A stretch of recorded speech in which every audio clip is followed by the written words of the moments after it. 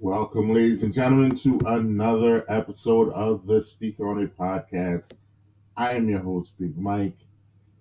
It has been another long week in sports. And we're here to talk about it, but I'm not alone. I got the gang with me, bringing a podcast Poppy, the mad producer. All is well. All is right. Can't wait. Got my man Anthony in the building. You know how we do. Snow bunnies on deck. It's winter season, guys. With bunnies. Don't pay attention to this guy.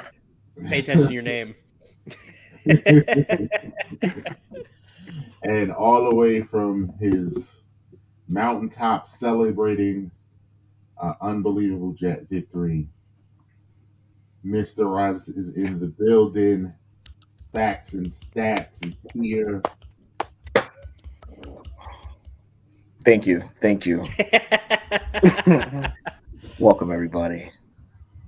Watching Celebration. Clearly, you're a sports fan. You've been following us. You know who Roz and Dylan's favorite team is. Maybe Anthony soon. But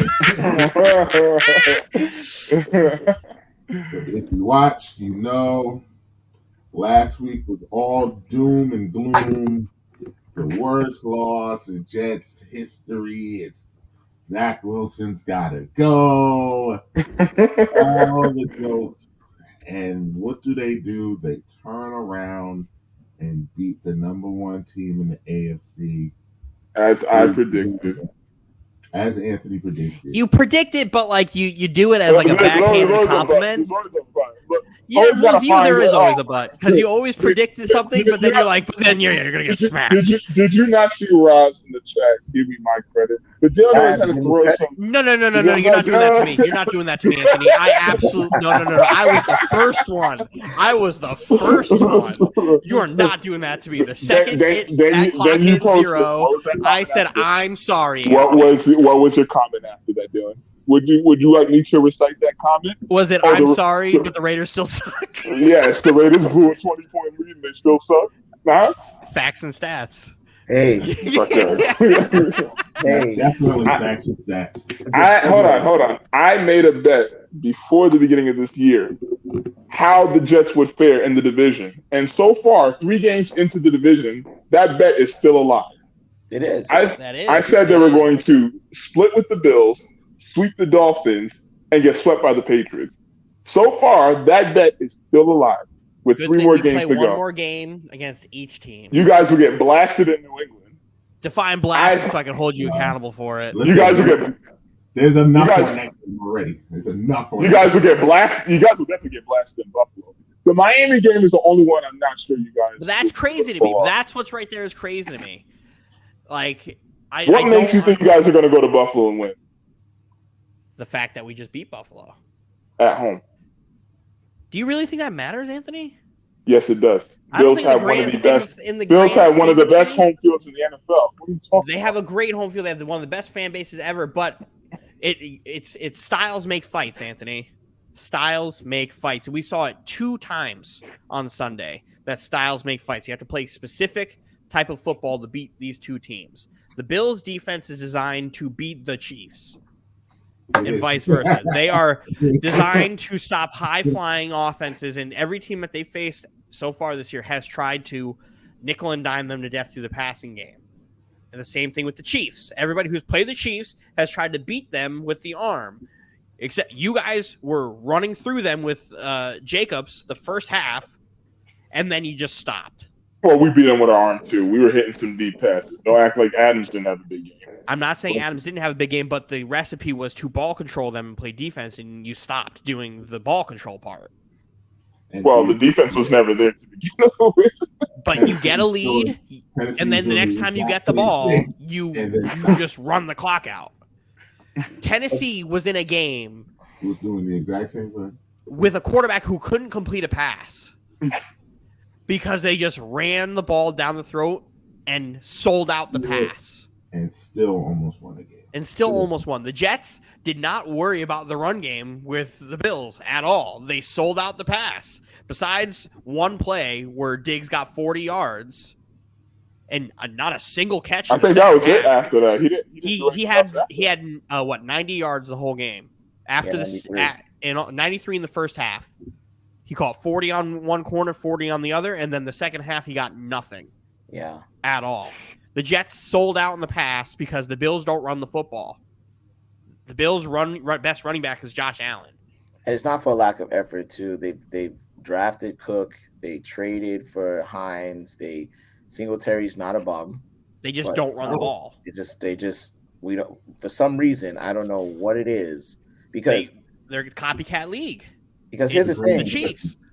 It is, but it's also like you would think there'd be remnants of Dable's offense and leftover from, at least the end offense leftover. And you look at what Dable's doing in New York. He's using it as the running back. And all they do, it seems like, is run the ball. Like they would run Saquon for 50 times if they could. If it, you know what I'm saying? But definitely gonna do it this week. Yeah, I know.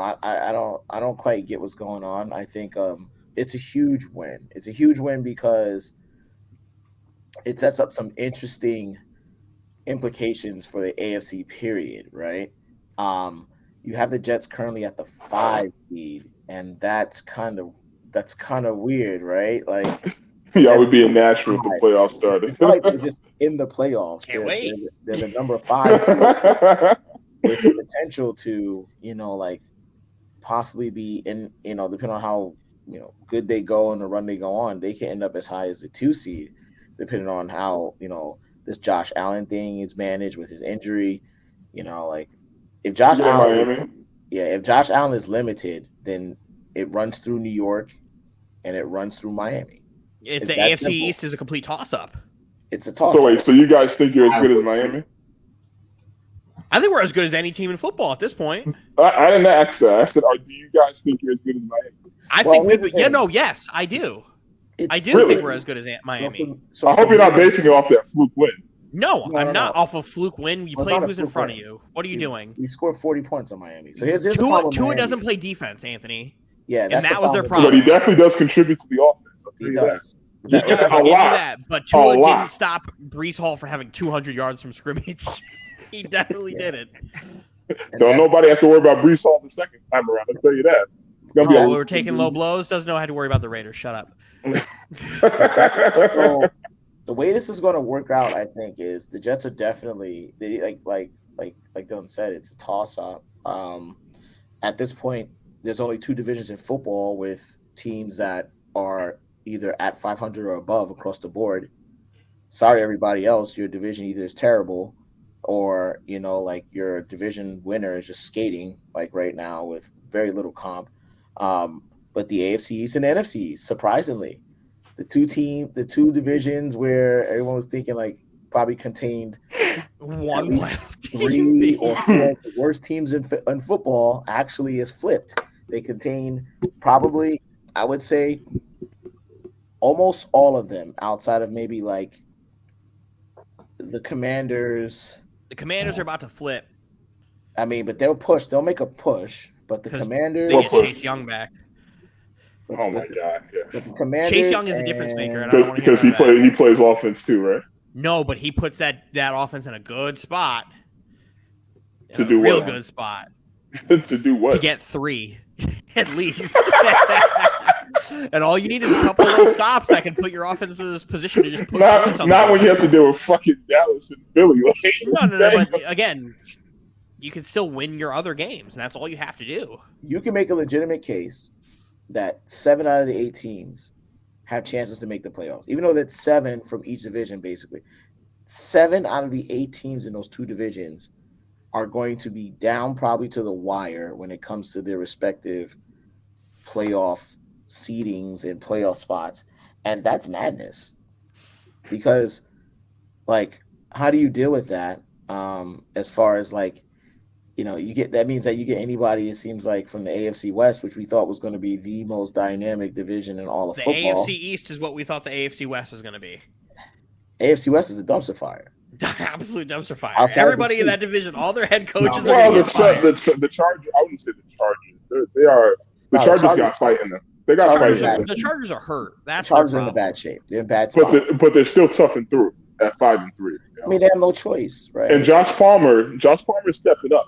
I would know. I picked him up this week. Yeah, but the thing about Josh Palmer is if they face any type of adversity in form of any decent defense, 49ers this week. Finished. The Chargers are finished. They caved. We've seen it all year. I'm benching him this week. They're at the 49ers. I'm not stuck. Oh yeah, I'm not touching that with a 10-foot pole. Absolutely not. With the injuries that the Chargers have and their wide receivers not being fast. They said they might get Allen back. It's like 50-50. The problem is Justin Herbert doesn't have any speed at wide receiver. He has these really good route runners in Keenan Allen and Mike Williams, who's a big body, but he has no speed for these explosive plays that we're used to seeing out of Justin Herbert. And you know what that means? That means another 30 points in fantasy this week for Austin. That's what that means. Yeah. I mean, that's fine. That's fine. But so I mean, like, you guys did allude to something earlier about, I think those said Chase Young is coming back.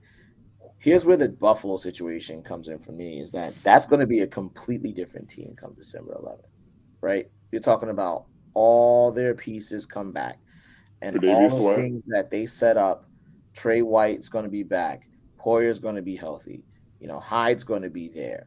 Rousseau got injured. He's in a high ankle sprain. I mean, that is a loss. He's like second in sacks. Mm-hmm. But at the same time, all the pieces that were meant for the Chiefs, right, they'll be in place.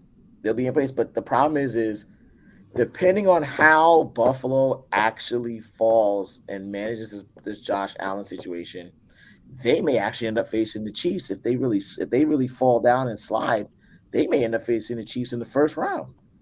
And then, something that was probably expected towards the end, now that also flips the AFC on top of its head.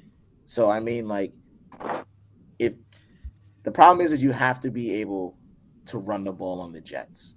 Yeah. That's the thing you have to do to beat the Jets. You have to be able to run the ball. Nick Chubb completely blasted us, and was killing us with that. Right, we end up coming back. With that. Should have been something that they shouldn't have gone out and whatever. New England, Stevenson had his long runs and he was running the ball pretty hard. That's another loss that's there. Every team that we've lost to has been able to run the ball on us some way effectively, because you can't pass the ball on the Jets. You cannot. You can't. And that's what's hilarious to me. If we're gonna let Sauce and get away with DJ. these pass interferences, Well, no, Mike, don't do that. Don't do that. Now it's the pass interference. Mike, I didn't want to say. Mike, that Gabe Davis play was not a pass interference. I totally agree with Mike on that. That play was not a pass interference. That was horrendous pass interference, man. It was pass interference on Gabe Davis first. What are we talking about? No, it wasn't. He fully extended his arm. No, he fully extended his arm. Let's say that was pass interference.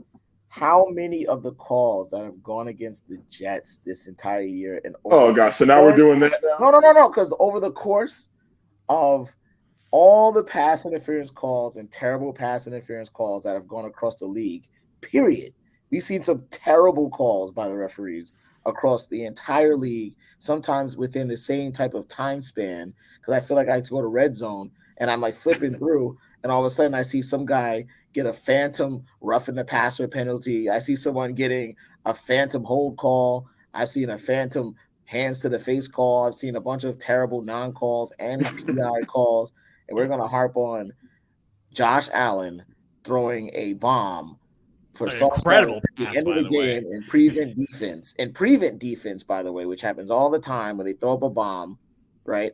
How many you think of those bombs that happen when they throw it at the end of the game into the end zone? You think no one is grabbing anyone or mugging anyone during those jump balls? Of course they are. But it's it's just like that happens. The refs let them play through. The refs have been letting Sauce and his wide receiver matchups be physical all year. They have not called it at all because they're both fighting. Yeah. I think That- you guys and are you mad can't that the make Jets that get call. respect. That's why. I think I'm you're mad mad- because the Jets are getting A little bit. superstar who's getting a little bit of superstar cooking, like Jalen Ramsey gets. The Cortland Sutton Like one was Tre'Davious absolutely more White pass gets. interference because he absolutely pulled the back of his shoulder pads on that last play. That Gabe one, he didn't grab anything. He just had his hand on him. There was no clasping on it, right? So that's clean to go. They're fighting. They have hand fighting. Gabe Davis does a full extend on that play. If anybody got pass interference, it's that. But I'm glad they didn't call it because you can't make that one play. You don't call a pass. You don't call a defensive penalty really all game. There was 3 penalties that whole game, and you're gonna come on the last play of the game to call a penalty. Well, listen, it's okay. It's okay. It's okay because I'm glad that we're talking about our superstar. It's not like Sauce Gardner's doing what the Tennessee Titans defenders were doing on those 2-point conversions where they were suplexing players. Like it's not egregious here. Like they're playing physical. Let them go to work. But like this, we're getting to the point where we go and we circle back, right? We circle back to the beginning of the season when me and Roz are sitting here week 1 and saying, "Hey, there's young talent on this team," and Mike's like, "I don't see it. I don't see it."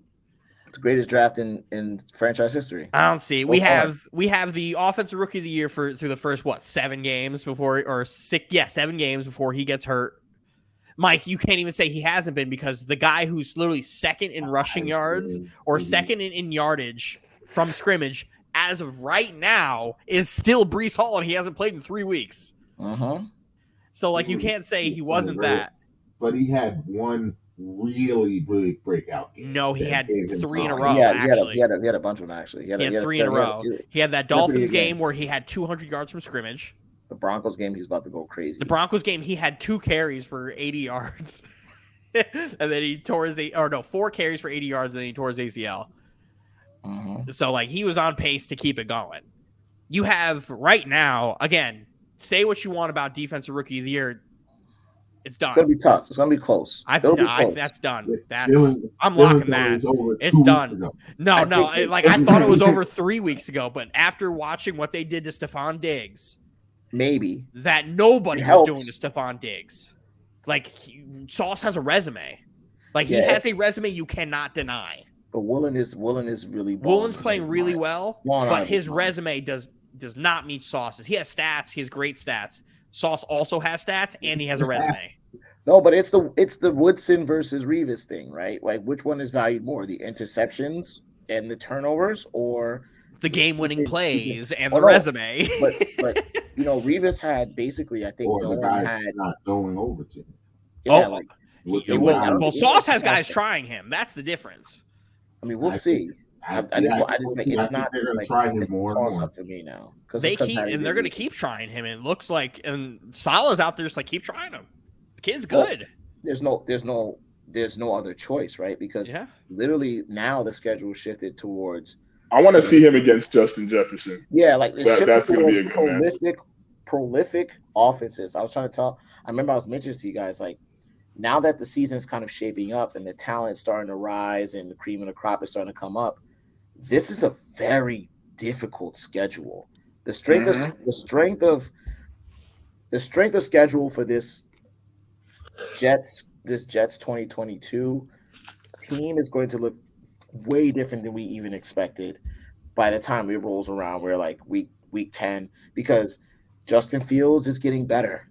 They added talent. The Lions, right? There's rumblings. No. I don't know.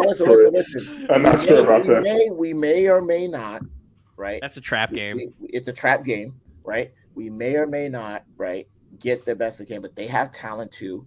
Swift will get his chance to come back. He's kind of recovering. There's rumblings within Detroit about how great Jameson Williams looks, and he might be back a lot earlier. He may not even play though. He may not play that game, but that Lions team might have a chance to look better and look completely different by the end of this year. But their offense is prolific. Like it's whether Goff decides to be Dr. Jekyll or Mr. Hyde. It's Goff and it's the defenses that they've been playing. Yeah.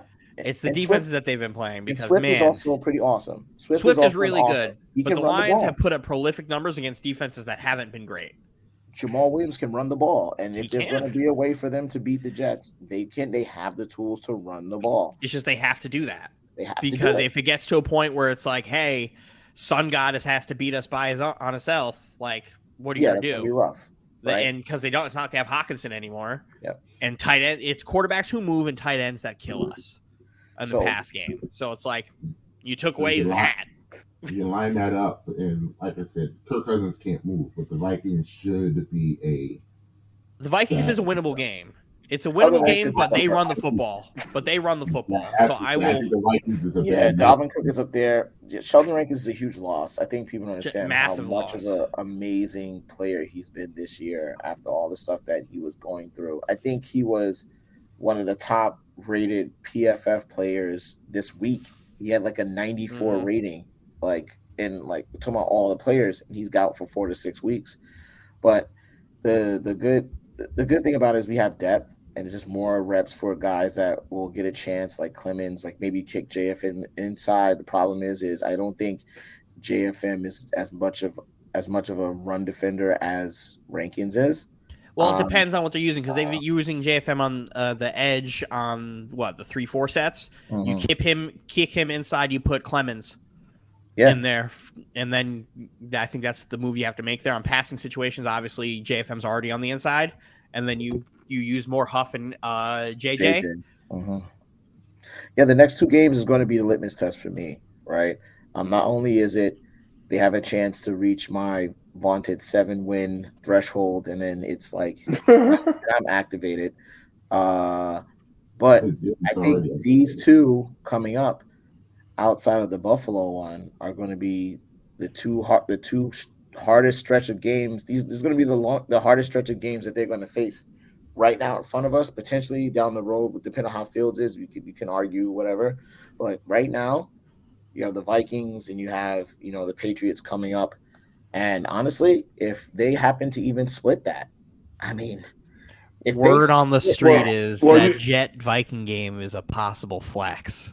It has flex for Sunday Night Football. Well, you guys are at New England, home against the Bears, at the Vikings, and then at the Bills right after. Jets could be on TV both weeks. Vikings yeah. and that Bills yeah, game. As I said, the Patriots game is going to be the one, right? If they go in there, we have to. We have to. The worst thing, I think, the worst thing for the Patriots is the fact that we just beat Buffalo and we have a bye week, and they all are hurt by that Patriot loss. They all took that loss fucking personally. So if the fan base took it personally, but you got to take the fan base out. You got to take it personally. The last take the fan base out. It's the players now. The players have gotten their first Belichick loss. Yeah, it's how you respond. It's how you fucking respond. And if you go in there and you get the Zach Wilson you got in Buffalo, in New England, they don't lose. But it's just, are they going to design the game for Zach to throw 40 times again? Because it's like, you're not going to win doing that. It's going to be rough. It's going to be rough because it's going to be, I think this is like, I know Buffalo is a super hard game. I just think the implications when Buffalo are there, it's too much of a toss-up. But this right here in front of us, you're talking about getting to 7-3 and another division game, and possibly literally, like, depending on how the Bills face the Vikings, you could put some ground between you and the Bills by beating the Patriots. And then it's madness after that, man. If they go into Foxborough and win this game, the Jets will be 7-3 with possibly more than a half game up on the Bills. All the they would basically almost have all the tiebreakers that's necessary in the division. Basically, almost like. So, are you saying Buffalo's just gonna lose their next? No. But the thing is, if Buffalo loses, if Buffalo loses to Minnesota, we're tied. If Buffalo loses, and then we have the tiebreaker. But that still doesn't answer his question, though. No, I don't think y'all just acting like Buffalo's just gonna lose all these games. We never said that at all. It's just he's talking about the possibility of going 7-3. That's if Minnesota if Minnesota walks in there. But I had 8 more games left. But listen, but I also started this by mentioning, like, it's eerily quiet out of Buffalo. They asked McDermott, "What's up with Josh Allen?" Well, that's And the elephant in the room. he said today, he said Sunday, we'll do some MRIs on Monday. He said today, being Tuesday, well, we don't know yet. We're still going through the MRIs. We all are sports fans. We know how quickly MRIs come back. Don't tell me that Josh Allen's MRI can't get done in a day. We found or out Brees two, Hall's ACL was torn right? the second it happened. Don't tell me that. Like, MRIs get done all the time, right? Well, it took a minute for DK Metcalf, though. It took Well, him we like knew, but DK is a little bit different because they knew it wasn't a serious. Once they knew it wasn't serious, they're like, we're just going to see how long it's going to be, or if it's any going to be. The Bills haven't given on anything. I feel like that's the Titans written all over it, where nobody knows what's happening in Titans camp all week, and then you find out magically, oh yeah, Ryan Tannehill has a high ankle sprain. Yeah, I thought he had like an illness, and they said he had a he was sick, and then it's like, oh, like, you don't find out until No, it 5 was hours both. before kickoff. I knew exactly. I knew he hurt his ankle. We knew that. It was the mystery illness that they were trying to push, which I think they're trying to push to try and. They're doing the Nets thing where they're like, oh yeah, the injury's not that serious, but he is sick. Reflect the fact that his ankle was actually messed up pretty good. That's what I think is happening here. Yeah, and so like if we find out that Josh Allen has like a partially torn UCL or something like that, and they're just going to manage it, a la like a pitcher in baseball. I mean, like his motion is. Why are you shaking your head like that? I'm looking at something on my phone. Okay. His motion, you don't want to know what I just looked at. His motion is different, than a pitcher. He's not throwing like possibly 100 balls a game like a pitcher would throw like a baseball, but you're talking about this is like a completely different animal because the pitchers don't have people running and jumping on them, hitting their arms. Like when they smell, listen, man, if you're a defensive coordinator, you're not going to outright say, we're just trying to injure Josh Allen, but you're going to say, hey, listen, the guy is dealing with something. If you got to make a tackle, maybe, like, let's not go for the lower half of the guy as much anymore. It's a combat sport. It's not going to get better. Like those UCL injuries don't get better. No, it's either you get surgery or they get bad. You can try and you can try. Exactly. Like you can try and heal it, but it takes it's a slow burn. It's a slow burn. And I will say this because Roz does have a point. If Josh Allen, his elbow is really hurt and he's like then the Jets absolutely can win this division. Yes. Absolutely can win the division. Are we forgetting about Miami? I would, yes. No, we're not saying the Jets are going to win the division. They said they can. I would say Miami would win the division, but the Jets absolutely could win the division if Josh Allen is. Nothing's out of the realm of possibility at this point. The Jets just got the best win that the team has had in a decade. Miami's next 2 games are the Browns and the Texans at home. The Browns is going to be rough. They're going to. How? Browns is going to be rough. Because the Miami has an awful defense right now. The Browns has an awful defense right now. But they win their games like shootouts. They don't rely on their defense.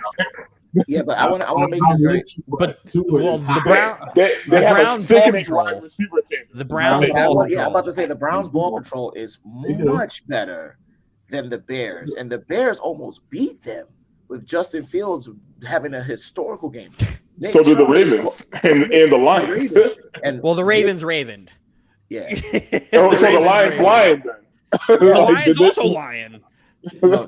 Nick Chubb is going to run rampant on the Miami Dolphins. Nick Chubb is top 3. I hope he does. Yeah. Nick Chubb is going to run rampant on the Miami Dolphins because Brees Hall ran rampant on the Miami Dolphins. That's the Dolphins' biggest weakness. And for the life of me, I thought that they were just coming into the season, the mini Bills. I couldn't tell you that team wasn't constructed. Oh, no, they are their defense is absolutely like when they're healthy. Supreme talent. When they're healthy, their defense is one of those teams that's designed to beat the pass. They can't stop the run. Jerome Baker is a really good linebacker who's really good at pass coverage and not good with the run. They have these edge rushers who are really good at rushing the passer, but not stopping the run. And then you get Bradley Chubb, who's a great edge rusher who can't stop the run. So it's like there's a lot. It's literally just the Bills' defense. I mean, they got some big bodies. They got the guy that they drafted from the first round. Christian Wilkins. Christian Wilkins is not a slouch. And they have great cornerbacks. Like, they have tons of talent on the D. For the life of me, I just don't understand. They got a undrafted. Was he undrafted? The kid Cater he's also in the running for Rookie of the Year at cornerback. So you have 3 legit starting cornerbacks, and you're getting 30 points dropped on you by the every week. Every week is getting fucking burnt. Remember that stat you said to the Jets for like 27 games in a row gave up 21 points? Yeah, it's just so weird. It's so weird to me that the Dolphins are the biggest enigma, because it's like they just always play down to their competition, and I don't get it. Like, they should be literally winning games like 40-10, like 40-13.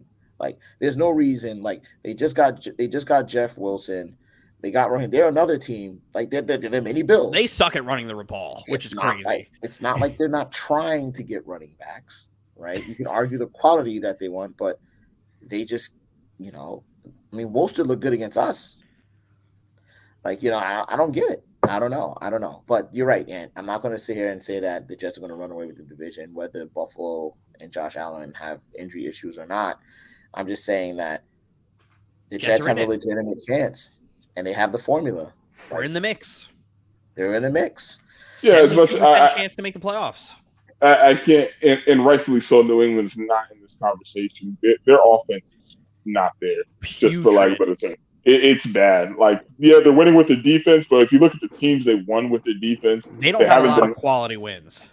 Yeah, they don't really have quality wins. I mean, Sam Ellinger and the Colts is not exactly a quality win. That Colts team, dumpster fire, but we'll get there later. But yeah, watch us lose to them next week. But that's another story. But yeah, I mean, you look at the Patriots schedule, and it's like, yeah, they're not big yet.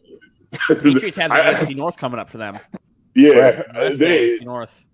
They already lost to the Bears. They lost to the Bears. No, that's they brought out the Lions. They beat the Steelers. Yes. They lost. Did they play the Ravens? Yeah, they lost to the Ravens. They have the Bengals and the Browns coming. They still have the Vikings that they have to play. Yeah, that's on Thanksgiving, I believe. That's Thanksgiving. Mm-hmm. Yeah, so that's the Thanksgiving night, the 8:30 game on Thanksgiving. Yeah, it's the Vikings games, man. And then they have a Sunday night game with us, which is most likely going to get flexed out. I'm 90% positive that game's going to get flexed out. And you have a chance to beat them. I'll still say you have a chance to beat them. I don't believe anything the Raiders are doing anymore. I'm fully sold every piece of Raider stock that I ever had this year. It's all gone. After I watched them blow a 20-point lead to fucking Sunshine and the Jaguars, it's over. It's done. Mike, are you still starting Derek Carr? Yes, unfortunately. It's not like, well, he had a good game, and then he had a good first half, and then he just didn't do anything. Like, I looked down and like, oh my god, the Raiders are up 20-0, and Devontae Adams has like 1 billion yards. No way they're gonna lose this. This game's over. Good job, Raiders. But I saw the score. I saw the Jaguars scoring. 1 hour. I'm not touching anything the Raiders have gambling. I'm not touching. They are an anomaly. I'm not touching the fucking 40-foot pole. Every bit of Raider stock is sold. I just don't get it. I don't understand. Is beside himself. He's probably sick. He's beside himself. We've given up 17-point leads in 3 times. Years. Two times in 61 years of Raiders football. We've done it more times just this fucking season. Yeah, I saw that stat, right? You know. It's I understand Mark Davis, he has a plan. He wants to keep McDaniels there. 2-year plan, they're talking about it, but at this point this is insane. This is insane. If Al Davis was alive, McDaniels would have been fired after that game. Before that. He would have been fired after the Saints game. Yeah, like he would have gone. There's no way you deal with this type of ineptitude. Like that Derek Carr press conference after the game, I've never seen Derek Carr like that before in my life. That man has dealt with every type of adversity ever a football team could deal with. And he's always remained calm and poised. That's the first time I've just seen him out of character. when he's sitting there talking about there are things I want to say and I just can't say. There are just literally things I just want to speak out on. It's not good. Your interim coach last year, Mhm. who galvanized this team to a playoff run, for this. I'm gonna put it like this right now. If we lose next week to a Colts team coached by Jeff fucking Saturday, do not come on here if the Raiders lose this. There is absolutely. Oh no! The second I saw Jeff Saturday got fired, I'm like, oh, this has trap game written all over it. Trap game written all over it. Because apparently the guy who's gonna be calling plays for the Colts is a guy who has like he's like got like 20 years of like QB coach experience. So I'm like, let's see what they're gonna do there. It's laughable what the Raiders are doing, but with the Colts, excuse me, well, the Raiders too. Both. That will bring us right into our next topic. By the way, fly Eagles fly. Jalen Hurts for MVP. Good for him. I'll gladly be wrong there. They're still not playing anybody, but I'll gladly be wrong. Oh, they got a tough game coming. They struggled with the Texans on fucking Thursday night. They did not struggle. I hate when people keep saying that. They struggled. They struggled for like 3 minutes in the second quarter. They struggled for like 3 minutes. If Davis Mills was just decent, they won that game. Yo, Davis Mills played so awful. No road team plays well on Thursday. It's literally no team. Period plays well on Thursday. The Eagles did not play that bad. They literally took control of the game in the second half. Yeah, Dameon Pierce had his little game. Dameon Pierce ate. Yeah, he ate, and then Davis Mills tried to eat, and that's when the Eagles started. That's the problem. They run away with what works. Bad franchise gonna bad franchise. And that AFC South. I mean, you can talk about the West all y'all want, but that AFC South is unbelievably bad. I think the AFC South is the worst division of football. And then the NFC North. The NFC South. And then the AFC West. Mike, I want to revert back to a conversation we had where you said the Titans wide receivers are better than the Jets wide receivers. Because I watched that Chiefs game on Sunday begging for a Titans wide receiver to do something because Malik Willis threw some absolute dimes that his receivers just failed. Those receivers couldn't get open in a period. It was a mix of bad play calling, drops, and Malik being a rookie because he did not play well. He made some bad decisions. He had bad throws, but the throws took some sacks he should have not taken. It was just a combination of everything. But to be fair, Anthony, he took some sacks that he absolutely should have taken too. But there were some he should not have taken. There were some he should have threw the ball away. Oh, absolutely. But that's the thing young quarterbacks have to learn, right? Yeah. But those ones killed growing them. Pains. Growing those were some big lost yards. Do you want him to do the young quarterback thing where he throws into triple coverage? No, I understand that, but trying to throw the...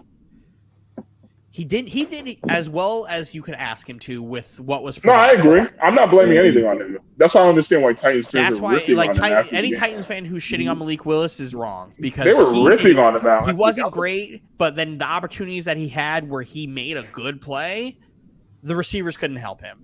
So I never want to hear anything about the Titans wide receiver room being better than the Jets wide receiver room. When I saw Garrett Wilson eat up. But no, that's the fact that you guys didn't go after a wide receiver at the trade deadline is crazy. I told you in the chat, it just blew my mind. Crazy to me.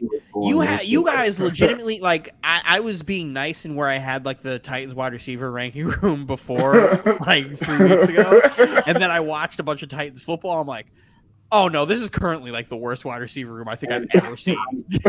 Watching the game, I saw the complete blueprint. The Chiefs literally said, Robert Woods ain't beating us. Go.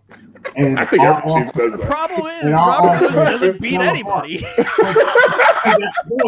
that point, nobody plays for Robert Woods. He's not a 1. He's a 2. He's a 3. He's a slot. He's a slot.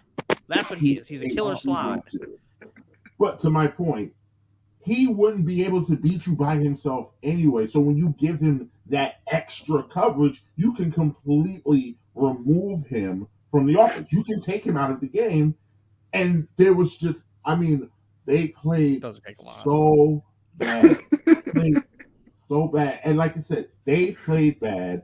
Then once we got to the fourth quarter and overtime, then Malik started doing dumb shit.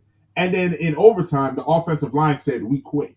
So it just went downhill completely. Meanwhile, in the first half, Derrick Henry is running through Kansas City, killing everybody. running through him, and we just stopped giving him. What we were The doing problem was is the that Chiefs same just said, first- "Fuck it, we're selling out the run." down, they did do that, but it was first down, HB dive. Second down, HB sweep. Third down, it's 3rd and 10. Malik, go do something. And then you get 3 and outs, and you just it. They just sell out the run for the first 2 downs, and then it's like, all right, beat us. It was.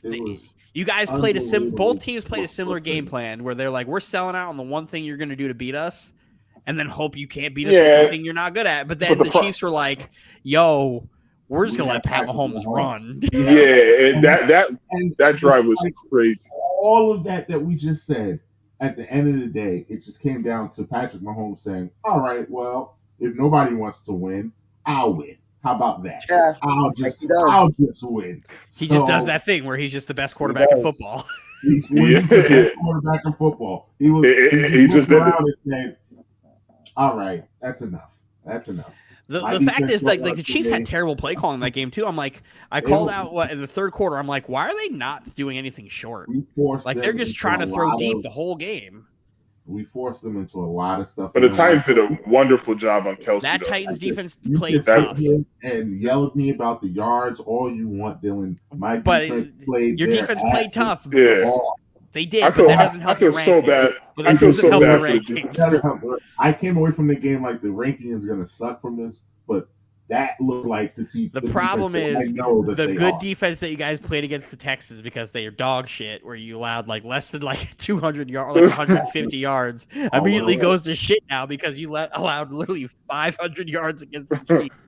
But the problem is you run the rest of your stretch is against offenses that can put up 500 yards. That's where I'm like, I don't think Green Bay can. Green Bay, you'll be fine.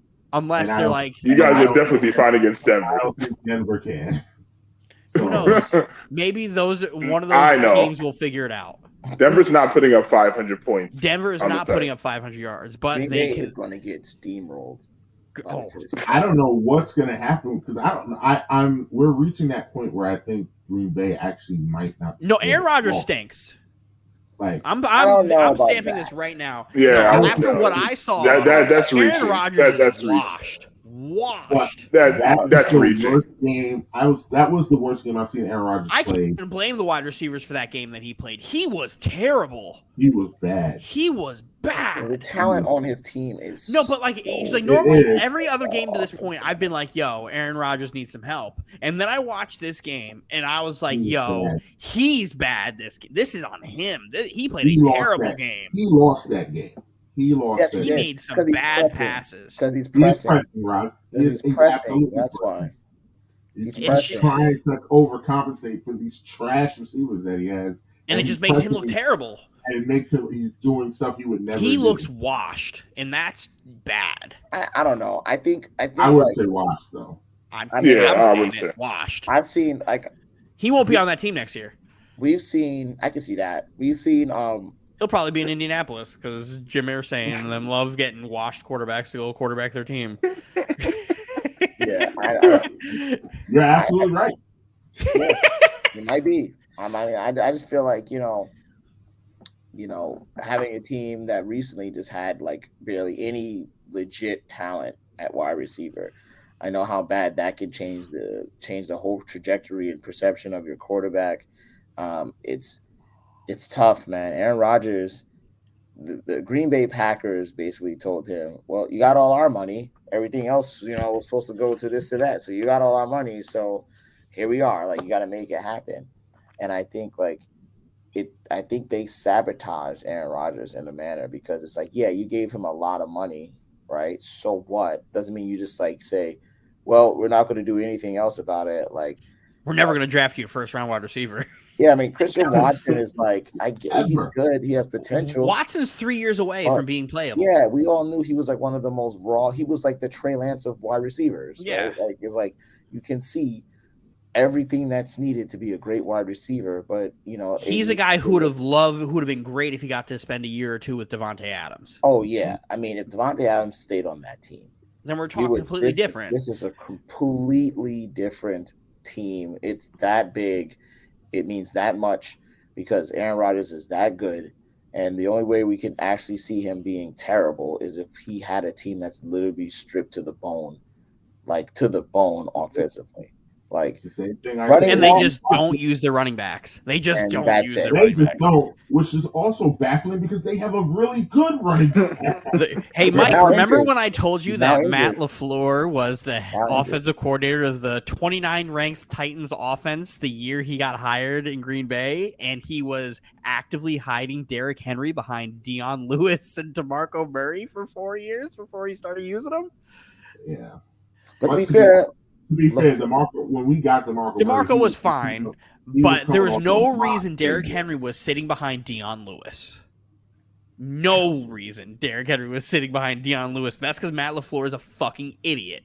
And then he showed it. He's showing his ass. You say that. He's had excellent. If Green Bay fires him, guess who's going to come call it? Your coach. Because my offensive. No, I don't think they would do that. They are best friends. But if that only happens if Mike gets a head coaching job. But Mike's 3 years away from even seeing that. Yeah, Mike needs another year or two seasoning because he still was making the. If anything, I'd probably see McDaniels hire him back over in Miami, or he heads back to San Fran. That would happen. That would definitely happen when he goes back to San Fran or Atlanta, depending on how Atlanta shakes out. I just, it's just. He's had massive success since he stepped foot in Green Bay. So he's had massive talent. He has Aaron Rodgers. Anything from before. It's just a matter of just like Gutekunst and those guys getting a little bit too cute and just saying like, they surprisingly, I think they decided that you want your money, we're going to give you your money. And we're not going to do anything else because they don't believe in extending the life of Aaron Rodgers, i.e. like Tom Brady and Tampa Bay believe in each other like that. I think they really believe like at the moment's notice that he shows any type of chinks in the armor, they're going to dump him. And not only going to dump him, they're going to literally make an example out of him in Green Bay and say, see, this is why we don't give all the money and we've been cheap and, and this is why, Aaron, like almost as a way to get back at him for what he's done. But, like no one told them to draft Jordan Love. They thought they were getting cute with that too. They thought we're going to just repeat the same thing. He was not Aaron Rodgers.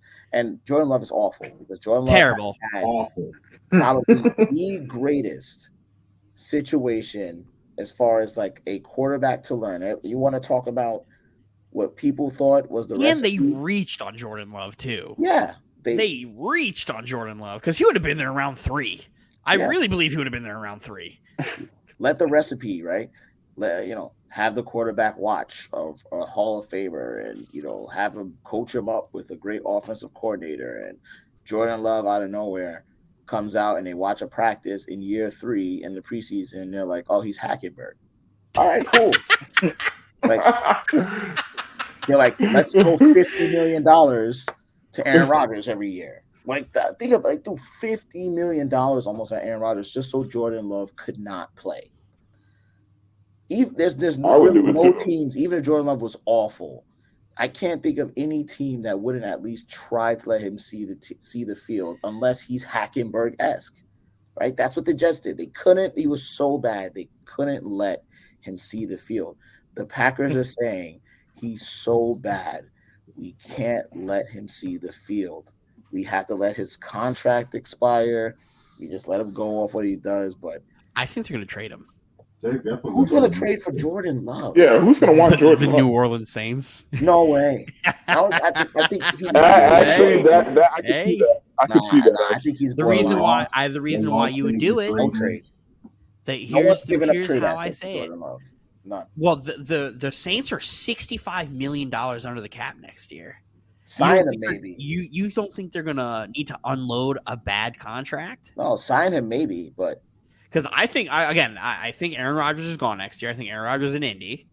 They'll pick up some draft pick for it, probably be a first in this upcoming draft, and like a third rounder in 2025. And I think that's all will be needed to clear off those books. I think you move on from Jordan Love, find a stupid team who's just looking for something. The Saints are going to be stupid, who are going to be looking like they need to unload a contract, or the Raiders, who will be needing to unload contracts. Don't look for him with that bum. But no, like you could, if you do it as a salary dump to accelerate a rebuild, so it's like, okay, I don't have to wait for the rest of the 5 years of these contracts I gave some of these guys. You move on and you just get them, and then you're like, okay, cool, he's gone next year. Now I have a shit ton of cap going into the offseason next year to do it. And then it's like, okay, that puts the Packers in a situation where it's like, let's say they get the Colts first round pick this year. That Colts pick is going to be a top 5 pick. Like, that Colts pick is going to be a bad pick, and then that Packers pick this year is also going to be like probably 12. So you could get 2 players that are really good, and you might be able to get CJ Stroud. Yeah, but the Packers are in a good place because the Packers also have the Raiders picks. And it's like, do they have the Raiders pick this year? I don't think so. No, they have it, I think, next year. Next year, right? Yeah. So the Packers are set up for some good success. It's just,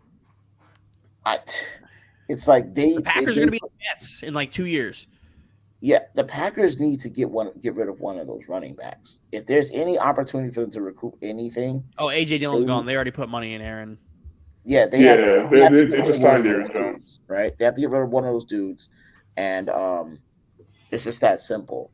Jordan Love, I just can't see anyone trading for him. I can see him playing out his contract, or even if getting a salary dump. Then yes. Yeah, and then what would you give for Jordan Love? If you were just doing trade assets, you would give up a 6th rounder and be like, I'll take him. Yeah, I was thinking like a 6th. If you're doing a player, then it's like, okay, I will take the worst contract that I have on my team that I need to unload, and you could have him. And on top of that, I'll eat like you give me Jordan Love and like a 5th rounder, and I'll give you this fucking gross contract that I have on my books. With the Raiders, I'll be here. You take Chandler Jones off my books, and I'll take Jordan Love. Oh, I would love that. If you're the Saints, you're looking at, hey, Michael Thomas, your contract sucks. And yeah, you don't play football. Michael Thomas. Yeah, what the F happened to Michael Thomas? You don't play football. It's like he signed that $100 million contract and died. Yeah, he's Chris Sale. He's just Chris Sale. He doesn't know how to ride a bike, and he just died. He played one game and dead. It's just crazy. Like his toes, like his foot just was like. Think about this: Alvin Kamara is going to be under trial next year. Tattoo. You may have to fucking dump that contract. Oh yeah, you just cut him.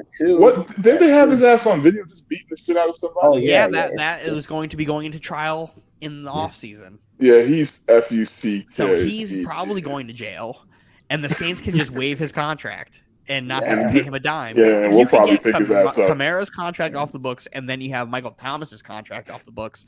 Then you're looking good, but you still don't have a 1st round pick in a year where you're fucking terrible. Here's the thing: we said the Saints should have done this 2 years ago, when they were literally like against the cap in some crazy situation, and they all restructured and did all that stuff and accelerated cap hits later down the road. And so now, again, chickens are coming home to roost. The Saints are going to unload a lot of people that we know, household names on that Saints team.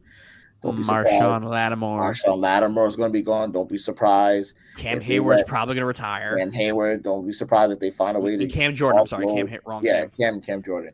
Offload my man. 28. Fan favorite. Cam Jordan is 28 years old. I think I'm getting you mixed up with someone else. Demario Davis. Demario Davis might be another guy who's going to be out there. But what if I told you that the Saints could get Aaron Rodgers? Would all those guys come back for 1-year deals? Yes. I don't know if they could afford it. Yeah, I think they would have to get rid of Michael. They'd have to convert everybody's contract to sign. You tell me them defensive players wouldn't be like, if you telling me y'all can get Aaron Rodgers, I'll take a pay cut and give it one ride. That's how bad Cam. I can see some of them. Cam Jordan's 33, Anthony. Yeah, But he's 33 now. I was mixing him with someone else. I think Aaron takes the pay I cut. think Aaron takes a pay cut too. I do too because he doesn't. I don't see Rodgers taking a pay cut. He likes his money. No, I Rodgers think ain't he doing would. that. Rodgers don't I got think any that- Brady in him. I But, think he would. no, but he's very petty. He's very petty though. He's Yeah, very, Right. He's not that type of person. Yeah, Yeah, but I can see him exactly. taking. I can see him taking a pay cut just to stick it to the Packers. I could absolutely see him doing it. he would have to take one hell of a pay cut because Yeah, there's a that's lot of guys on right. that Saints team making money. He would.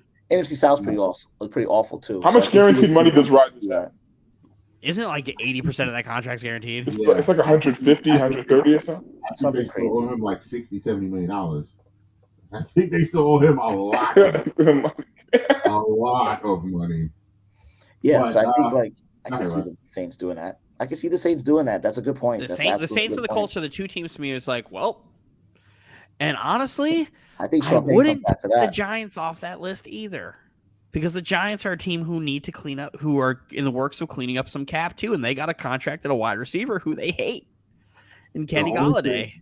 The only thing I would say about that is the Giants, even though they're doing remarkable this year, they're kind of in a rebuild. So I don't see them pushing all the chips in to get Aaron Rodgers. I don't. Yeah, think- but you need an excuse to move off of Daniel Jones.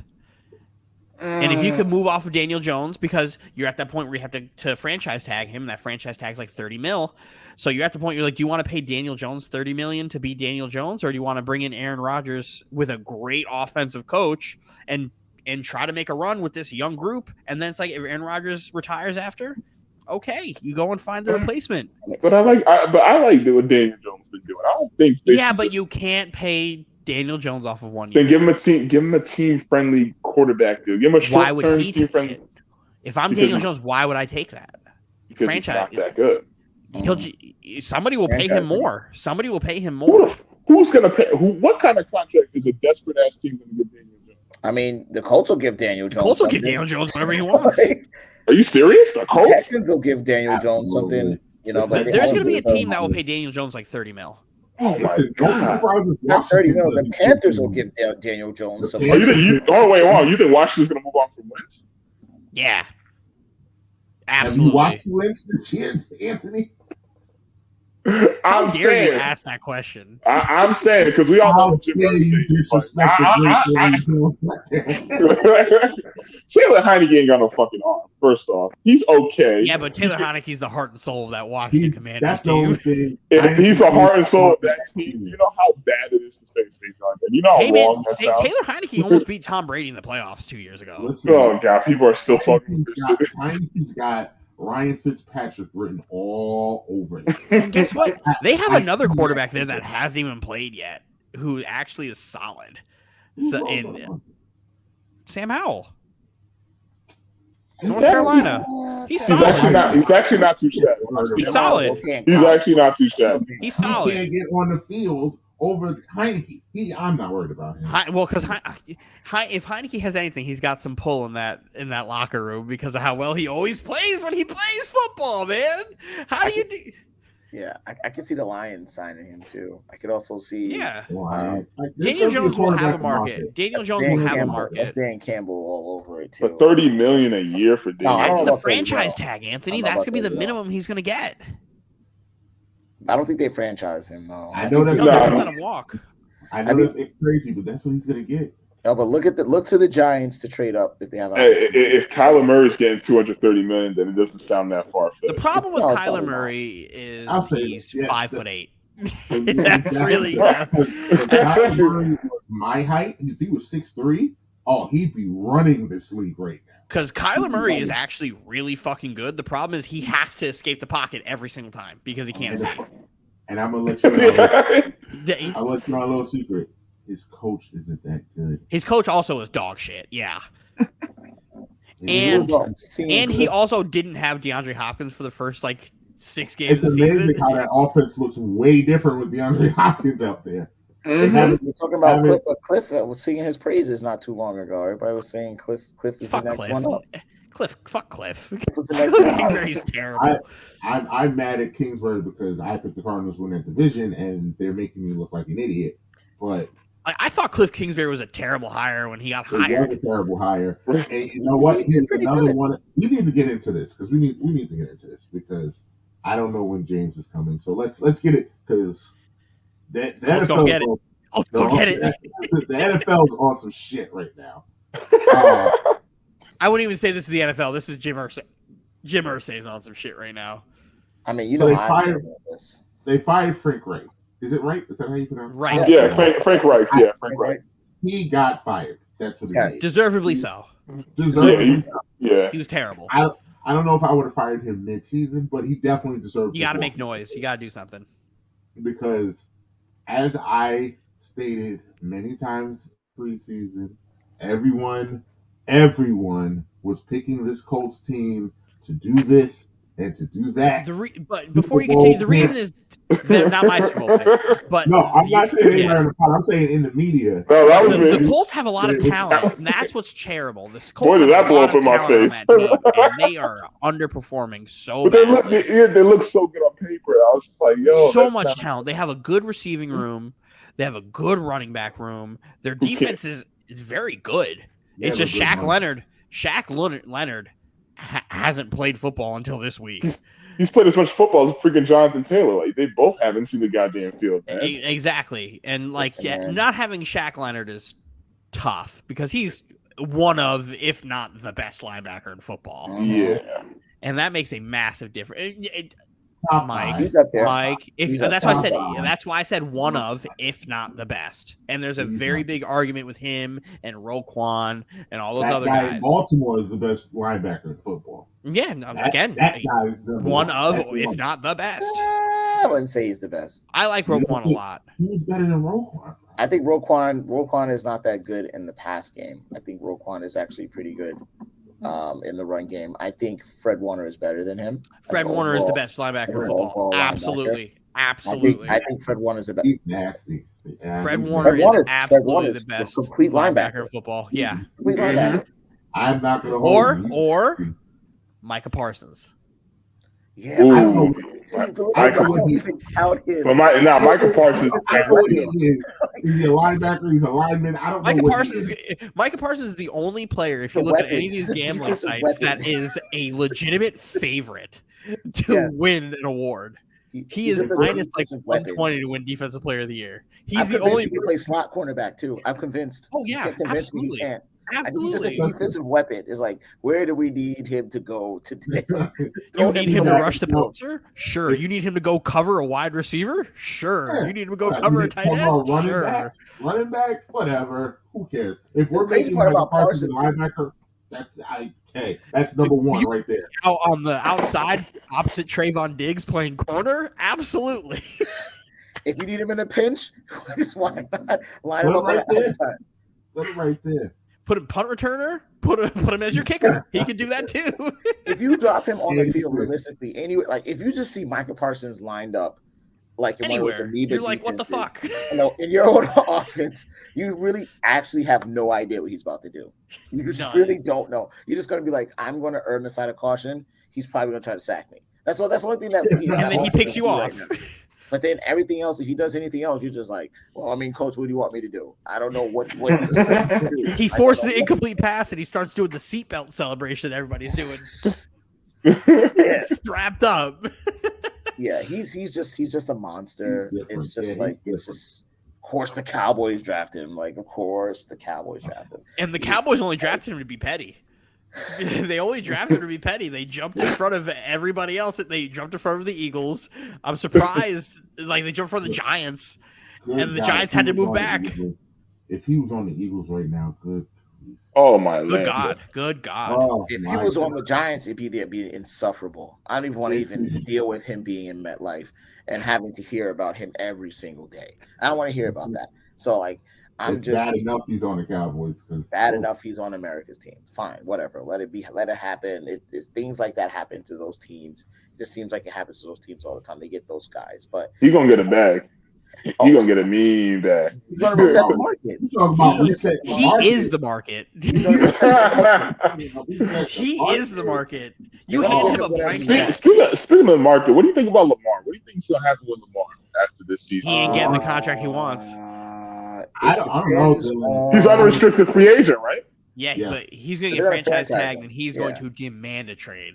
Yes, he's going to demand a trade, or if they franchise him, which they will, they're going to he's going to request for a trade, or he's going to say, I'm not going to play a single down as a Ravens player. Yeah, you're going to Because- see the quarterback completely dictate where he goes. Yeah, 'Cause I remember the numbers on that contract. They tried to give it was like a 6-year, 290. He's not going to get that 290. Deshaun Watson contract. I don't think so. Yeah, but they gave him they lowballed him on That's the what he's gonna guarantees want. he won. He's That's going to what want he the Deshaun Watson contract, but He's gonna want he that. asked for that. he. I don't know. I'm if not he's going to got- say I'm not going to say he doesn't deserve it because he's really, really good. No. But he's played too many games this year that where it's like they just blow it on offense too. But it's So kind of like, one of those how do you things where it's play like that guy? He looks can't really look- good. you- I know you they have- were the Saints. He looks really good last. He looks really good. He looks really good, but Browns again, is so they're desperate. but they're also not like playing anybody. And then you don't bring in Roquan Smith. You don't bring in Roquan Smith to not pay Roquan Smith at the same time. So it's like that. It's like I don't understand. no, the Ravens have some quality. No, the Ravens are going to franchise him. That's what they No, tell but the him. thing is, you can't. If you're the Ravens and you pay Roquan Smith before you pay Lamar and Jackson, they will. And that's they where They it's will. like They will. You know they Lamar love is going they to be love like, paying. Baltimore loves playing the they defense. pay. love They do paying that, the but when you have your quarterback is the most important player They're on the going team, to do regardless. that. They're going to pay Roquan, and then Wave they're the white flag. He's also out. Going to franchise Lamar Jackson. Is there a world where they trade him and start Huntley? Say like, Never. hey, we're No, never. Nowhere where Not a there's single nowhere world. where he's traded. Well, I And think if he's. he's traded, I think he he would is set the traded. market. He's going to Florida. What Florida team? It's definitely not the Jaguars. There's two other Florida teams because Tom. Why ain't not being the there next Jaguars? year. Jaguars. I don't think Trevor he's Lawrence is going to good. Miami. Trevor stays there. Trevor Trevor, gets his chance. you can't abandon the Trevor thing. I think it could be Tampa. If I'm Tampa, I'm throwing everything. I'm Everything. Oh throwing yeah, Because oh yeah. that whole everything. Bay team is going to explode because they're all 40. Everything. Everybody on that team is 40 years old. Everything. You want Leonard? Sure. You want some draft picks? Sure. You want? I'll even give them. Demario Davis is getting up there. You gotta get, not Demario Davis. Fucking is it? No, that's Saints guy. The other fucking linebacker next to Devin White. What the fuck's his name? Oh, Levante David. Devin He's getting White. up there Oh, too. yeah, and Levante, yeah. Yeah, I give Levante too. I'll give you whatever you want, because if you tell me that we're starting with who cares? You can draft a running back, pick a running back. But if you tell me we're with Mike Evans, depending on if they trade Godwin. Godwin or not, Godwin. I think you have to get rid of Godwin if you bring Yeah. Lamar. that's fine. Yeah, they'll probably get rid of Godwin. Mike Evans, whatever. Your throw offensive Julio line's Jones. good.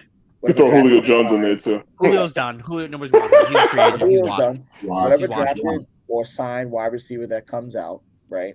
You can probably go ahead and sign a running back. You know, like who's to say you won't be able to get and sign Josh Jacobs or one of those guys, whatever, to come with you. Mm-hmm. Lamar with Mike Evans, Josh Jacobs, or whatever running back and a tight end that you may give for it. That is, And imagine Byron running that offense with them. forget about it. Gary. Forget about Yeah, it. But They're gonna but run rough shot on that division. the question is there a team that's going to give Lamar $290 million guaranteed, Bucks will fully give- guaranteed the dollars, Bucks will Bucks. give him Bucks. fully guaranteed, Bruce Fully Arians will guaranteed. do that. Bruce Arians will absolutely do that. fully guaranteed. Jason Light will do that in a heartbeat. Mm-hmm. Because you get to skip a rebuild. Yep. And they're gonna dominate that division. That division Dominate. stinks. They're going to run that place rough shot.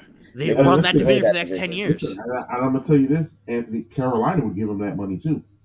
Oh, Carolina yeah. would throw it at him too. Oh yeah, absolutely. Yeah. Carolina is literally a quarterback away from being competitive. Yes, very much Because- so. Well, 'Cause I their mean, defense is really good. they're technically competitive right now because of the division. Because the division stinks. I'm talking about the rest of the NFL. They can Yeah, catch up to the NFL. Well, shout out to IK. Shout out to IK for actually becoming one of the best linemen in football right now in the past 6 games. He was struggling. Everybody was making fun of him. Oh man, he's getting destroyed in the preseason. He looks like he's going to be terrible. The kid is literally like one of the top tackles in football right now. So they hit on that. We know they hit on the cornerback. He's pretty good. DJ Moore is a stud. Brian Burns is a stud. Brian Burns is a stud. He's a nasty. Deontay Foreman looks like the Deontay Foreman from Texas now. Like, I don't know where he came from. He decided to go run it back for his college years. And I mean, like, again, like they're a quarterback away. They're a quarterback away from making noise. Like that gonna- defense it's gonna is be- built to play, and they're all young. They're all on the rookie deals. What's his face? Jeremy Chin Ooh, Yeah. Jeremy Chin is Jeremy Chin's awesome. nasty too. You know who else would give him? You know who else would give him the money, and that would be pretty sick. Atlanta with You think so? Lamar Jackson. Oh yeah, what? And he Atlanta, fits Atlanta. He Atlanta. But they fits. could upgrade at other positions, though. You know? If Lamar Jackson goes to Atlanta, Do you think they're gonna stick with Marcus Mariota? if I'm saying he's not horrible. But he's not. He's a bridge. He's a bridge quarterback. and he's doing good right now, and he has not the and same. imagine game, if you had but similar. But Lamar. Lamar Jackson with Kyle Pitts. Yeah, but let's not like act like all these teams just have the money to just throw that kind of shit at Lamar. The Falcons have Falcons that have money. The Falcons have money. The Falcons have money, Anthony. What are you talking about? I say they should upgrade at other positions. I don't think the Falcons should go get Lamar. But where would they upgrade? You have That's it. Drake That's it. London. You have Kyle Pitts. You have a Tyler solid Allgeier's pretty offensive nasty line. right now, Tyler too. Algier is nasty. Cordell You could get Patterson's pretty nasty. You could get Lamar Wait, and hold then on. just draft your Hold on. defense. Imagine running the pistol with Lamar Jackson and Cordell Patterson. Drake With Drake London sitting right over here. Oh, but here's the thing: the Buccaneers make sense because again, Brady might retire. Panthers have no quarterback. Well, no, you're right. Well, Mike, Brady. No, you're right. He might put 250 now. He's a single man. He's out. Yeah, that is true as well. He's out in these streets now. You're telling me, imagine just running the RPO with Cordell Patterson and Lamar Jackson, Kyle Pitts, and Drake London. What you have to dive down. Imagine when Arthur Smith decides that he doesn't want Kyle Pitts to be a tight end anymore, and he wants him to be out wide at wide receiver. Also, that's also they a split thing. him wide sometime. I know, but imagine all the time, just Calvin Johnson. That man wants a ring badly, and he will do. He's very Jerry Jones like, as in he will do what if there is no check he won't write to get that one He's ring. written some checks. And he's written checks. And Atlanta would love Lamar. He will give Lamar that money. He absolutely Atlanta would love Lamar Jackson. Lamar went to Atlanta. He'd be king. Lamar went to Atlanta. That place is on fire. It's on fire. You mean they'd actually have a home crowd? Everybody would be there. They have a decent, actually, crowd and atmosphere in it. The problem is they do. I've been seeing them empty seats there. Yeah, because they stink. If Lamar goes to Atlanta, Atlanta's good. That's a fact. If Atlanta's good, that's a Dirty Birds.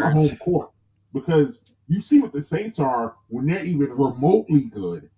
Mm-hmm. Atlanta's just like that. Atlanta's just like that. I don't know. It's been a while since I've seen. It's been a while, but it's a legit like football. You win, football and they will state. come. It's a legit football state. It's Mike Vick all over again. Yeah, it's literally Mike That Vick is all true. over again. yeah. And is true. Atlanta loved Mike Vick. Atlanta was crazy when Mike Vick was there. The Oh, stadium yeah. was absolute madness. Imagine you get the better version of Mike Vick. Mhm. Oh, I don't think my Mike Vick God. had this. I mean, like, I don't think Mike Vick had the potential upside talent as that Lamar Pitt does. Or no, never. No, and never. Drake London. He had Never. somewhat. He had a little bit. He You never know, had like, Lamar. Not in Atlanta. He had Like, better Warren weapons in Gunn with him Philly. and stuff. I mean, like, I think like maybe guys like, but I mean, like, I don't know. I feel like Lamar Jackson with those guys because again, like Lamar's Get him so actual help. Lamar's so gifted, and sometimes like you have to. He does impromptu passes. What better type of wide receivers to go deal with outside impromptu passes than big bodied block you out?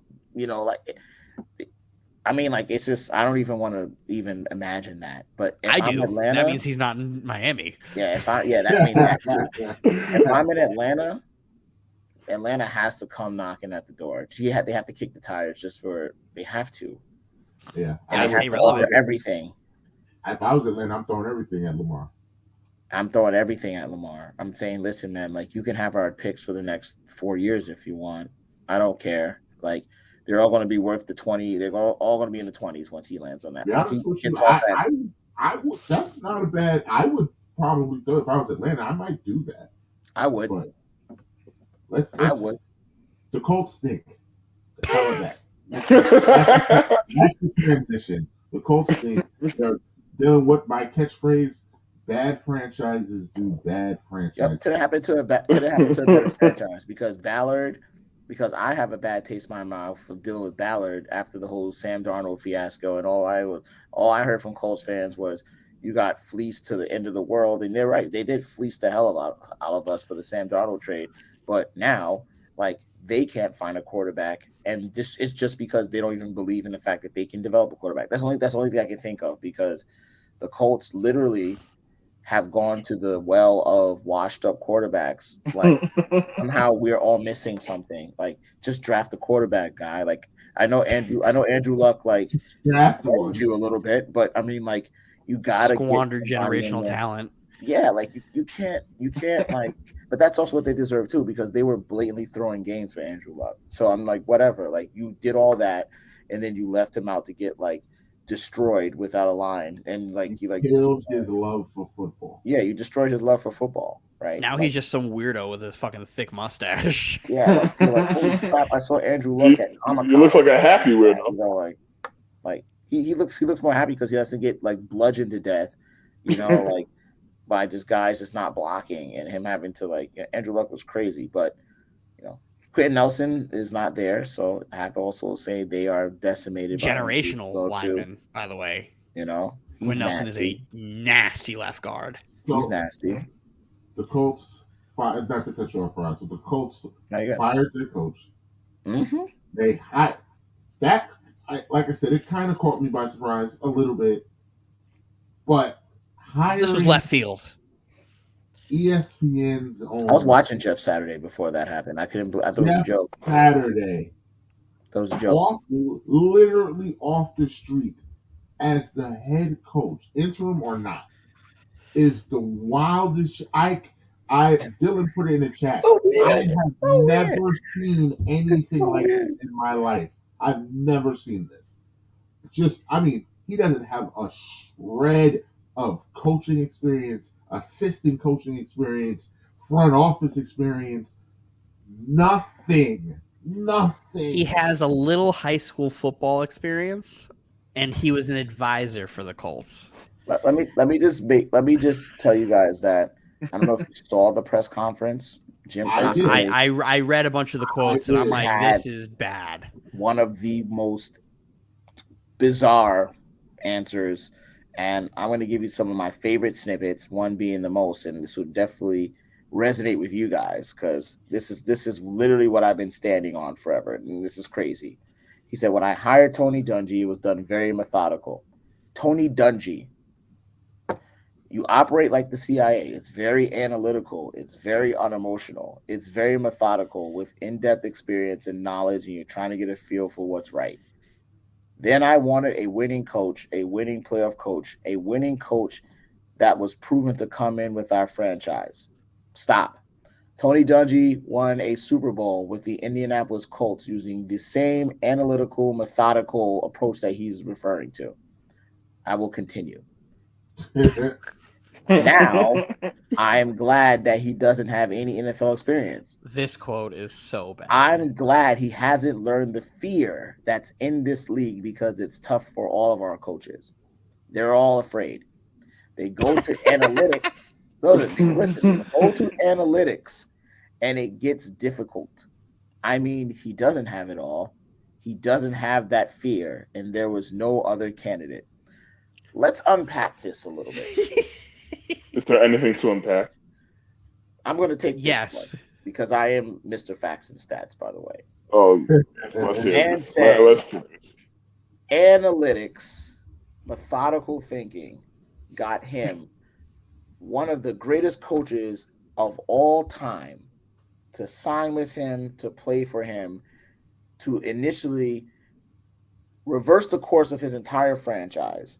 Which was a bum franchise. Found a way through the same methodology to arguably draft the greatest quarterback ever, depending on who you believe and talk to, and orchestrate probably one of the greatest playoff runs ever, and also have probably one of the greatest playoff games held in Lucas Oil Stadium ever. Jim Irsay looked at that, reflected on that, and said, That's just not my speed anymore, guys. Like, all that does is breed fear. This fear, I don't know what this fear encompasses. Again, this is like, we just don't know what these are, just all like buzzwords and weird stuff that live in the mind of Jim Irsay. This quote unquote fear that all coaches have in them once they play the game and coach in the NFL. Jeff Saturday apparently doesn't have it. But somehow Jeff Saturday is immune to the said fear, because if every other coach who's qualified experiences this fear, what makes Jeff Saturday impossibly immune to it? Immune to possibly experiencing this fear? Nothing. I got the answer this. to that is nothing. Ignorance is bliss. It's just word I soup. think I could have came up with a better excuse. Like, It's so I really, crazy. It's so crazy. It's like, people will rationalize even the craziest thing. And I want you guys to understand, you know how he's rationalized with this? With nothing. He can't offer anything tangible or concrete to justify this. This is what the grit, heart, I got a feeling, the it factor, he just got something about him. This is what this leads to. Because everything analytically, everything that goes against the process that we've established. Did you see the reports of all the coaches and coordinators around the league? They are fucking pissed. Not even just the black and brown ones, just like all of them. Any of them. It's not about black and brown. Like, I get people are saying, like, you know what, all the black coaches. It's not even about that. It's the superseding umbrella circle. There are all coaches from all walks of life that have put in like just massive amounts of hours just to even get to where they're at right now. And the chance that the fact that he says at the end of this quote, there were no candidates, means that Jim Irsay literally lives in an alternate reality. That's all that means. Like, even if he looked at his own staff that he ended up keeping, you're telling me no one on your own staff is deserving of a head coaching job, but they're supposed to act as assistant coaches and be all fine about that, right? Ain't Reggie Wayne on the staff? That's my point. If you want to go after a former player for your franchise who's also going to be a Hall of Famer at the position that they played for your team, who actually has coaching experience, you have Reggie Wayne on your coaching staff. That's what's crazy to me about it. My favorite quotes of this whole press conference are, one, here's the best quote from Jeff Saturday. Why am I a candidate for this? My favorite too. Why am I a candidate for this? And why he went into his press conference saying this is beyond me.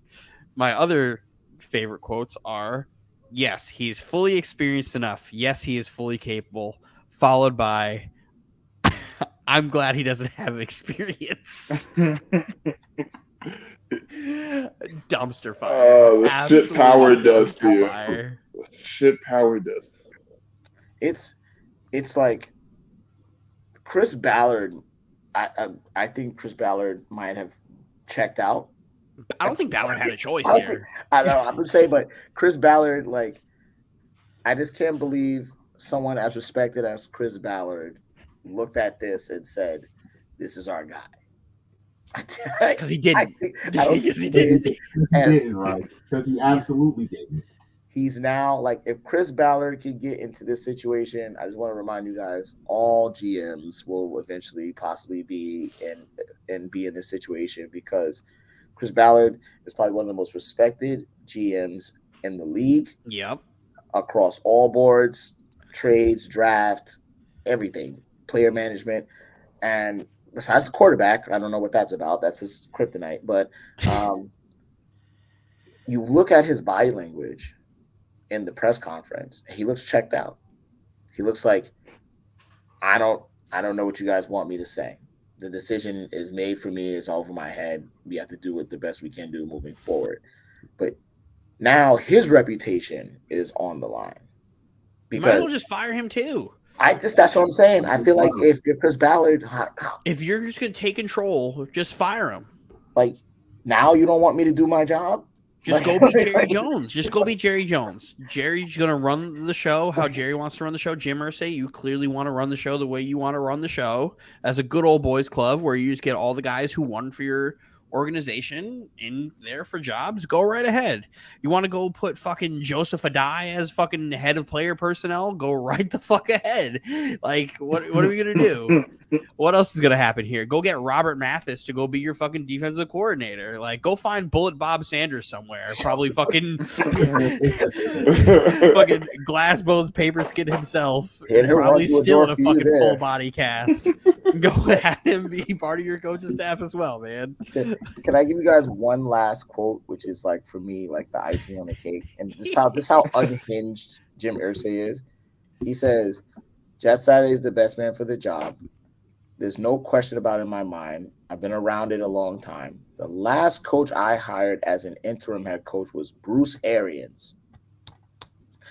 It was the right coach. Oh my God. He was the best guy. That's why. There's no other mystery behind it. I can talk about it. First of all, he's extremely tough. He's a leader. When you're looking for head coaches, leadership, the number one thing. That's the number one thing. That's also a toughness level there. Highly intelligent. That's very important. You have to be a great thinker. You have to be able to work with people, open-minded. You have to create a culture that people trust. You have to know the game. You have to get experience. You have to be able to draw from experience. You have to, in your life and come forward and do what a head coach does in this league. It's very difficult, right? I'm going to stop there because it's just a bunch of rambling after that. It's just him just rambling. Word vomit. That's what it is. Somehow he's likening the Jeff Saturday hiring to when Bruce Arians took over the Indianapolis Colts. Bruce Arians, the Super Bowl winning offensive coordinator for the Pittsburgh Football Steelers during one of their most dynastic times in recent memory.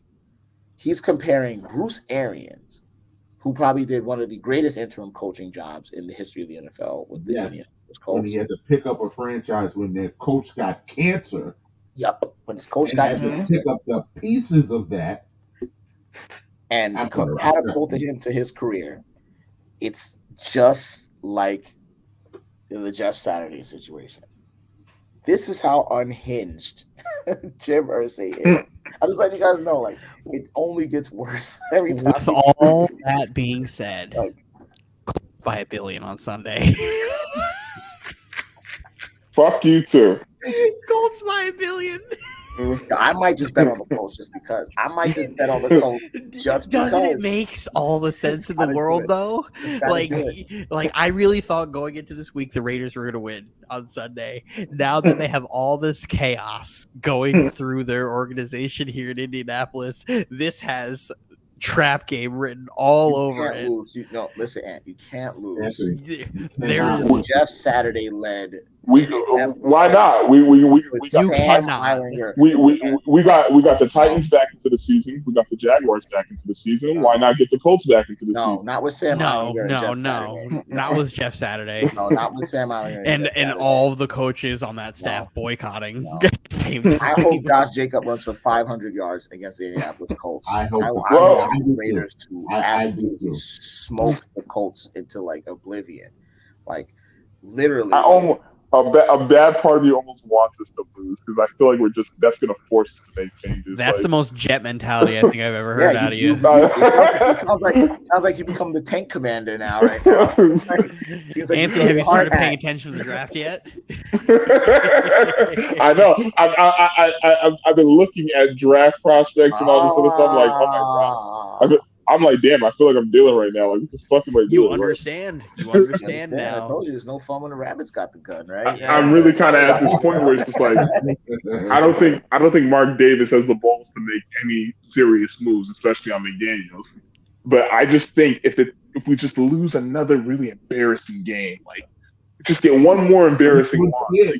This would be if you lose to the Colts. I mean, how else can we possibly embarrass ourselves?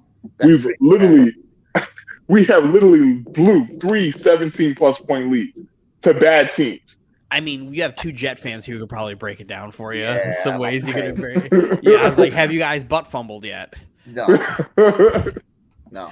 I mean, you've gotten the like, you definitely got the shitty third screen quarterback that everyone knows is shitty, but we have nothing better, so we're going to root for him. Sam Ollinger, he's the guy that's right there. You also have like the fan favorite that we know is not the greatest, but he's probably the closest thing to reliable, which is Hunter Renfrow. And I know how much you hate Hunter Renfrow, but that's it. You have what we didn't have, which is Devontae Adams. We've never had a Devontae Adams. Devontae Adams is a transcendent talent. You do have the often injured, possibly good offensive tight end, i.e. the Dustin Keller of the Los Angeles Raiders, which is Darren Waller. Yep. You have that.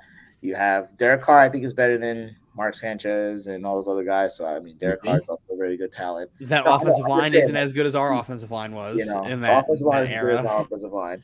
You have the coach who is like deer in the headlights. What's going on? I don't know. You could insert anybody you want. You can insert Gage. You can insert Todd Bowles. Todd Bowles would be my choice there. How I missed Rich Bisaccia. Oh, I missed that man. You had your own Louisville slugger, who unfortunately got the can today, which was John Abrams, who takes probably the worst angles of tackling and just basically I've ever seen him. That man is a bona fide bum. I'm so glad we got rid of that man. What's crazy is Jonathan Abram at Mississippi State was pretty good. Yeah, he was. He was.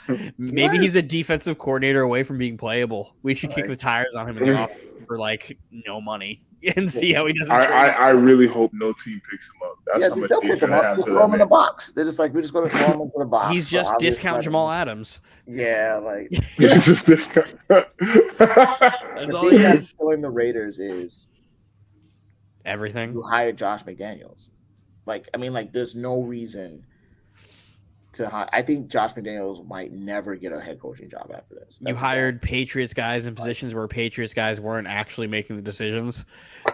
Right. And you're going to have Josh McDaniels, he's going to take over a whole draft.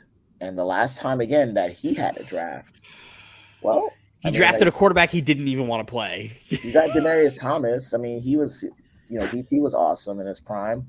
Rest in peace. Rest in peace. RIP to DT. But it's not like even Josh McDaniels' drafting makes you excited for this draft. Well, you have the Patriots front office guy running the draft. Yeah. Build everything. Like, I know I said this. I know I said this last week. We're 2-6. This is kind of like life support for us. If we lose, I know I said this last week, but I mean, if we lose this game, sit Derek Carr for the rest of the year. I have to. That and also I'm just thinking straight about the draft, for the rest of the season. There's no way you could go into this week. If you lose to this Colts team, you have to start. McDaniels has to jump ship and just play all the guys that they aren't sure on. Yeah, I'm just in full on draft mode. I'm like, okay, what can we do? Go get Bryce Young. Yeah, Derek Carr's gonna have to go. Just go get Bryce Young. Derek Carr. You guys will be. There's gonna be a bunch of teams that are gonna be willing to take him because he's very playable. It's just this offense stinks.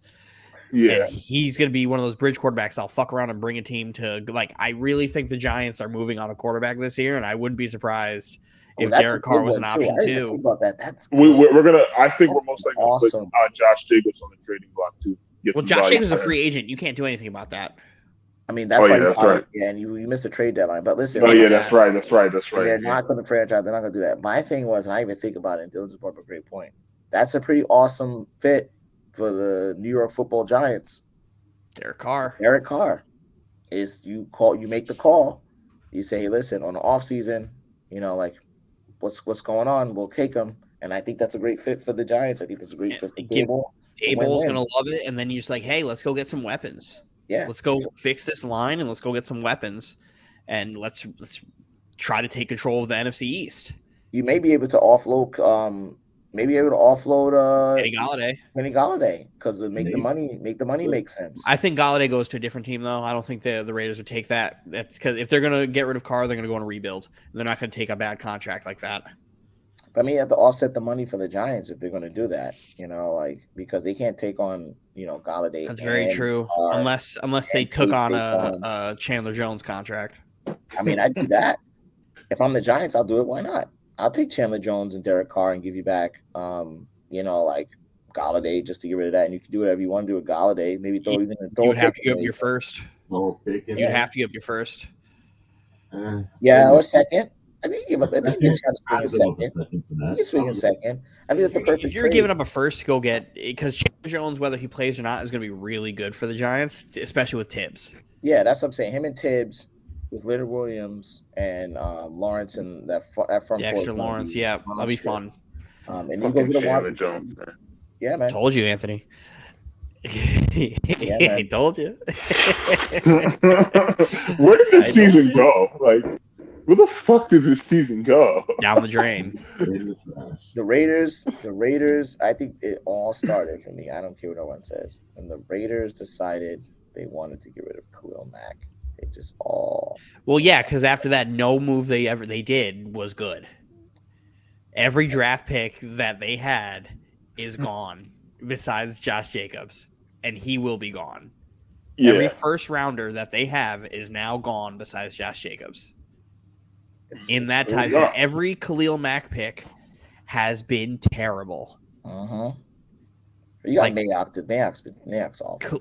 The fact And again, not all I'll never performance. forget watching Mayock Cleveland Farrell get drafted. I thought that was terrible. I remember thinking that he was draft like day, that was fifth at his position. That was so terrible. Fifth at his position, but Mayock and Gruden were like, we're going to draft all these Clemson guys, and we're going to make sure it's done. We're good. It was just like, it was such a Mike Mayock pick because I could just hear him I saw him on the ESPN or the NFL Network telecast, and I was like, I could see him just sitting there telling everyone now, the guy you want to look out for right now is the Cleveland Farrell. That kid's going to be great. And if I was the Raiders, I'd probably, that's a sneaky pick. And he's in there probably thinking to himself, that's right, he's a sneaky pick. They passed on Devin White. Yes. They passed on Josh Allen. Yes. They passed on what's his face in Buffalo, the defensive tackle, fucking ripped to shit. Ed Oliver. Quinnen Williams. Q went three. Q went three. Yes, Cleveland went 4, right? Cleveland. He went 4. Brian Burns. Montez Sweat. Yeah, that's right. Rashawn Gary. That's right. Oh my God. Yeah. It's it was the shock of the draft. I think that's the part where it changed the draft because that's when people. Because nobody was like, "Oh my God, why are these guys still here?" Now our board changes. Why are they still here? There's always that pick where the draft changes. Where you're just like, oh, okay, the Giants getting bullied into taking Daniel Jones. Telling them to take Daniel Jones. The fact that Dan Snyder was like, "Hey man, there's a lot of people who are going to be going after Daniel Jones." Yeah, I remember that too. But then they took RP, Dwayne Haskins. Yep. I mean, but they got their guy, and I knew it. I couldn't know. Everyone from the high hills was telling me how great David Gettleman was, and I'm like, I'm not sure if you. I watched David Gettleman ruin the cap situation in Carolina by signing Jonathan Stewart and D'Angelo Williams. I'm like, are you guys not looking at the same guy who's in Carolina? When he got exited out, and everybody said, oh my God, David Gettleman knows everything. I just remember him saying, if you're at number 2, you got to get a gold jacket guy. You can't get the quarterback. You can't do it, right? And yeah, Saquon is better than Sam Darnold. He's better than Baker Mayfield and everything like that. But you don't have that high of a pick, and don't go after the quarterback. Even if they all busted, they would have gotten one of these same awesome running backs that you have now, and would have at least had a quarterback that wasn't Daniel Jones. Listen, man, they could have actually gone Josh Allen. They could have traded that. They could have done a bunch of stuff. They could have went Lamar. They could have went Lamar, right? Heisman winner Lamar. That's why Gettleman doesn't have a job. So I mean, again, the NFL's wacky this year, man. It's the opposite of what everyone thought coming in. It's literally the opposite of what everyone Best thought. soap opera in sports. It's so crazy. But the Jets Saturday stuff is just mind blowing. You know what's even crazier? We're gonna have the second season of in-season Hard Knocks. Oh, that's right. Who's it with? The Arizona Cardinals. Arizona Cardinals. If they don't say the Colts, because that's must-see television. No, last year the Hard Knocks was pretty solid in the mid-year. This year, I would love to be a fly on the wall this year because it would be happening like right now. Listen, I think the Jets are going to get it next year. They were trying to get the Jets it last year. Yeah, it's because the Jets said no. It's too long because they're doing their own version, which I do like. One Drive, I love One Jets Drive. Yeah, but I mean, like the last time Hard Knocks was like really, I think probably the history. I think it's probably the highest rated Hard Knocks. I think so. I believe. You know, goddamn snap. You had the whole Revis contract negotiations happening, and Rex is like, I don't give a fuck what you have to do. You go to see Darrell and you bring him the fuck back. Revis Christ, when he came back on the field, bowed down to him because his contract, you know, everyone remembers we gotta get a goddamn play like a goddamn Jet. Get a goddamn stack. I mean, but I don't know. It might not be the same. It definitely won't. Casala is definitely more controlled in what he does. But there's some characters on this team because they would definitely want to, if Elijah Moore's not fucking kicked the fuck out of the locker room by the end of the year. But Ed, didn't you guys do it more recently, right? Like I feel like you guys were on Hard Knocks like not too long ago. The Raiders, were they not? No, the Raiders were a while back. It's been a while. Yeah, it was long. It was a couple years ago. No, it was a couple years ago. It was Hunter Renfro's. It was Antonio Brown. That was the last time they did it. Yeah, this one you guys were on that fucking dumpster fire, man. With the helmet. And he got frostbite on his foot. Yeah, that was disgusting. That was so disgusting to this day. Finagled the Raiders.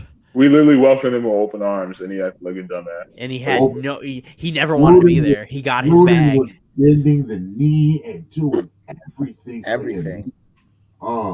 Everything. Because that's one of those what ifs to me. I'm like, imagine if we had Antonio Brown wanted to play on the team. I know.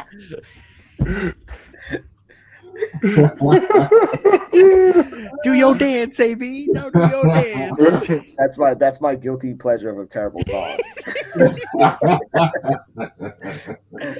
Put that shit on. And watching everyone like in the NFL when they score a touchdown, like doing the AB, like it's like it's so hilarious. Imagine if Antonio Brown wanted to play on that football team. Oh my gosh. It's when you think about all these teams that have really good receivers, it's like you look at the Raiders and it's like you look at the Vikings, for example. You have Kirk Cousins, he's doing his thing out there with Justin Jefferson, Adam Thielen, those guys. And now fucking TJ Hawkinson. Right now, Kirk Cousins is living he's living that life. That's my guy, Cousins. He might be more slagged out than Joe Burrow. No, we're not doing that. We're not doing that. I did not know that fucking Kirk Cousins was chiseled like that. I was like, whoa, that is a tank. What is going on? We need to put more respect on Kirk Cousins. It's just not during prime time though, but during these daylight hours. It's coming. But before we got to move on to our mid-season picks, our mid-season awards. But I just want to say, Roz, I do disagree with you because the Colts is racist as fuck. So mid-season awards for the NFL. Now I don't know. I checked in my phone. I did not have our preseason picks for. I think we weren't on air when we did for the preseason picks for MVP and all that for the NFL. So nobody's going to be held accountable tonight, but you will be held accountable tonight. So we're going to do this twofold. Who you think is the midseason MVP and all of that right now, and who you think will win. So both sides of it. We're going to start out easy. I mean, we're all actually pretty in depth here, but doing offensive, I really want to do offensive defensive rookie of the year, but I already know where you two are going to go with it. So let's just. No. That's not true. That's not true. You know where one of the answer for one of them, but the other one you don't. All right, then let's have some fun. Who I've already got my phone is ready. Who wants to go first? Me. Oh, okay, Dylan. Off right now. Offensive rookie of the year. Damian Pierce. Okay. Will he keep that title? No. Okay. Well, that is interesting. Okay. Who will win offensive rookie of the year? K9, Kenneth Walker. Really? Yes. Kenneth Walker has like 9 touchdowns. I'm saying that. No, I'm not talking to you. I'm talking about Mike. He's like, oh, really? I'm like, no, Kenneth Walker has like 9 touchdowns, and he's only played like 4 games. That motherfucker's nasty as hell. Kenneth Walker's filthy.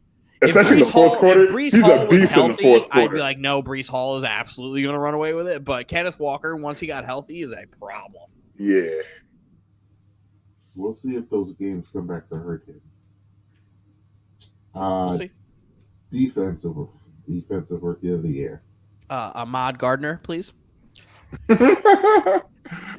Ahmad Sauce Gardner. Ahmad Gardner. Threw me off for a second. I didn't know who you was talking about there for a second. Because I went by his government name. I'm sorry. He had to earn the name Sauce. I forgot his name for a minute too. Like Ahmad Gardner. Sauce. Like. I'm just gonna put him in. Yeah, you're smart. Smart man. It's AHMAD. Yeah, I know.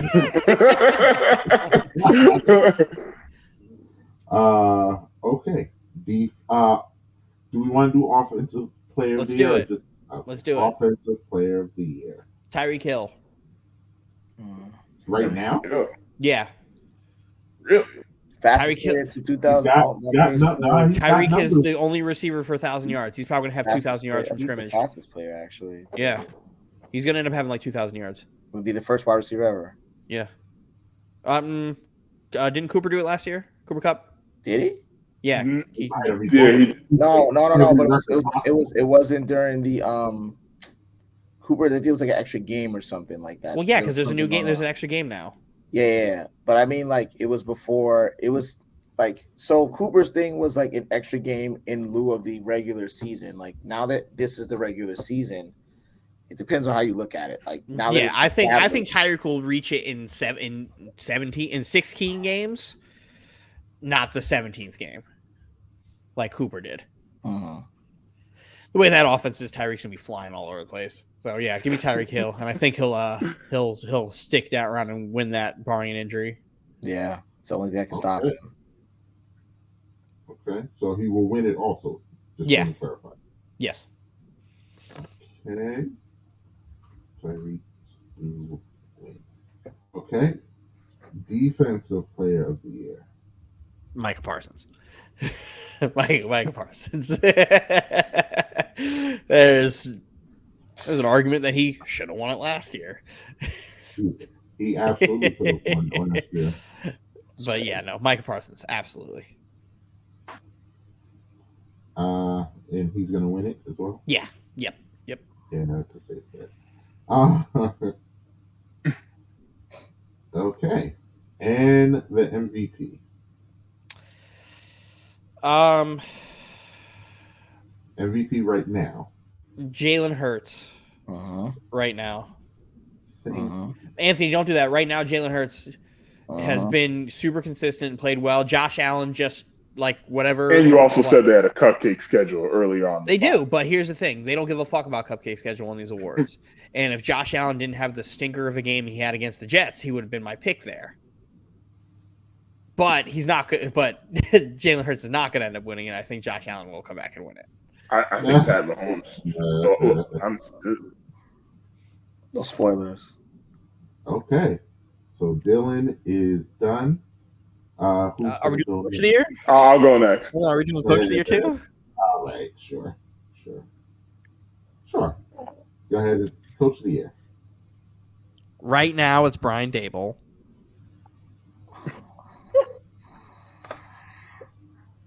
But I'm just gonna put Dabs.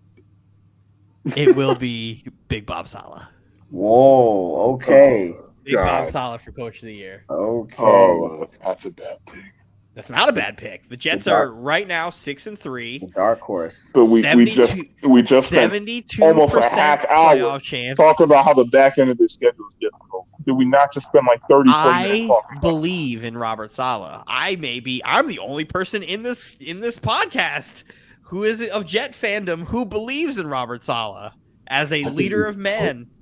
I thought he was a great hire. I thought what he's doing was I also great. thought he was a great hire. And Oh, I'm also really, a Raj? big fan Raj, of come on, letting the Raj. cookie bake. No. I thought Here, Robert come Saleh was a great hire.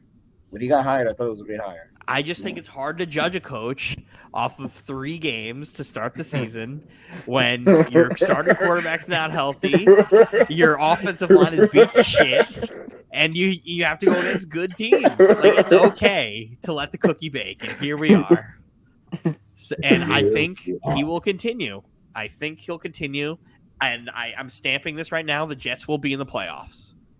I'm not rooting against him. And if the Jets you're right. stamp it, Opponent. because I'm telling you guys right now, I've been I holding would have off waited on till this. after the Patriots game. I'm holding on because we could, even if we lose the Patriots game, we can still make the playoffs, so it doesn't matter. I've been holding this in for a few weeks. I know you have. I've been baiting you for weeks now. You've been baiting me, and I haven't caught your bait. I haven't caught you. You didn't catch me, motherfucker. But I'm here now. Baiting you. This There it feels is. like 2009 all over again. Oh, It feels like yeah. 2009 all over again. We can't just accept I'm not we quite make there the yet. playoffs. I'm not It there feels yet. like Go it, to the man. Wild card. It maybe feels like divisional it. round. Nope. It We're feels going like to it. the conference championship. I'm not. I didn't say that. I'm just saying it feels like that type of year where it's like, hey, the defense is the thing carrying us, the run game, and then your quarterback not making mistakes. The only difference is this defense is built for these long, drawn-out games and not like, hey, we rely on Revis so much that we have to sell out elsewhere, where that team got pressured doing blitz 90% of the time. This team doesn't blitz at all. So there's definitely like opposites on it, but like the premise is there. Defense, run the football, and don't make mistakes. This has that written all over again. And it feels good. This is Jet football. Like, you know how every team has their style of football? This is Jet football. This is how it goes. And if they could play Jet football the rest of the year, they could fuck around and win these games, man. It goes back to my chart of the fuck around and find out. The more you fuck around, the more you're going to find out. And Buffalo fucked around and found out. So it's like, don't be surprised if these other teams fall suit any given Sunday. This isn't the same old Jets anymore. This team is too young and stupid to know what they are. Yeah. This team is too young and stupid to know that the Jets are a terrible organization. But we come to this time every 11 years or so in the Jets organization where they just are good for a little bit. And this is the first time in a decade where we're not trying to accelerate a rebuild and we're doing it the right way. And this team is going to be around. Everybody on the average age on this team is 26 or 25. I'm sorry. The average age on this team is 25. This team's going to be around a while. You guys are going to finish the season 9-8. Anthony, I don't care what you have to say right now, so I'm muting you. It's just, even if we finish 9-8, I'm okay with it. But the Jets are making the playoffs. I'm stamping that. And I am living for a Jets-Titans wildcard round. Because nothing in my life would be as fulfilling as this Jets team going into the Music City and putting a fucking beating on this Titans team and watching Mike have to melt after he said, this Jets wide receiver core is not as good as the Titans. Oh, there's not a lot of young talent on this Jets team. Blah, blah, blah, blah. Robert Woods is number one receiver on your team. Robert Woods would be covered in sauce, bottled up. Gardner and Reed fucking bottling co, motherfucker. I am not rooting for that because I care about you guys. Me and Roz have been friends for over 20 years. But I promise you, that game will be the end of this friendship. It will be all over, win, lose, or draw. Because as hysterical as Dylan is being right now, don't you dare let the Titans run y'all into the ground in the playoffs. Like you guys ran us to the ground last year? Don't let it happen. Like you guys ran us to the ground last year? Week, I had to sit here last year. By the way, shout out to us, by the way. I don't know if you guys know this, but about 2 weeks ago, about 12 days ago, was our 1 year anniversary. So shout out to us. Shout out to us. 1 year? Wow, that's big. Yes, we did hit the 1 year mark. Time goes by fast. You're having some fun. Yeah. I remember that first part when I was playing video games.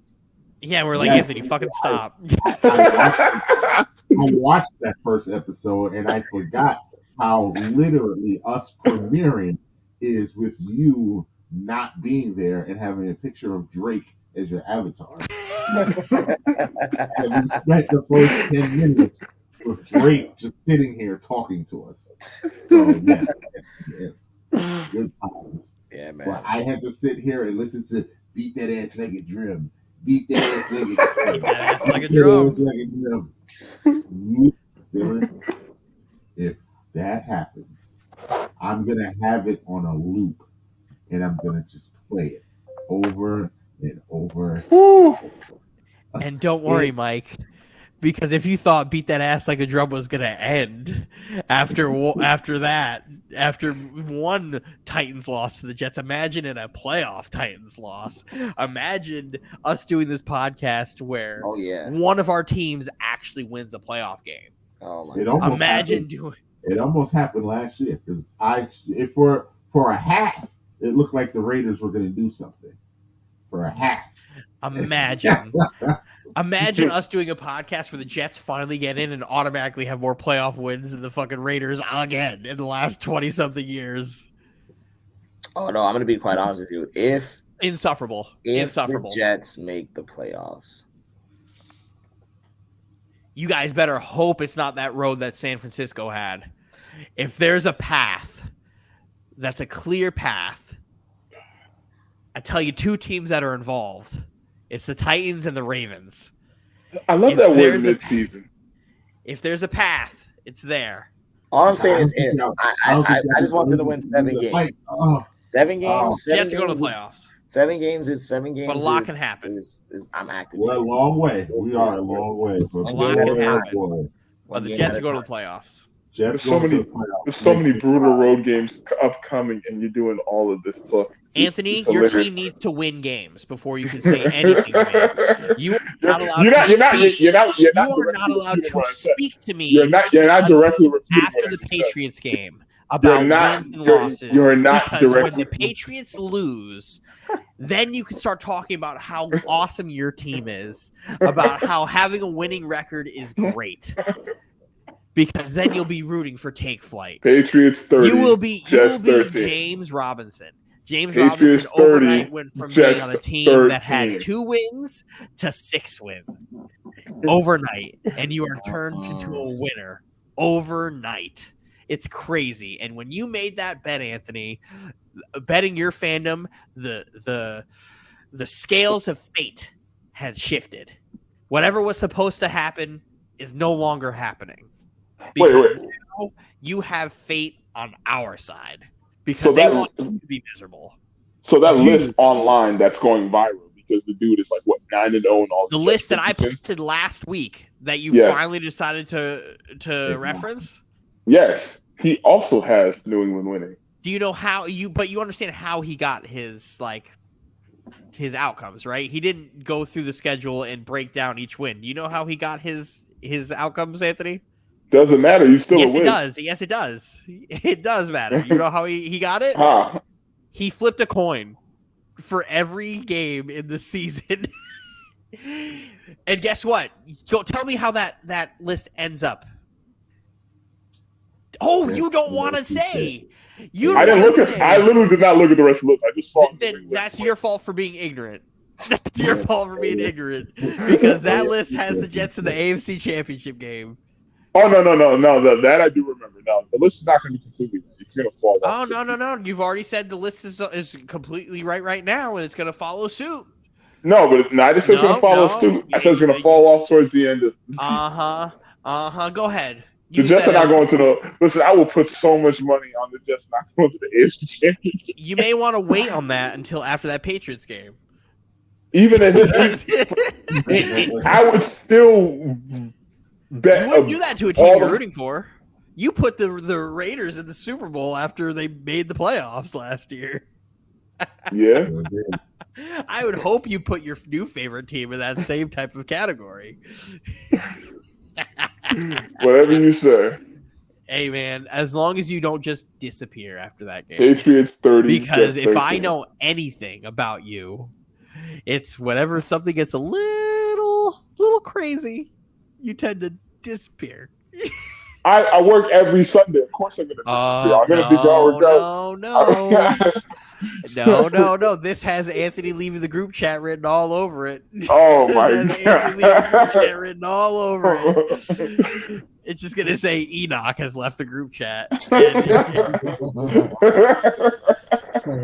That game's going to hit 0 and Anthony's just going to disappear. And he's like, nope. It's just like when I entered the PlayStation party when him and Josh were playing Madden. And he goes, hold on, Josh, 1 second. Kick me out and block me.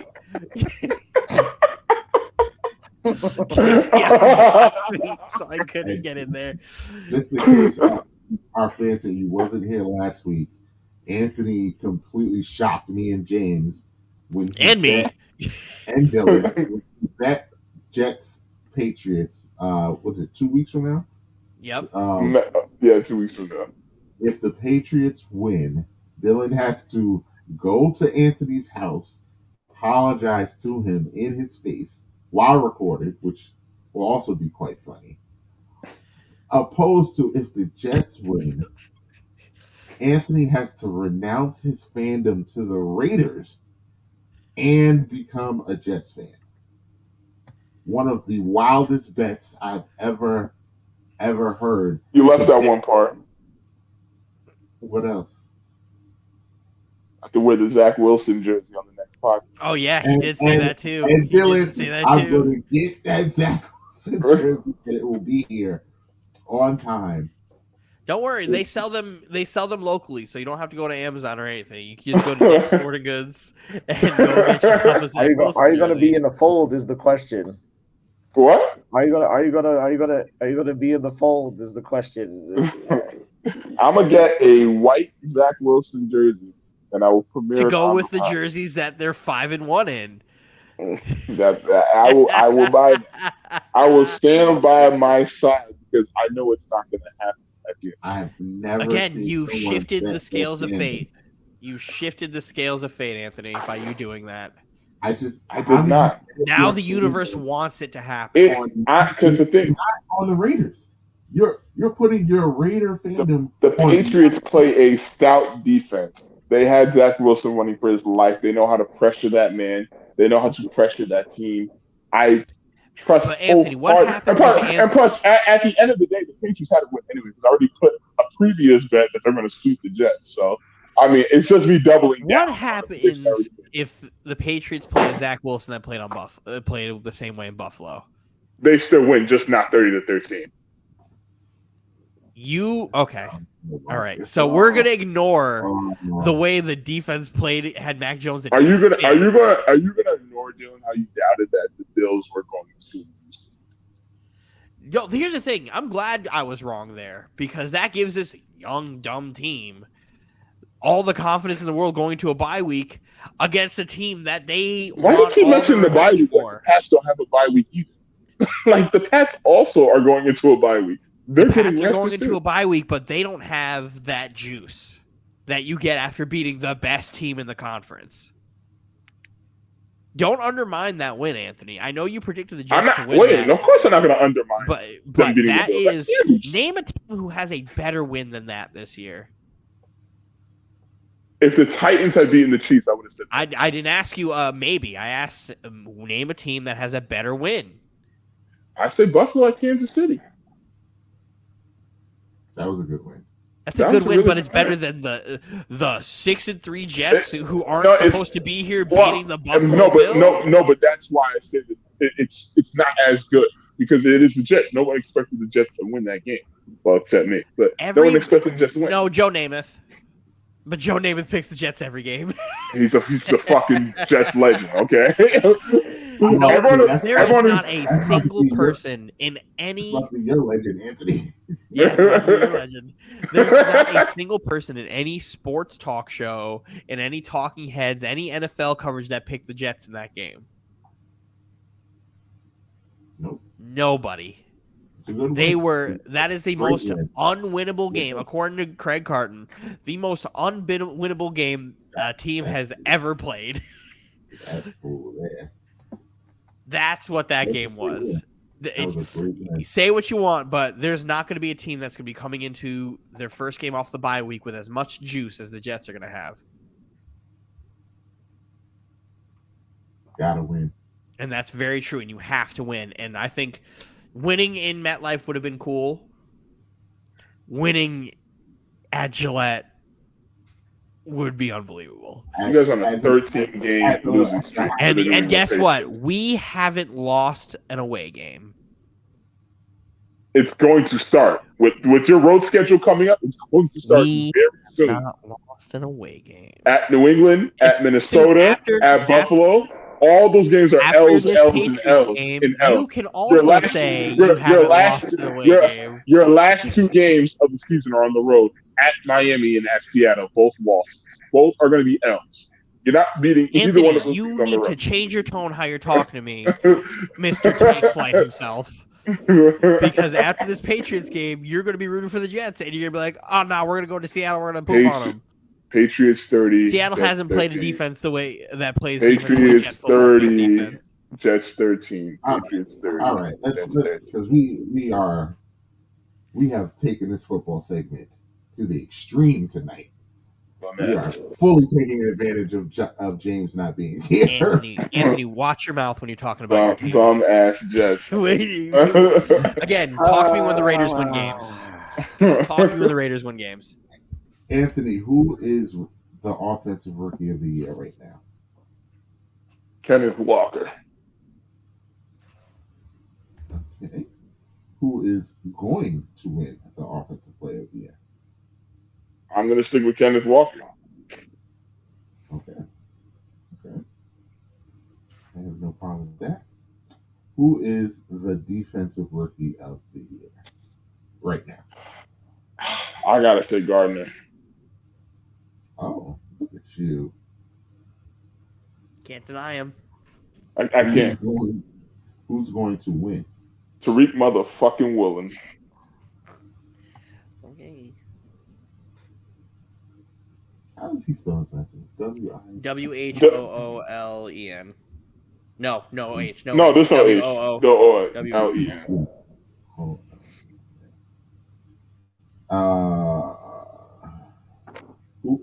Offensive player of the year right now. Offensive player of the year right now. This is a tough one.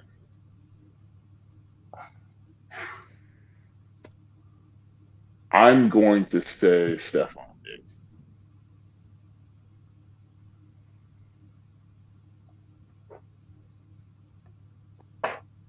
Who is going to win that award? Derrick Henry. Oh, I hope you're right. Who is the defensive player of the year?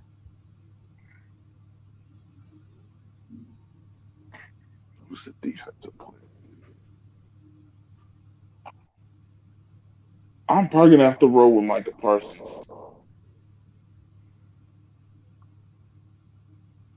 Are you also picking him to win?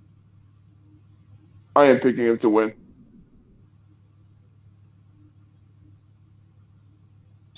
Okay.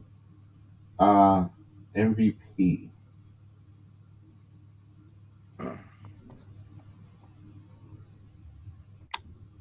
MVP. I'm gonna stick by Josh Allen. Right now. Yeah. Okay. And who's going to win it? Patrick Mahomes. Yes.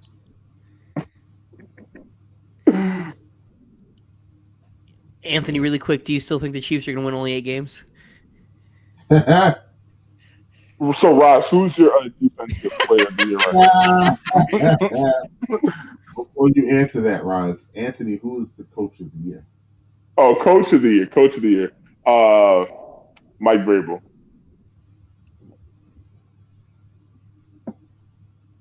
And who's going to win the award?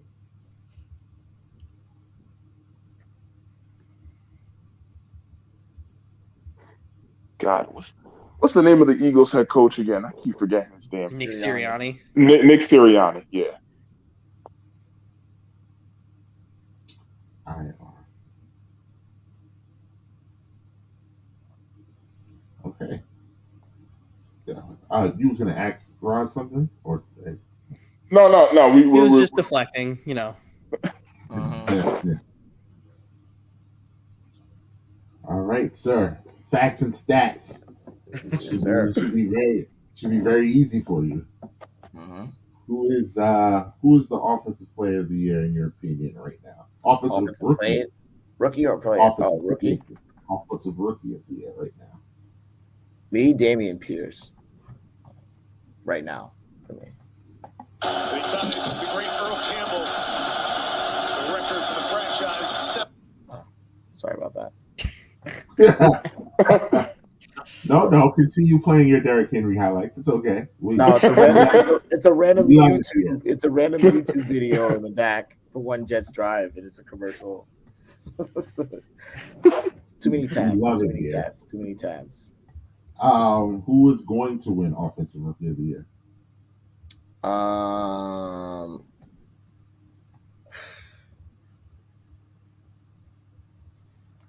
Probably Kenneth Walker. I'd say Kenneth Walker. At the pace he's going. Okay. Who Defensive Rookie of the Year? Right now. Right. Tariq Woolen.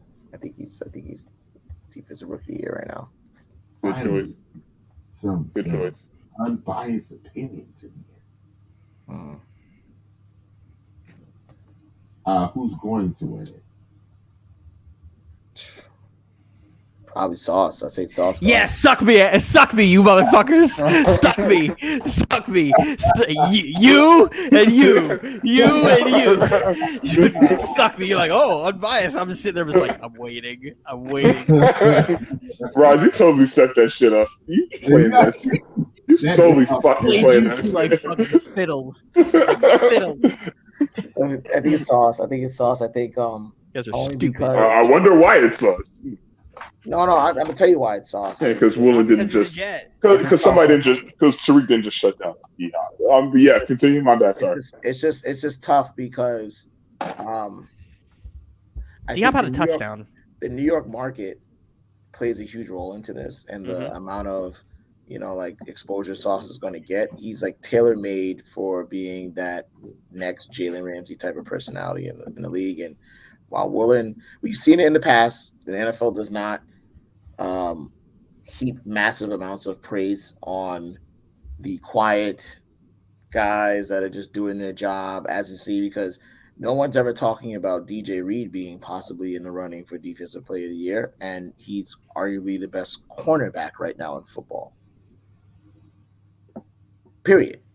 He's like, forget about Woolen, Sauce. He's arguably one of the best cornerbacks in football. You hear nothing about it, but that's what I'm talking about because Sauce's personality just comes through. Like kids want to wear the Sauce bottle and be Sauce, and like he has that look and that feel in this New York market. So I think, Woolen has a chance to win, definitely. And I think at the end of the day, if Sauce plays at the same clip, I think Sauce wins. That's my rationale. So before we continue, really quickly, I would just like to say Tariq Woolen also doesn't move from his spot. I mean, He plays. Sauce does.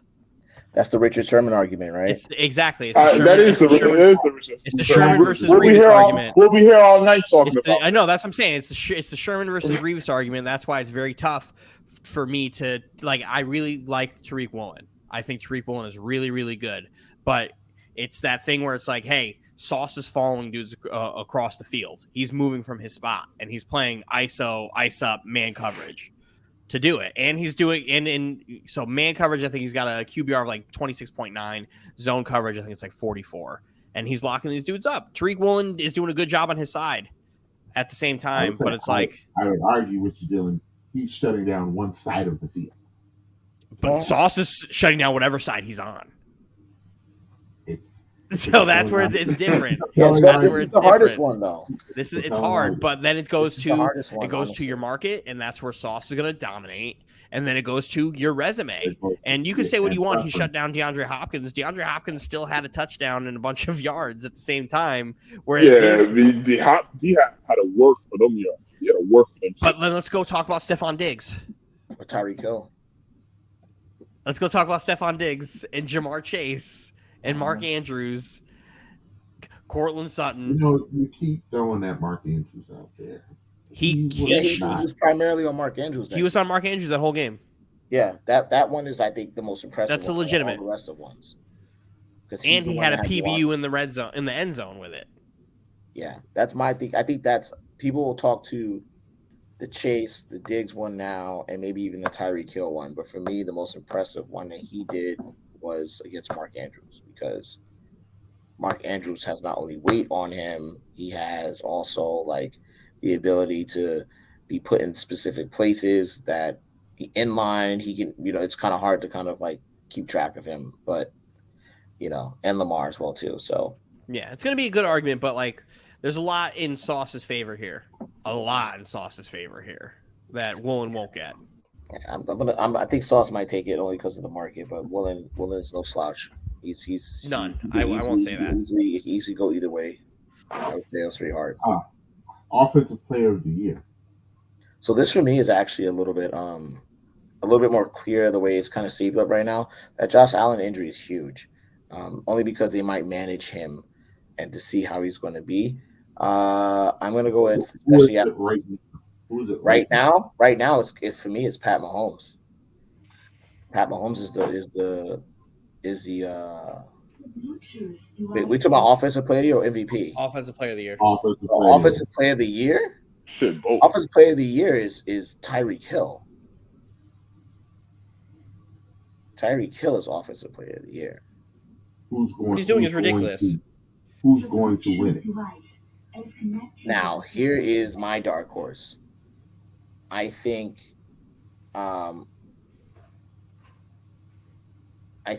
winning the division is going to be an interesting thing here.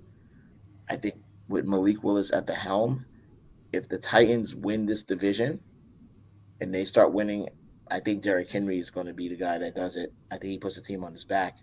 Derrick Henry is going to be offensive player of the year. If they win that division, it'll be because of Derrick Henry and no one else. There's nothing else on that team.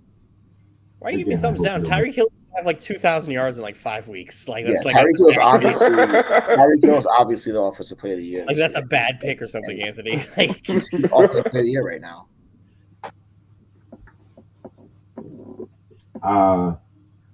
Defensive Player of the Year. That's Micah Parsons. Clear cut, like that's it. Who's going to win it? The same man is going to win it. Okay. MVP. So, of course. MVP right now. I'm going to go with Patrick Mahomes. Okay. Who's going to win it? I think Pat Mahomes wins that again because I don't trust Josh Allen's arm. I think they're bracing everyone right now, and right now they're just trying to figure out what the plan is. But I think they know what's going on. I think they know it's more serious than they initially thought. So I think Pat Uh, goes ahead and gets that. Coach of the year? Uh, so this is I hard. know where he's going. The coach We of the know year, who's the the coach of the coach of the year year right now. right now, the coach of the year right now is Brian Dable. There's no reason the New York Football Giants should have the record that they have with the talent that they have. There's no reason why Brian Dable should have that team at this particular juncture with that record.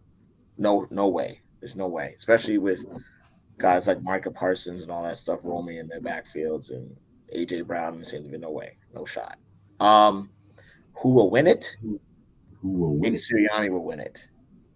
Because no disrespect to Brian Dable, but I'm not I'm not going to sit here and tell you guys that a guy who's undefeated right now doesn't deserve to be coach of the year. I don't care. Any given Sunday, all that stuff happens. You're still winning games, and they don't look like they're going to stop anytime soon.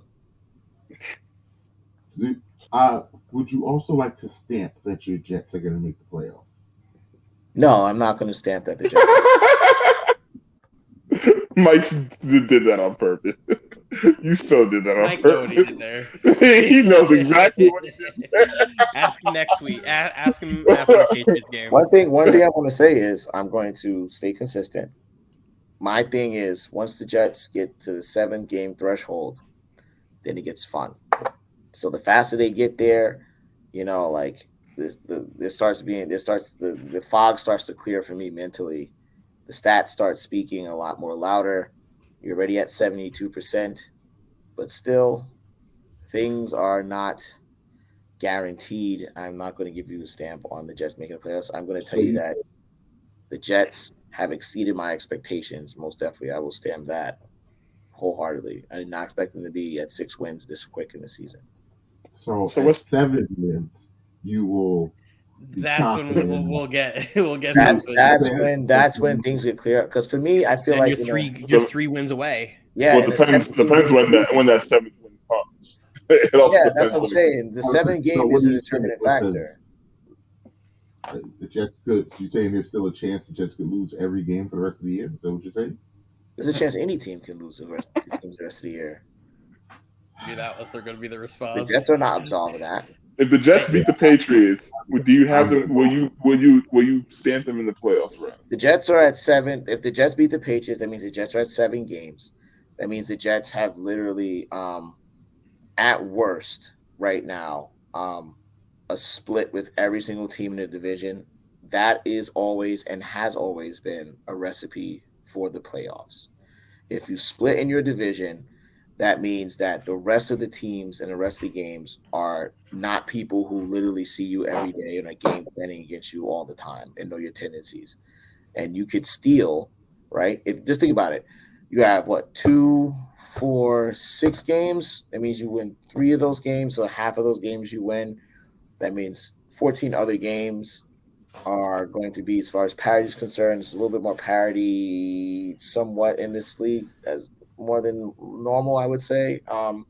Yeah, the Jets can steal another 6 to 7 games outside of that. They just have to win half of the games that they play outside of that. So, yes, we will talk about playoffs once the 7 game hits. And no matter when that 7 game comes, it'll make it very clear for me, whether it happens at the end of the season and they're mathematically out or they happen to do it earlier and their games to play. It kind of really opens the door in the 17-game season for me. Fair enough. Anything else? Okay. No. No. No. I always provide you with context and background and meaning. I'm not just going to say no. Of course not. I'm not going to be a dentist and continue to pull his teeth. I'm just going to move on. We are pretty much in lockstep for most of these awards. Mm-hmm. Although for offensive rookie of the year, I have it flipped. I I think Kenneth Walker's done enough to win it right now, but I don't think he's going to maintain it, and I think Pierce is going to catch him and pass it. I mean, Pierce had Dark horse, Chris Olave. Chris Olave is a dark horse. Chris Olave absolutely can win it. You're Uh-huh. absolutely right. But the Saints have to. The Saints have to. He has to throw up a bunch of like a few 100-yard, 2 touchdowns. Yeah, because Kenneth Walker just eats touchdowns. He's just eating. Kenneth Walker's a missile. He's a missile. I expect that to slow down. He can't stay at this pace. I just don't think he'll stay at this pace. He's going to be rested. He's very good. He's very good.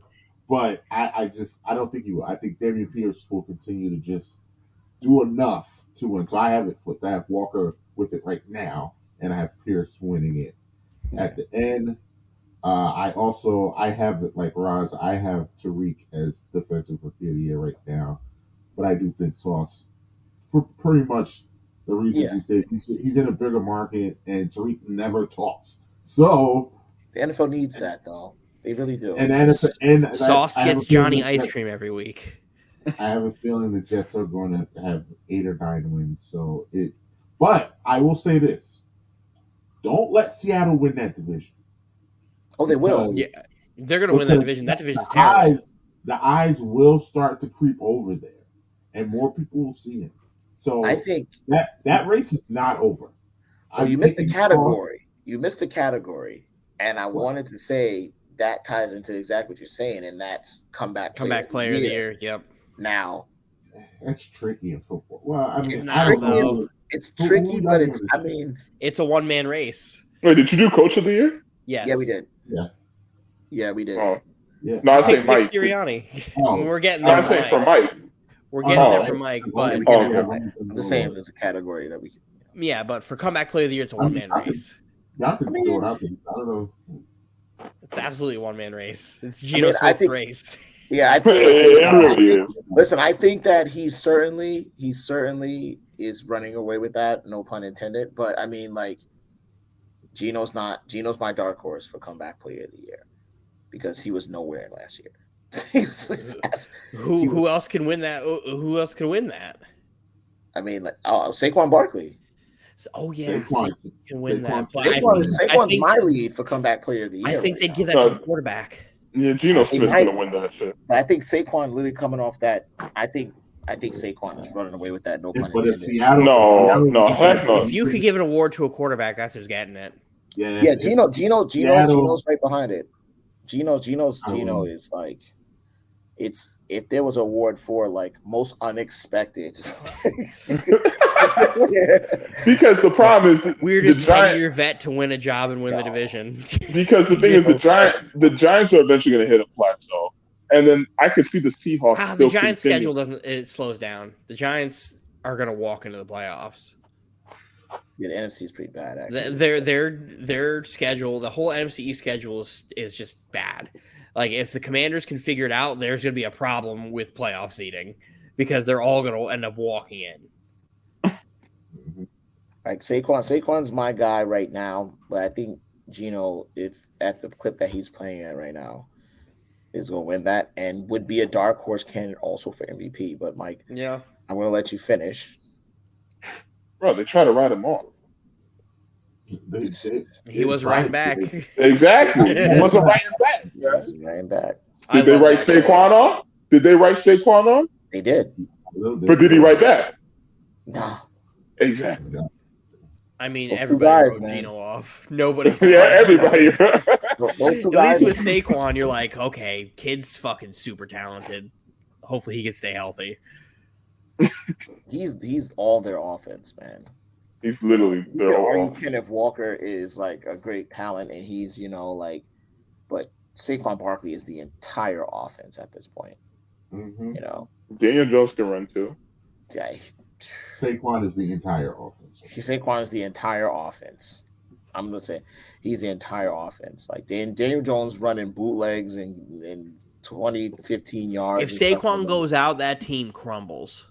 That team is done. That team crumbles. Finished. Would you trust the Seahawks with Drew Lock? No, I wouldn't. But I know at least you can hand the ball off to Kenneth Walker and throw to DK Metcalf. Throw to DK Metcalf. I don't know about all that. But I definitely hand the ball off to Kenneth Walker.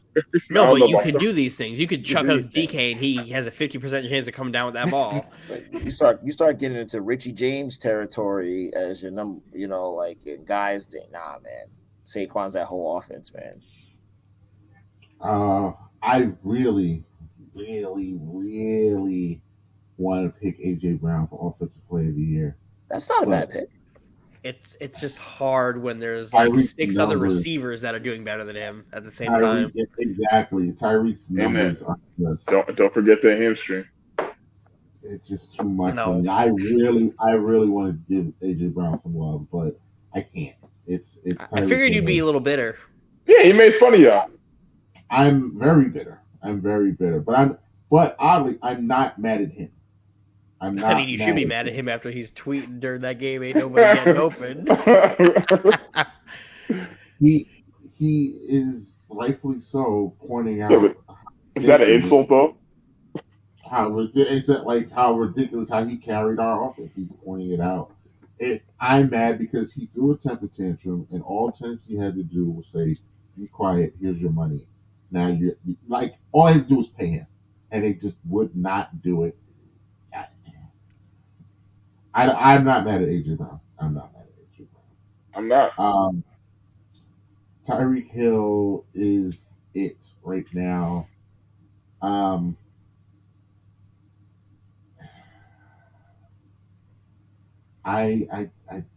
feel like he might still carry it on. If he gets to that 2,000 yard mark, it's gonna be very hard not to give it to him. It's Tua's looking good. We'll still find a way to give it to a quarterback. Trust me. I'm gonna go with Tyreek to win it. I'm gonna go with him to win it. Offensive Player of the Year is that one award you can ignore quarterback on because the quarterback award is MVP.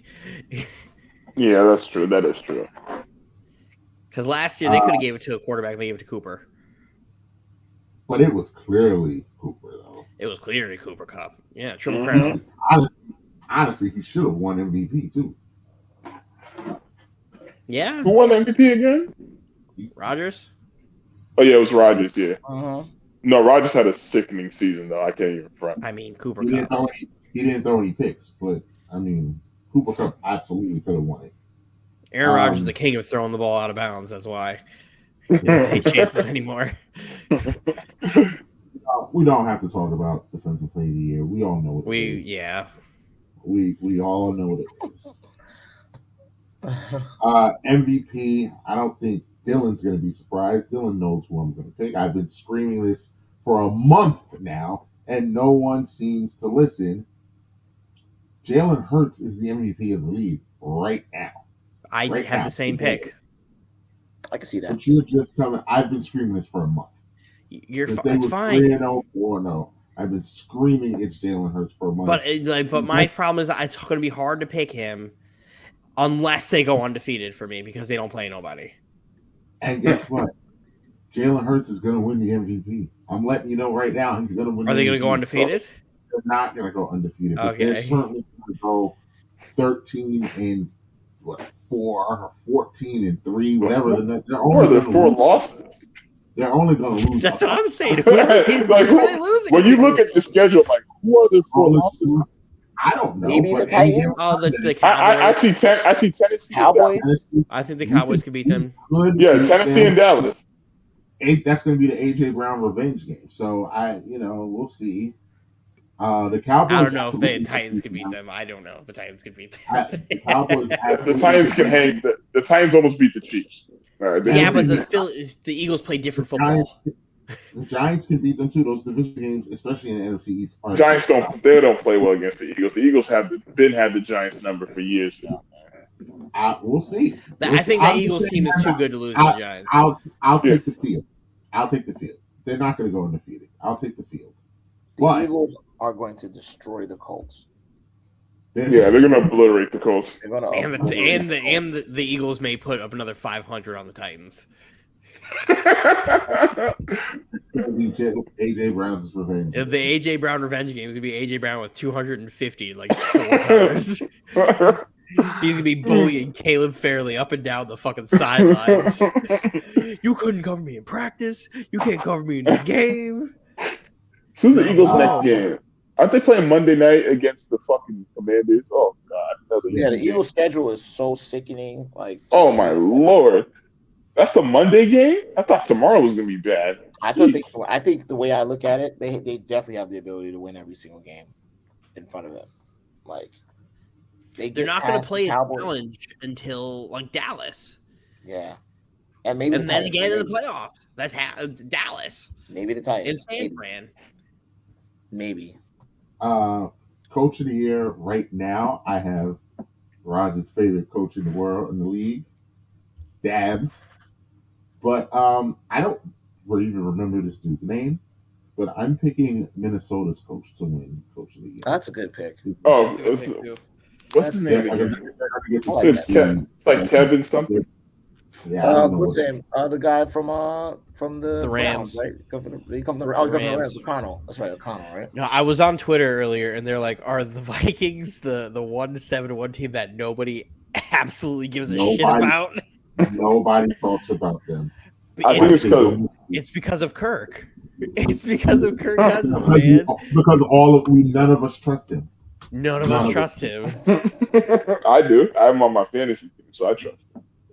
Yeah, until he plays prime time, you're gonna be looking for any way possible to get him out. But that's why I have Garoppolo on the bench. Garoppolo's not a great one to have either. That matters, and it's not just about stats. He plays an actual game that matters. Yeah, no, I'm good. I'm good on that. That's why I'm hoping that Jets Vikings game gets flexed. Nothing would make me happier than playing fucking primetime Kirk Cousins. Because he's gonna be like, "No, Kirk, you took the perk before the game. You're supposed to take it after." And he's just behind the center, just like, Dalvin Cook's crap out of me. yes, me too. But hey, Florida let's State see. going Dalvin Cook. Let's see if Sauce can do it. And that is our football midseason predictions. Does anybody want to make any superb owl picks, or we gonna wait till the playoffs? Give me about 4 weeks. Yeah, I'm good right now. I don't know what's going on in the NFL, so I'm good. It's a lot of bad football. I know you watch a lot of it. Could be me. Actually, I don't. I work Sundays, so nah. So yeah, I'm going to throw this one to Dylan. Set up. Well, look, before we get to Kyrie Irving and the Nets, just Nets drama. We'll just put it that way. Nets drama. Yeah, the NBA. I'm just throw this question out there. Do we believe in the Utah Jazz? Hell no. No. It's just like the OKC Thunder. Like, they're just like the Thunder. The Thunder was out here beating teams, and we're like, oh man, like here we go, the Thunder. Shai Gilgeous-Alexander. Yeah, these guys. Yeah, but this iteration board, of the like- Jazz is a little bit different than those Thunder teams because those Thunder teams are actually bad. That Thunder team is actually bad. This Jazz team is beating teams, and that's what's weird about it. I don't know if They got players on that team. This They do Jazz have team players. is very good. I don't know how Very much good. I trust them this season, this early into the season. I would like to come back to this in like 15 games to see where we're at. But No, the way 25. Lauri Markkanen is playing, He's playing like a man. he's playing like a man. completely different basketball. And we all knew that Colin Sexton was a fucking dog He's on a at the revenge same tour. time. He's Mhm. absolutely on a revenge tour. Jordan Clarkson's balling. And then you got THT, who's also playing well. Mhm. He is playing very well. And Jordan, like you said, Jordan Clarkson's getting buckets. I mean, listen, there are a bunch of B players playing very well, and they've got market. There are a bunch of B players, and Markkanen playing like a B plus A minus. They're the Knicks from a couple years ago. Like, it's just a bunch of pieces, and one guy is really playing above his head right now, and it's fun. But I think it's sustainable. I really think this Utah team is. I think they're well sustainable. coached. They're a well And I think coached they're team. well coached. I think they're well coached. They're they're a well just- coached team, and they're playing within themselves, and they're playing selflessly, and that's as a young team, the most important thing you could do. I wish a team like the Thunder could do that because they don't do that really, really well at all. Or a team like the Magic, where the Magic are kind of just like relying on Paolo to figure out life for them. If That they kid is were nice. He's so filthy, good. filthy. He's so good, man. But you have to play within yourself. You have to play the way the coach is designing for you when you're that young. And then you have teams like Cleveland, where Cleveland young, full of great talent in your Evan Mobleys, your Jared Allens, your Donovan Mitchells, Donovan Mitchell's Darius playing lights Garland. out. Donovan Mitchell is playing Lights fucking unbelievable out. basketball. And this looks like one of those trades where it's like a win-win. Where you never get the perfect win-win trade in NBA, where it's like, okay, you end up getting Colin Sexton, Lauri Markkanen onto this Jazz team, and they're winning basketball games, and then the other team gets Donovan Mitchell, and they're winning basketball games, and everybody's just playing good basketball, playing within themselves, and they're all well coached, and they're all buying into this culture of teams that they're going into, and it's like, okay, this NBA is filled with young, fun teams. Speaking of Utah. Go ahead. Speaking of Utah players, Timberwolves, I don't really know about them right now. Yeah, me and Mike were talking about this before we got on the pod, where he was like, did anybody talk about how the Knicks beat the Timberwolves yesterday? I was like, yeah, but the Timberwolves stink. They are extremely disappointing right now. Like, funny you should mention that. While we were on, I got a text from Brandon who wanted me to make sure that I let you guys know that he said the Timberwolves were going to stink, and they do. So that Brandon literally texted me, was like, make sure you tell them the Timberwolves stink. So yes, Brandon, the Timberwolves stink. Right now, you are right. They stink. And do you know who I blame for it? Is it the guy that's out with COVID, that illness that doesn't exist? Oh no. He definitely stinks too, but he hit a 3 the other night. You saw that shit? What? It was everywhere. Yeah, Rudy Gobert hit a fucking 3 the other night. Oh Lord. And I was like shocked. But no, I blame D'Angelo Russell. Oh, Dylan, come on. I hate D'Angelo Russell. You do. But I'm sounds like a personal thing. I've been consistent because his style of basketball doesn't contribute to winning. Despite all he did in Brooklyn. Like, I don't think his style of basketball contributes to winning. He has no control over pace. He doesn't have any situational awareness. He plays the game at one speed always. One speed. He doesn't slow down. He doesn't speed up. He's just at a constant 5. And he doesn't play any defense. He's a constant 5. He doesn't have a skill set where he could like go and create his shot really, really well. Like, he can get to the basket. He can get to the basket, but he doesn't finish strong. He has a mid bag, solid 3-point shooter, but like if you need a bucket out of him, good luck having him get it himself. He is he's a bottom tier starting quarterback. Bottom tier starting. Yeah, and that's bad. It's not bad because a lot of teams don't even have that. Yeah, but if you have a bottom tier starting point guard, the point guard like in today's NBA is like rather important. So if you have a bottom tier starting point guard, then it's like, all right, well, you might as well just not have any point guard, or you have a backup. Like that's been like my D'Angelo Russell take forever. That's why it's like, hey, when he was at his peak in Brooklyn, trade him because he'll never be better than he is right now. Never, and you'll get something for him. That's what I was that's why I said Julius Randle, he's never going to be better than he was in the year the Knicks made the playoffs. He'll never be better than the year that he was. So trade him, get rid of him, get whatever you can. Yep. But hey, it is what it is. I hate D'Angelo Russell, and the Timberwolves stink because of him. And their whole starting lineup is just a minus. Their plus minus is all minus. That's the stat. That's crazy. Anthony Edwards. That Brandon sent me. That their entire. Anthony Edwards realized it in real time at a press conference with Jared Vanderbilt there, and he's like, "Oh my god, our whole starting lineup is minus." Because our bench is all plus, but our whole starting lineup is minus. Are you guys looking forward to the game today in the clash of the New York Titans? I am. Uh, Me and Mike were talking about this. We were very intrigued at this You said the New York iteration. Times.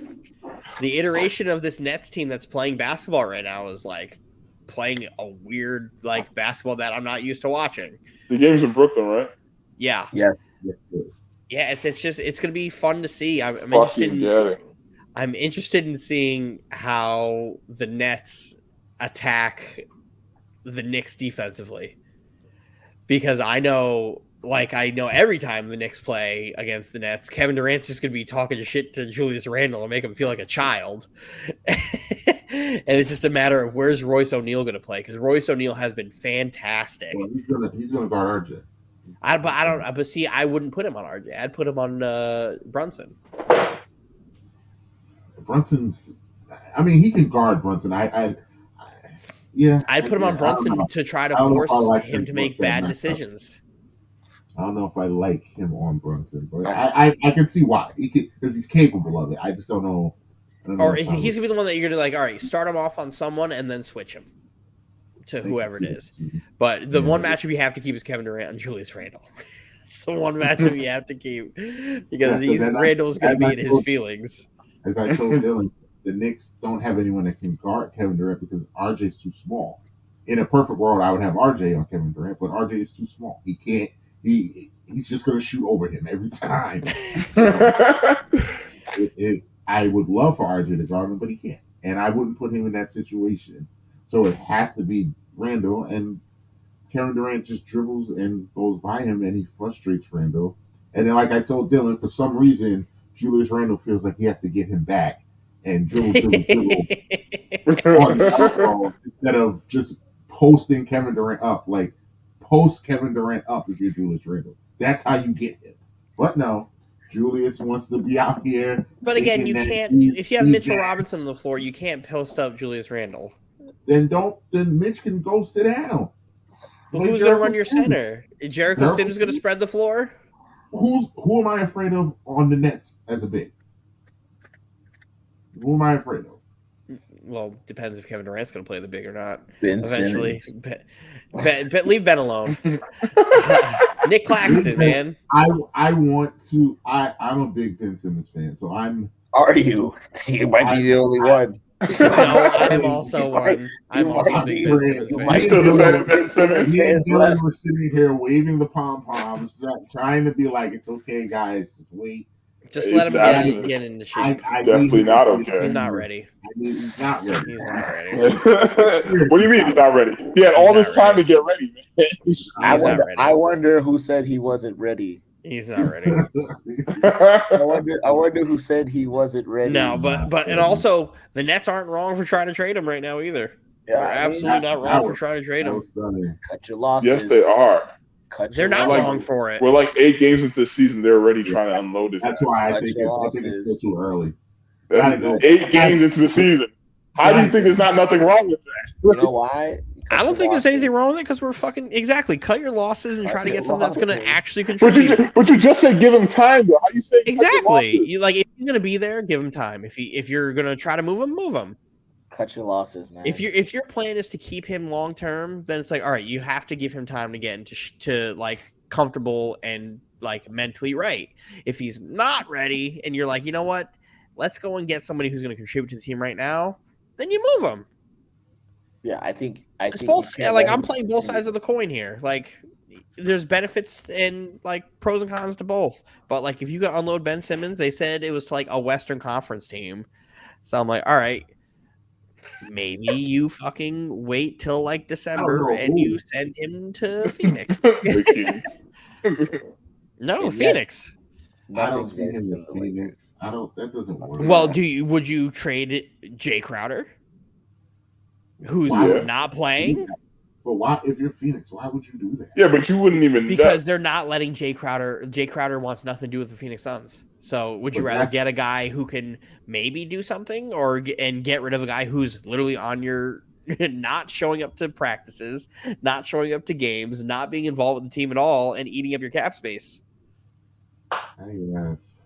I mean, yeah. Listen, I think I'm just glad that my team is starting to slowly but surely smell the roses. Oh, There's dude, rumblings What of roses? it's there's not time to rumblings that blow it they're up. willing to Bro, you trade. guys just got waxed. Time to blow it up. I've been saying time.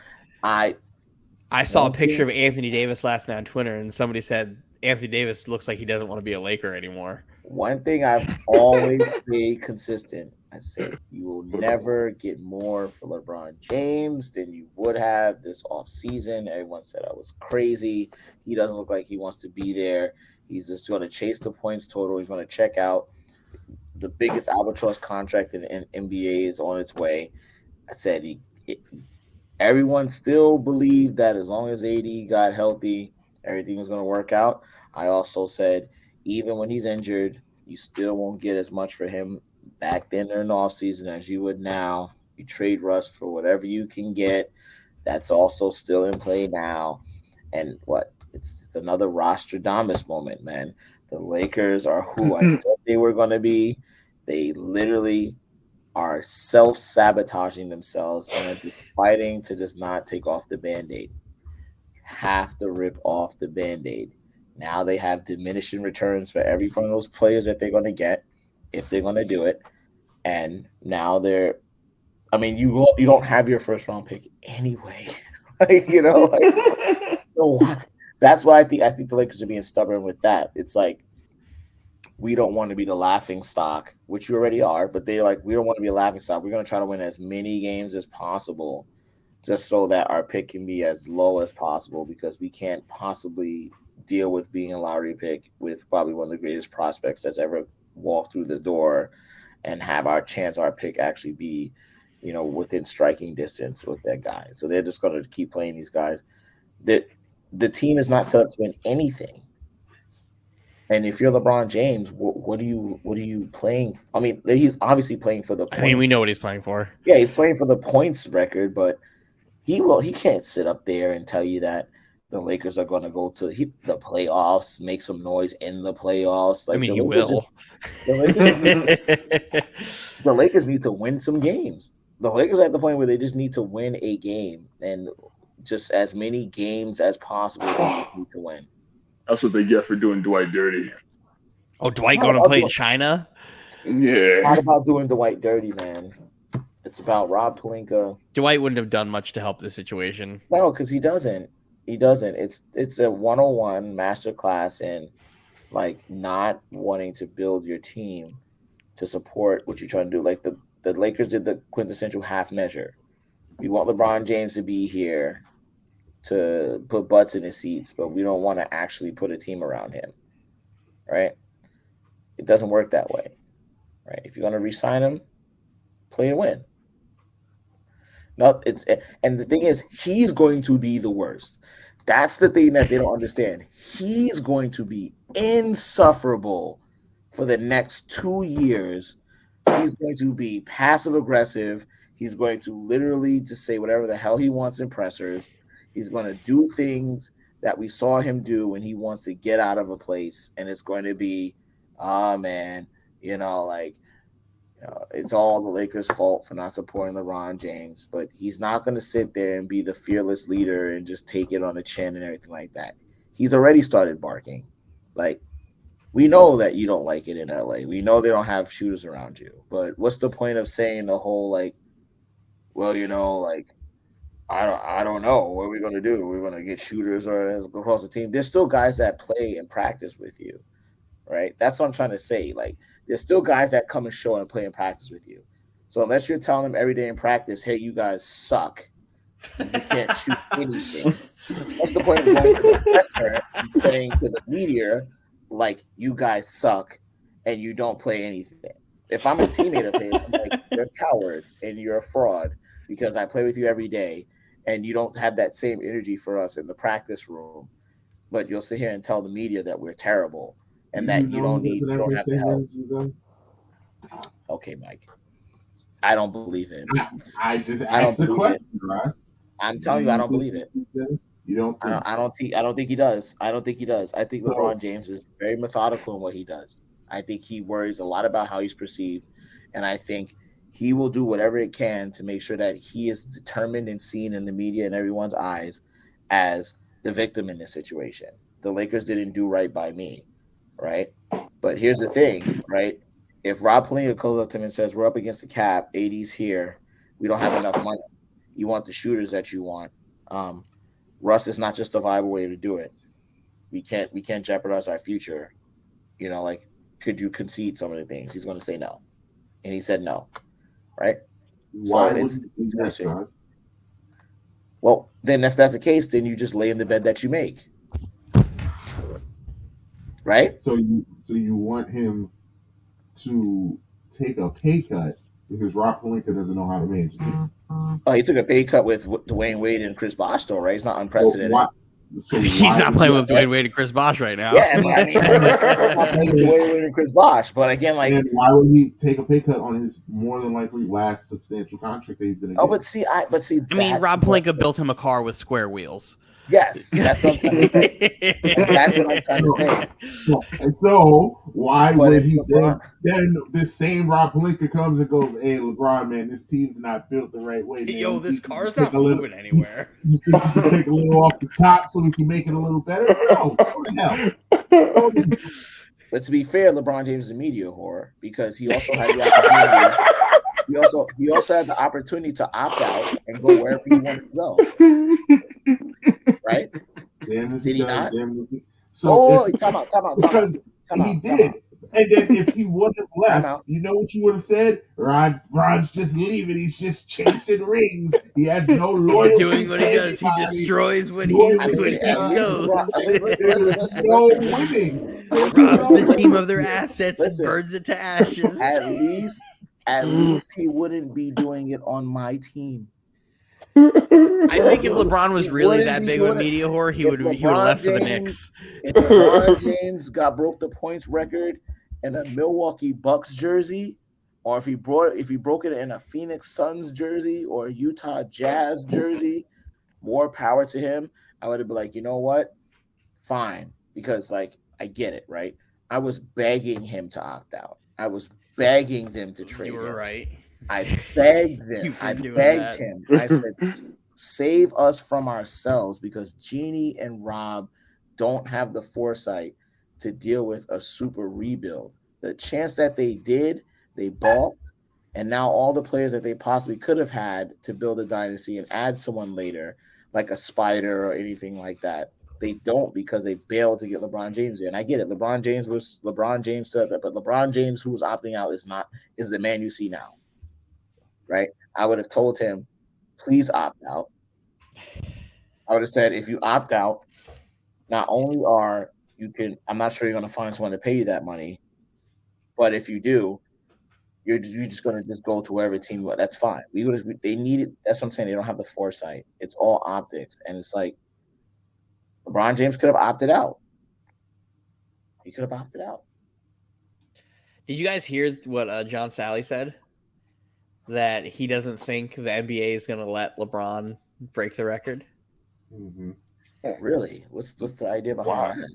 Yeah. He said it goes back to what Phil Jackson told him a few years ago when he ran into him, and he was like, "Hey Phil, why'd you take Kobe out of that game when he had 81?" And Phil responds, "Some records are just meant to not be broken." And Sally was like, I believe he would have hit like 104 if he would have just kept going. He was like, yeah, some records just meant not to be broken. And he was like, oh, really? And he's like, the older I got, the more I started to understand. He was like, I don't think the NBA is going to let LeBron James break that record. LeBron will break that record.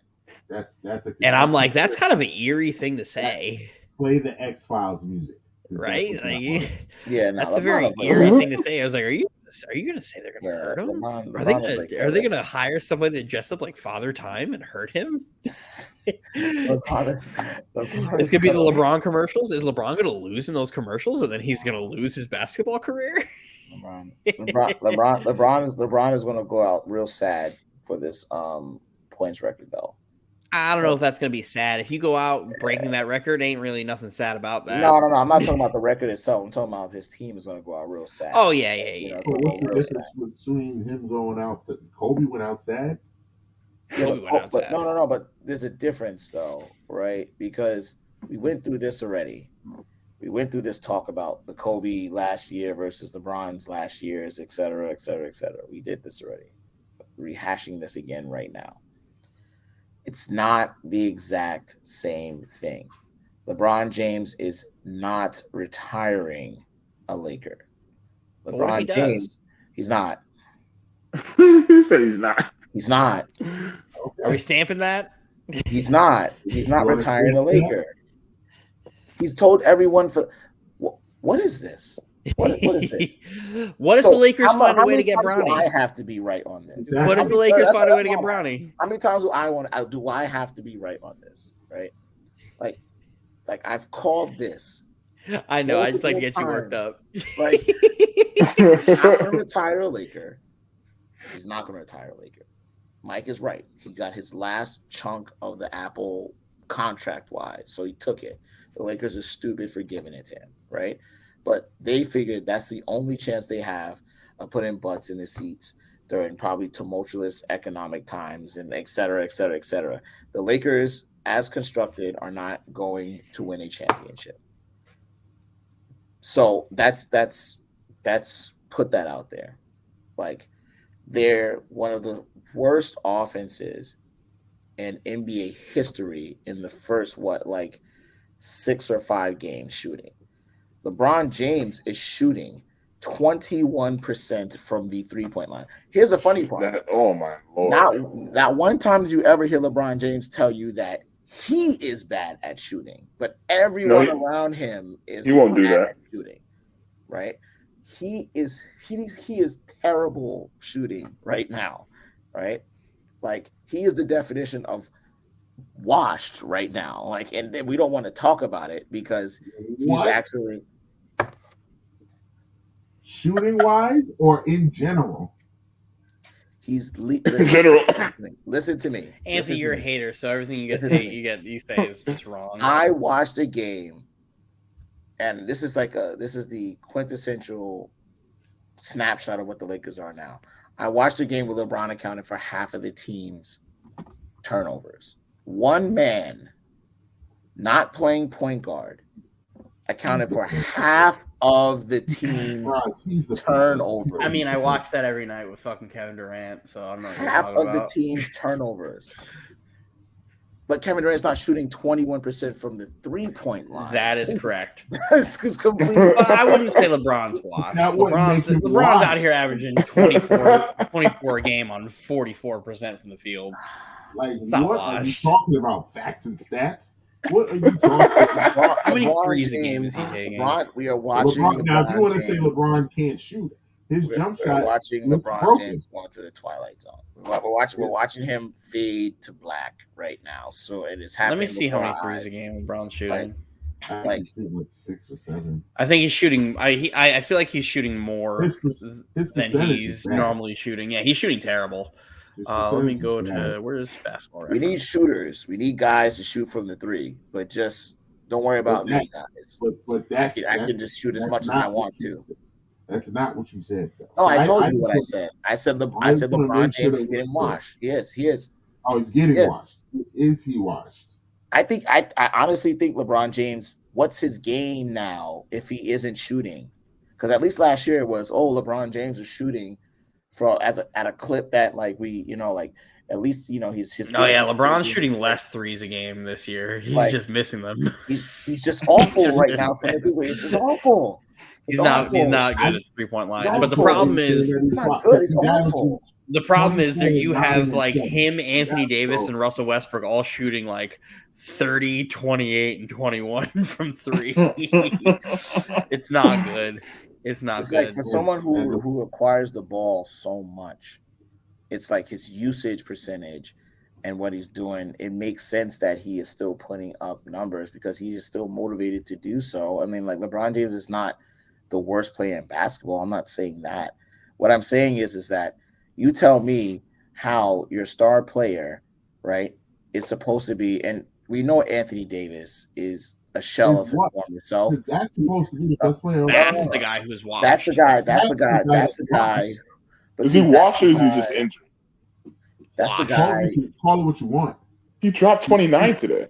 He's Again, he's not the worst player in basketball, but he's No. also not the guy who they signed that max contract to. But exactly, the Lakers are struggling because Anthony Davis is supposed to be a top 5 player right now. That's how this team is built, for Anthony Davis to be a top 5 player and the rest of them to follow. And he's not. LeBron is the best player on the team, and that is the Lakers' problem. And It's that's not the Lakers' supposed to be problem. LeBron right now. It's That's the Lakers' supposed to problem. be AD. The torch If was you're supposed looking to at LeBron's stats are right in line with where he was last year. The problem is if he shoots like 35% from three, he's averaging 30 points a game again. Yeah, that's what I'm trying to say, but he's not. But again, that's only 6 more points that he's getting. We're not teams. But see, now we're just looking at guys, Dylan, Mike, listen. Like it's just one specific lens that you're looking at. I'm just addressing the original thing, which was shooting, and he's not shooting well at all, and he's shooting less. But I also mentioned originally that he's accounting for a significant amount of the team's turnovers as well, too. Well, the turnovers are the same. But if you take a look, the turnovers lead to other points, and they lead to a loss of possession as well, too. It's not just I'm not taking that away. But if we're looking at his stats as a total, they're right in line with where they've been. Not doing anything. Yeah, but you can make the same argument that if he wasn't turning the ball over at the clip he would be, then maybe he would even have extra. He's actually averaging less turnovers this year than he was last year. Yeah, but that's like saying like I'm not actually like the worst. But why are we ignoring stats? Yeah, that's what we have, Roz. Stats. I'm not saying I'm not saying ignore the stats. It's like LeBron James operating in the course of the game, as well as like those stats right there. Yes, I said LeBron James is not the worst player in basketball. In fact, he's chasing the points total. He's actually like his usage percentage is fairly high. He actually had to sit down because he was being overused now with his sore left foot recently. Like I think that's also like a phantom situation. That's a way of load managing him. I think it's a load management thing. I think it's a load management thing. I think it's a load management thing. It's fine. That's fine. Like that happens and people get load managed. Levine's going to come out and have hey, like a bruised shin or something like that when we just need to drain his knee a few times and let him sit down. Like that's going to happen. My thing is the Lakers aren't built, like you just said, currently for LeBron James to be utilized as the way that he's being utilized. And they're utilizing him in a way where he has to be the best player on the court. And so the ball's going to run through him. He's going to be able to do LeBron James things. But the problem is you're going to run LeBron James into the ground. And as you continue to do that, that's when the uptake of, and we're only like 10 games into the season, that's when the turnovers have a chance to really start creeping back up to where it was before, right? So his shooting hasn't gotten better, right? I hope it does. But when you have nothing around him, which Rob Pelinka's a fool, then where does he go for offense? Himself. Historically, what has he done when he's been faced with situations like this? He goes to the one guy he can trust. Yeah, he's like, I don't know what these guys are doing. I love Ant's my man, but like Anthony, I don't know, man. Like, it's hard because LeBron at 40 years old shouldn't be your best player, and we can't even appreciate what he's doing. So for all the numbers that you're talking about, this is the conversation that we have to have, and this is not a conversation that everyone else is having. The conversation is not being said for what you guys are saying. It's not LeBron James is averaging blah blah blah blah blah for you. Shannon Sharp isn't even talking like that. No, and he's like he's a huge LeBron fan. He's talking about we don't even know if LeBron James is even motivated to be on this team anymore. It's crazy because unmotivated LeBron's still giving you fucking 24, 7, and 7. Yeah, but it's unmotivated LeBron for the Lakers. It's motivated LeBron for the points record, for himself. Right? Yes, for himself, right? And so you're looking down at another year or possibly 2 with what, like the same thing. Like I don't know what the Lakers' in game is. I don't know what LeBron James' in game is. Why resigning with the Lakers, knowing that they were constructing the team the same way. I don't know, right? I mean, I don't know why Russ is on this team. Because they didn't want to give him a first round pick. That's why. All I can say is that LeBron made it clear when he came to the Lakers that he intended on retiring with the Lakers. Yeah, but we all know that wherever Bronny goes, where he's going. But that's the thing in the room. The elephant in the room is Bronny. LeBron's a notorious liar. No matter, and he's also said that too, by the way. So if we were going to quote him, he's also said that too. Yeah. You know, I mean, listen, man.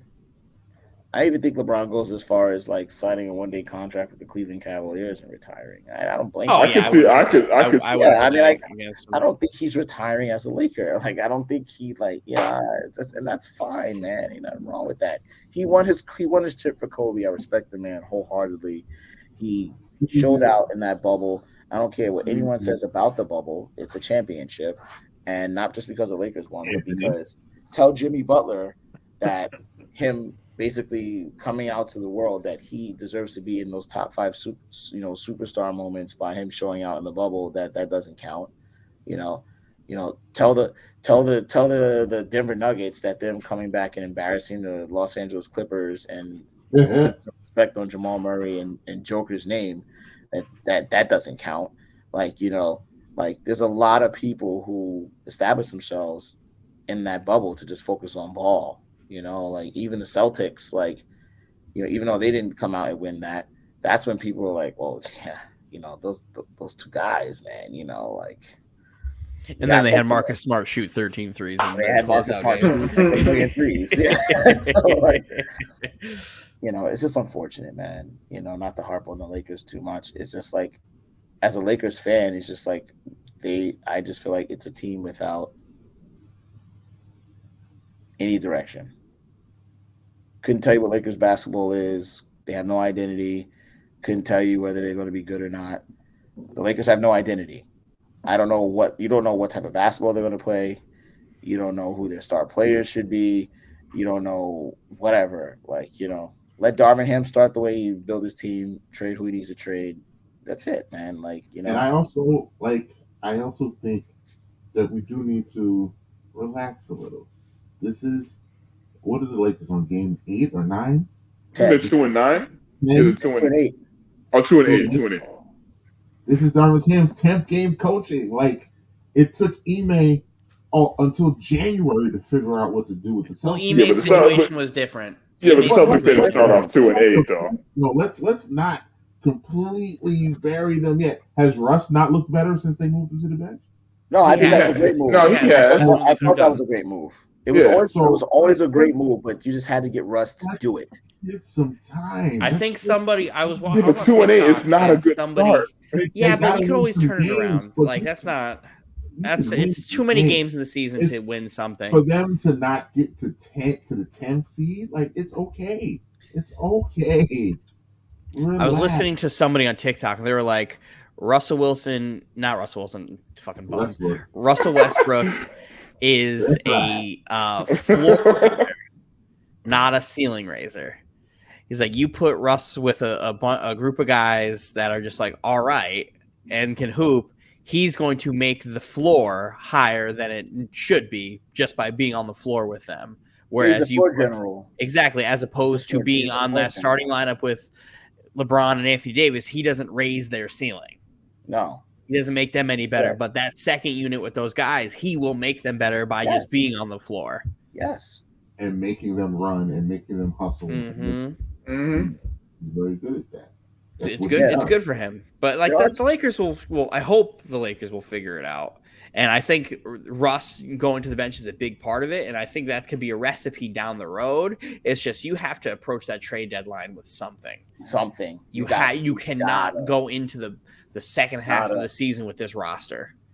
I know they don't want to give up first round picks, but if you want to get the most out of this here and try to make a run, you have to do something. And there's the flip side to that too, man. If they're still bad, you gotta start entertaining offers for everybody. Mm-hmm. You have to figure out what this season is going to be. And it's okay, man. If you come to LeBron James and say, listen, man, this isn't going to work. Like we can give you to a place where you can have the best of both worlds. Hey, look. Have your scoring record, and you can go to a contender, and you can have whatever you want. I think Genie And, you know, vetoes that any every day of And the that's week. why, and that's why the Lakers are where they are now, because Pelinka listens to Genie, Genie listens to freaking Rambis. Genie, it's just one circle jerk of just fuckery. It doesn't make any sense. No one is literally looking and saying, "What is our end game here?" At the end of the day, do you really trust Palinka to do anything correctly in evolving a trade at this point in building the team? Not Because really. he's out here building cars with square wheels. Not really. No. I mean, I don't get it. I mean, I don't get it. We know like the recipe to win with LeBron James for the last like 20 years. Yeah, I don't get it. And let's just completely avoid that recipe and let's change it. Let's just change it.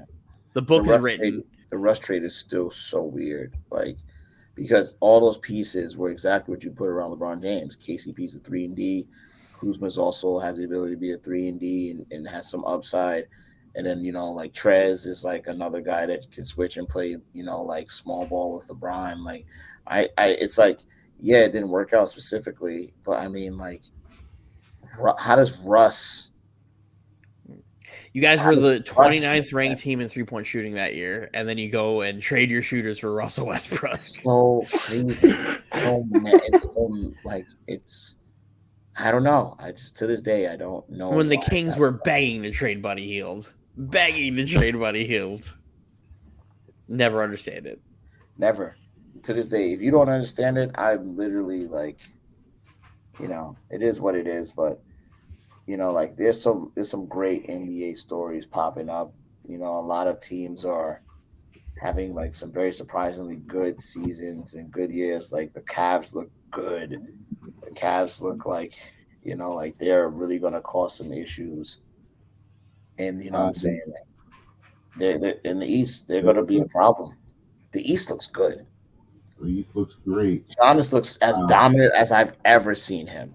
And I Walking offensive foul. He looks like the best player in the world. Walking offensive foul. Walking offensive foul. They don't call it.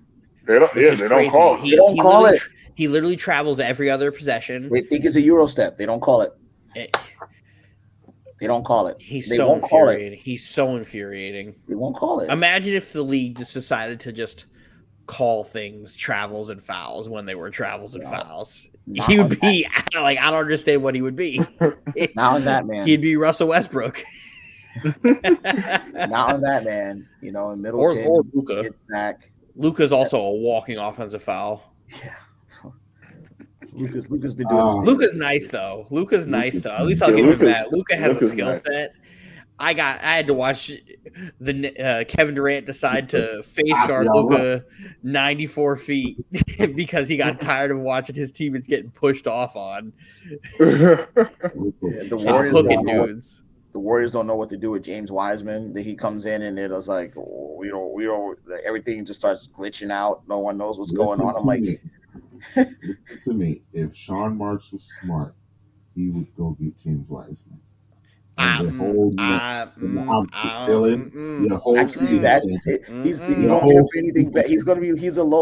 he's a buy low guy though. Definitely buy low guy. Don't do that to me. Don't do that to me. Don't do that to me, sir. He's a buy low guy. Nope. Don't do that to me. That much, honestly. Don't do that to me. Don't do that to me. I don't want that. Don't do that to me.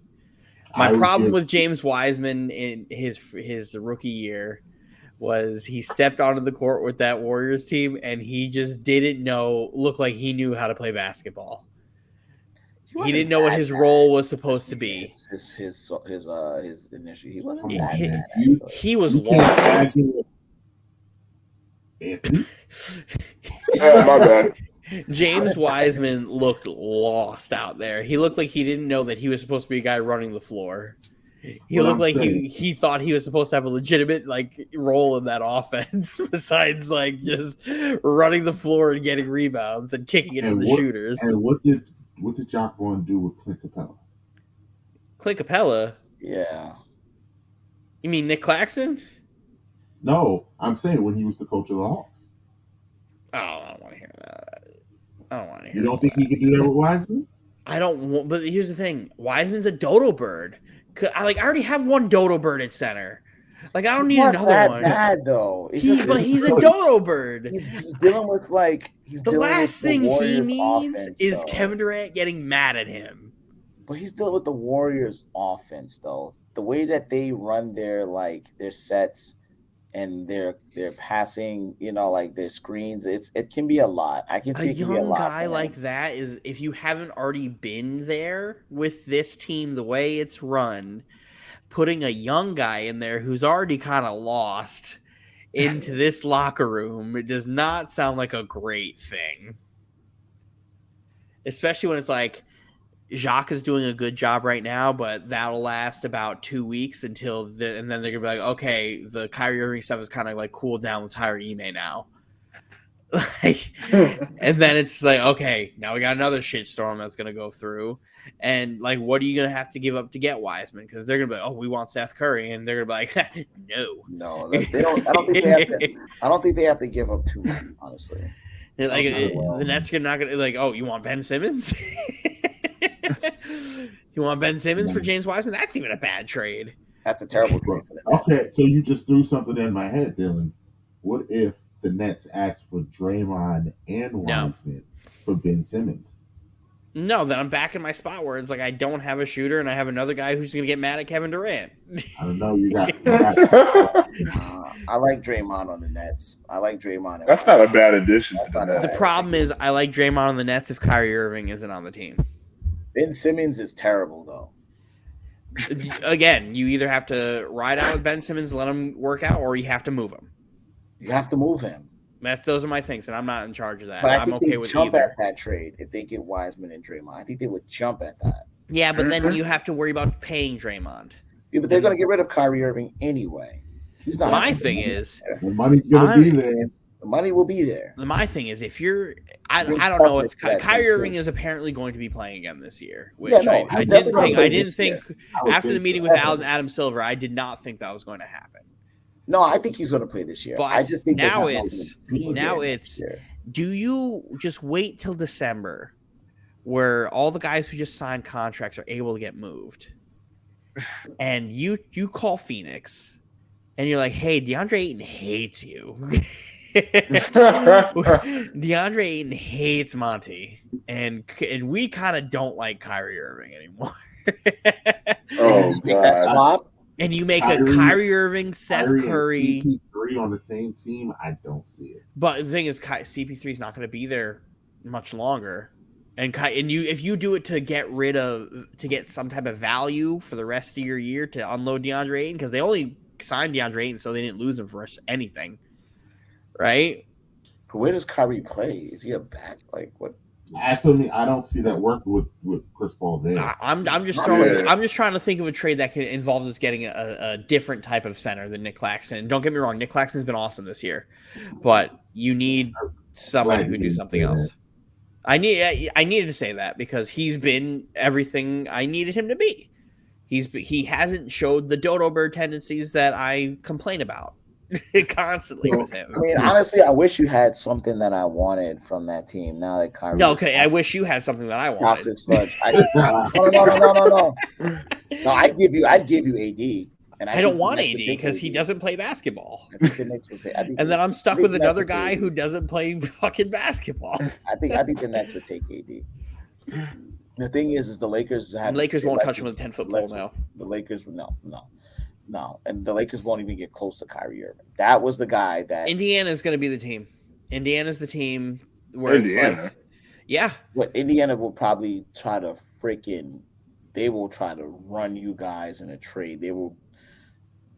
It'll be again. It's going to be Kyrie Irving. It'll be Seth Curry, and because they're going to do it because they're rebuilding, and they're going to try to unload that Buddy, and they're going to unload the Miles Turner. But they're not going to do it for Kyrie. Kyrie Irving, Seth Curry, or maybe Ben Simmons. Your best bet is Ben Simmons, Seth, and maybe Nick Claxton. Claxton wouldn't go. Claxton wouldn't be in the trade. The Nets would retain Claxton. Because they can't trade him until December. That's what I'm saying. I think it would have to be a combination of both because Miles Turner and Buddy Hield both make money. Yes. So I think it would have to be. I think we'll eat Kyrie Irving for a year or just buy him out, Ben Simmons, and then we'll probably have to give a first. Indiana's not going to take Kyrie Irving. Kyrie Irving's untradeable right now.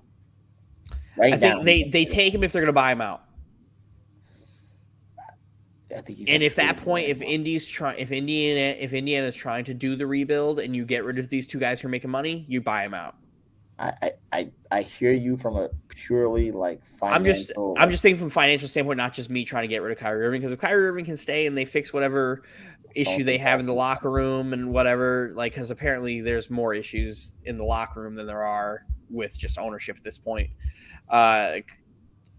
If he can fix that and all that stuff, perfect. That's fine.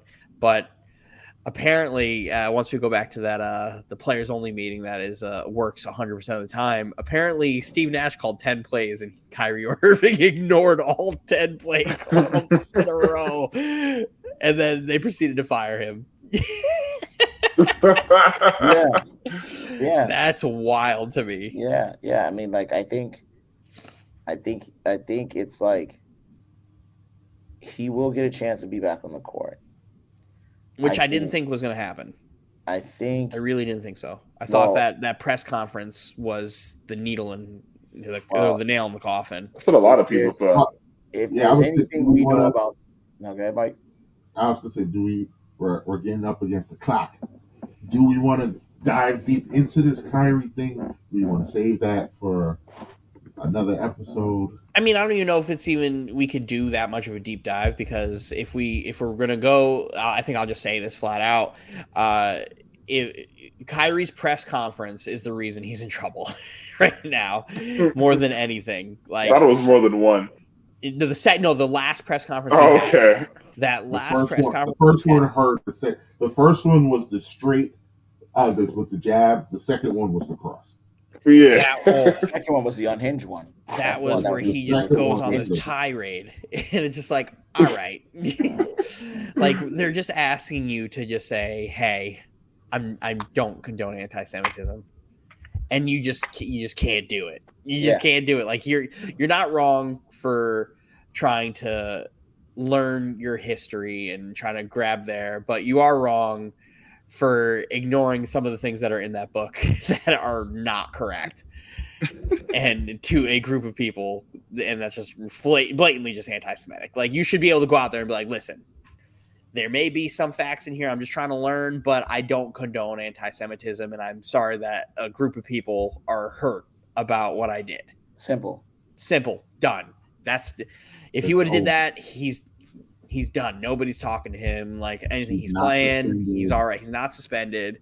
All that stuff. It's the example that's being made out of him is one thing that he shouldn't. Yeah. Unfortunately, I don't agree with that. I don't either. But I think James posted, or one of you guys posted, about the NFL or NBA PA potentially appealing the suspension. I don't think Kyrie Irving's going to do that whole list that was provided, and I think they're going to say, okay, like, we're just come back and do whatever you got to do with your teammates to fix your relationship. Fair enough.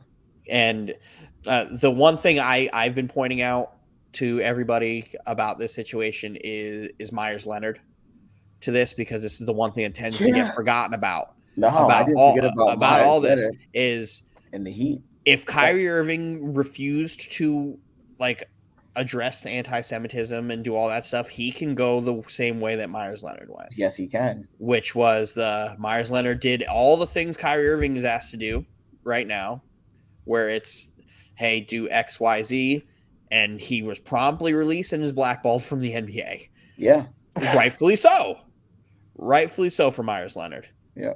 But, like, if Myers Leonard can do that and can lose his livelihood because of, let's even say he was playing the ignorance card and he really had no idea what that word meant, right? Exactly, the eye roll. I don't believe that for a fucking minute. Yeah, he didn't know what that word meant. It just happened to come out of his mouth. Yeah, so fluidly while playing Call of Duty. In the perfect context of if he was racist, that would be the exact moment a racist would use it. But Exactly. He didn't know Exactly. No, but we'll play ignorance. Call of Duty, like the Call of Duty, like online. Them lobbies are wild. The lobbies. Yeah, I think we all can attest to those. The lobbies are still that bad. It's always been the paragon of peace and love and inclusivity. Like it's always been the not the Modern Warfare lobby. Shit. Yeah, if Myers Leonard could lose his livelihood because of all this, it would only be fair that Kyrie do it. But again, what's Kyrie's being made out to be right now is not fair to him. No, I agree. But it was completely brought upon himself because of that press conference. But with that being said, I'm glad he apologized, because the NBA is a lot better when Kyrie Irving's playing and not involved in stupid shit. It was self-inflicted or not. Self-inflicted or not. When the Nets just stunk. Yeah, it was so much fun. They no, because it was Fire Steve Nash. It was all that. It was great. It was great. And then there's just a dumpster fire around it all at once. And now it's like, now the Nets are in the middle of like, hey, higher powers have said the Nets should chill out on Ime Udoka. And I'm like, all right, it's exactly what I said. This is exactly what I fucking said was going to happen, where it's like, listen, there's a reason Boston's willing to let him go. I want to point out, I also said, in what world, Dylan, do the Nets not hire Ime? But this goes back to what I said before I knew Ime was available. I'm like, just let Jacques ride out. Jacques has these guys playing an inspired basketball, a better defensive brand of basketball. The Nets, for the first 10 games of the season, were just allowing 120 points a game. And now, like, we saw them last night in a fucking barn burner where 100 points wasn't even scored by either team. So it just sucks that KD was on this nasty free throw streak. That was just, I knew it was going to end. I knew he had 62 in a row. I was like, fuck. Anthony, you notice how I didn't come in here and say that Kevin Durant's not clutch because he missed those free throws, because it happens. You notice how that happened? You repeat that. He missed. It happens. It doesn't wipe everything that he's done in his career. It doesn't wipe anything away, because Kevin Durant throughout his career has made those free throws and made those jump shots. Like, it's okay. Anthony knows exactly what I'm getting. I know what you're doing. Had that been LeBron James, Anthony would be out here. He's a bum. I'm done defending LeBron James here, because at this point in his career, he's 38 years old, and like he really has nothing else to prove. At this point, nothing to prove, and he shouldn't be the best player on his team. That's at correct. 38 years old. Correct. Imagine Michael Jordan on the Wizards having to be the best player on his team, and then get this type of like criticism all the time, scrutiny. Like, it's crazy to me. But I never wanted him to be the best player of his team at 38. He shouldn't. When he got to the Lakers with Anthony Davis, once Anthony Davis got there, LeBron should have been Robin. Yes, that's how it was supposed to have gone. I agree. And then street clothes happened. And don't worry, there's another street clothes in LA too that we need to really start paying nobody attention talks to. about. We really need to start paying attention. I talked about him. Yeah, and I also put the post on like about his like magic knee issues and everything like that. Yeah. And it's okay. The only difference is the Clippers win games without him. It's tough, because like when Kawhi Leonard doesn't play, like they still win basketball games. No, he should be coming back in a few weeks. Like, no, but like he shouldn't be the situation. He shouldn't be low balance him still when he comes back. So what he's going to play 20 minutes off the bench, and we're going to get 6-man Kawhi. Kawhi's going to magically be in the 6th man of the year race throughout the year. He's going to get a crazy another accolade under his belt. He'll end up somehow being all NBA second team because of it. And like, we'll just move. I've never seen a team win absolutely nothing and get so much support, so much love across the league. It's little brother, man. It's little brother. Like, even the older Clippers, when they had like crazy talent too, Elton Brand, all those guys, like even then they didn't get this treatment. I just don't get it. Like, I don't get it. I don't get it. They don't show up when it matters. They've consistently lost in the playoffs. I mean, to be fair, Paul George getting COVID in that play-in game is fucking crazy last year. That shit was wild. I still can't believe that. That was I will never understand that. Like, it's like right when the Clippers like, hey, let's start making noise. It's like, hey, Paul George is not going to be able to play in this play-in game. That was also pandemic P time too, when he was Pandemic hitting P. out of the backboard. Oh, God. Like, let's not pretend like it was just COVID. But that would have been a difference maker having Paul George play in that game. I mean, everyone's subjected to the same thing. No, absolutely. Paul was a little bit more reckless than some of the rest of them. You know, it happens. You know, like, it's part of the game. You know, like, the injuries are part of the game. It's just like, again, what have the Clippers accomplished since they both came to the team? Nothing. Poorly coached Doc River teams. Nothing. But they did. They're getting a new stadium, so I can't say they gained nothing. They're getting a new stadium, so that's they deserve their own arena. Something. They deserve their own arena. And their roster is actually constructed very well. Frank is a great president of basketball. I think Tyronn Lue is the guy I wanted as a coach.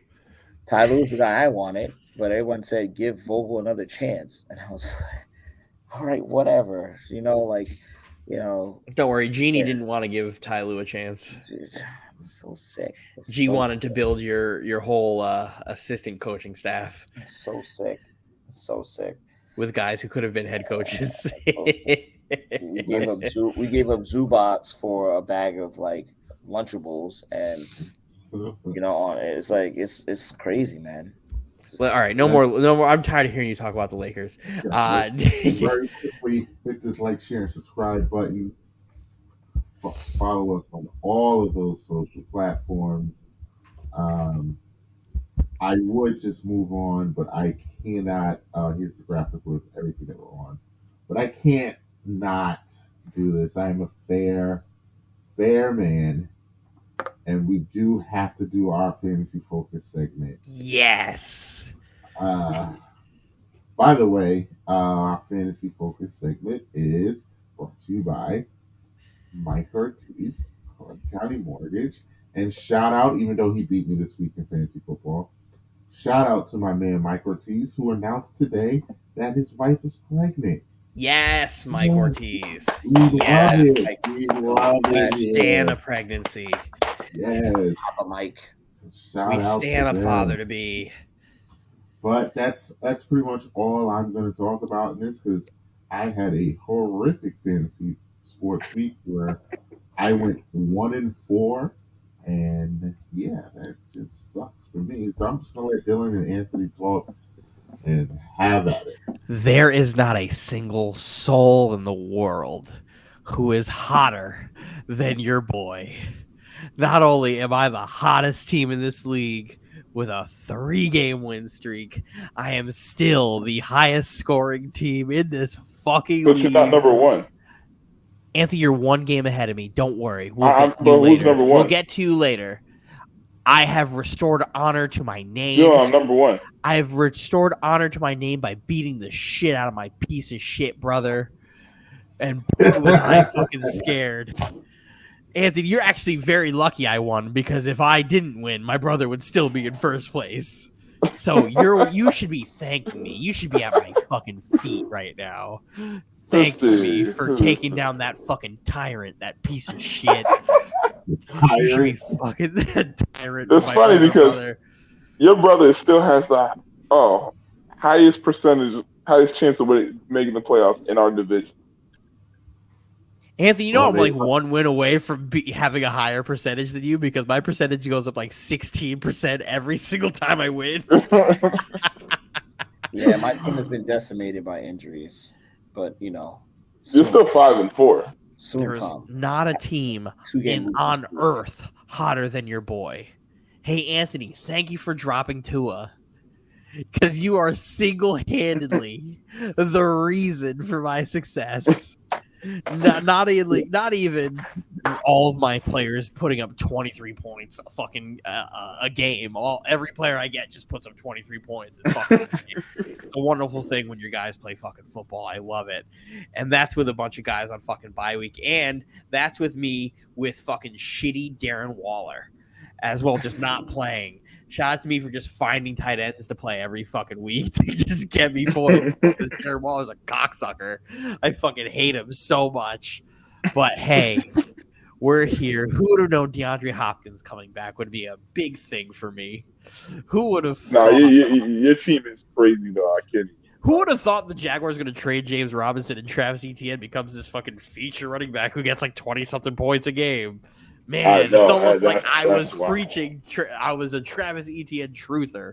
In every fucking league I'm in, I drafted Travis Etienne because I said he was going to be the fucking guy.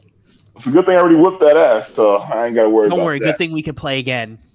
And you don't want that smoke now because everybody's hot and ready to go, and you should be fucking scared, sir. You should be scared for your fucking life. Again, you're not in first place if it's not for me. Well, thank me. Thank me. I still like my chances moving forward if guys get healthy. I think I like my chances. You should be thanking me, Anthony. Thank me for beating my piece of shit brother. Honor has been restored in my household. All is right. Honor has been restored in my household. You don't know, and that I won by 0.4, or no 2.4, and the only reason I was sweating because I went into Sunday Night Football with the Chiefs defense and my brother having Patrick Mahomes. Woo. And every fucking week, every time I play my brother, Patrick Mahomes plays a defense that couldn't stop a fucking nosebleed. He couldn't stop shit. And I'm sitting there and the game goes to overtime and I'm sweating. He converts that first down and then proceeds to go 3 and out once he gets the red zone. And I'm like, I swear to God, I need the Chiefs to get a sack or I'm going to lose. This week is pivotal for me. I am playing Michael, who is the same record as me and is literally tied for first. Ooh, that's going to be very important. You're literally only ahead of me because you scored like 30 more points than me. That's it. Yeah. That's the only reason I can sit here and I'm in first place.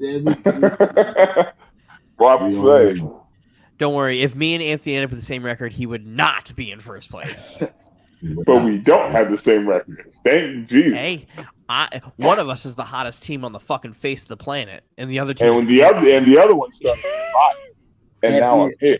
Anthony rejoiced when I started from the bottom. I woke up with the Drake instrumental, and James is just like, everybody spit a bar. I'm like, I'm in fact not spitting a bar on Tuesday, but on 4-bar pod day, I'm not doing that. But ain't nobody on the face of the earth a hotter fantasy football player than me. We stand it. We have a matchup. Who are you facing this week? Oh, you're facing Roz. Oh. A matchup. Yes. The matchups are here, right here in this pod. Right Roz, that's crazy. I love you. Crazy as fuck. I love you a lot. You're a good person. You're a good man. Hold on, let me see. You're just running into the buzzsaw. That's the hottest fucking fantasy football team on the face of the fucking planet. We'll see. We'll see how we will see how. No chase does kind of hurt you, Roz. It's kinda. I was literally the #1 team in the entire league. Keenan Allen and Jamar Chase got injured. That was my entire team, and then it was like people started getting injured back to back. Now you still got Metcalf. You still got like a Scrabble board at some point. Like literally, it was a bunch of Q's and S's and I's and IRs. It was like. I was like, oh, I'm just playing like fantasy Scrabble right now with people. Like, like it's fine. Like, it's okay. We'll see. I like my chances. If I can get into the playoffs, I think I can make some noise with these guys when they get healthy. So we'll see how that shakes out. But it'll be a rough one. I respect the modesty. All I know is I could have won this past week, but just because of my luck, I happened to go against the #1 quarterback in fantasy, and he literally won the entire He won the week for him. I mean, I can't even say nothing won with about a it player playing on a bye week. because Justin Fields decided to be the number one quarterback in fantasy and have You played Justin historic. Fields and Devontae Adams. That Correct. they both accounted for 78 points Correct. Correct. Everyone else was by dumpster themselves. juice, but I just happened to run into the number one quarterback in fantasy that week who had a historic NFL showing. So I can't even say anything. I can't say anything with that. Because there's someone out there who went against Joe Mixon too. And I don't know. Oh, that was Josh. Woo! Josh Yeah. had to play fucking Joe Mixon, and I'm like, I had to play Joe Mixon in one of my other leagues. I ended up winning, but I was just like, yo, this Yeah. is bad. Yeah. This could be real bad. But in my other league, 55. yeah, 55. In my other league, though, we're literally just dominating. We're lapping people now. Now we're just dominating in circles. It's like the inevitable, like Thanos. Like literally, it's it's. I don't think I've ever been this dominant in a fantasy football league in my entire life. Like I just don't recall being this dominant. Um, but it's cool. Hopefully we get this win. Hopefully they bottle up Travis Etienne. Hopefully, there's a chance that DeAndre Swift gets injured again. Somehow he gets out the there's definitely avenues to win, but it's gonna be a rough one. Or maybe Jonathan Taylor plays. Maybe he doesn't. Who knows? It's gonna be rough. We'll It's find gonna out. be rough. But I do get Saquon back, so Yeah, that's rough. Saquon against Houston. Give me. That's rough. That was Fantasy Focus, sponsored by Mike Ortiz and First County Mortgage. Again, shout out to him. We gotta get up out of here. We only got one thing left. I'm him. I mean, I'm sure you're both gonna pick some Jet guys or Salah or something. I don't know. Dylan, who's him this week? Is it really a surprise who's him this week? Am I not going to give it to one Ahmad Gardner? Am I not going to give it to Sauce Gardner again? Sauce Gardner is him. Sauce Gardner is him, and I will pick him every week when he does these things that rookie Revis wasn't doing. I'm not saying he's the second coming of Revis, but he is one of the 5 best corners in football as of right now. And the Jets have 2 of the best 5 corners in football right now. Statistically. Sauce Gardner is him. Thank you. Hey, go show me another wide receiver that corner that stopped Stephon Diggs this year. Because last time, no, he didn't have a catch in the second half. That sounds like a stop to me. Yeah, I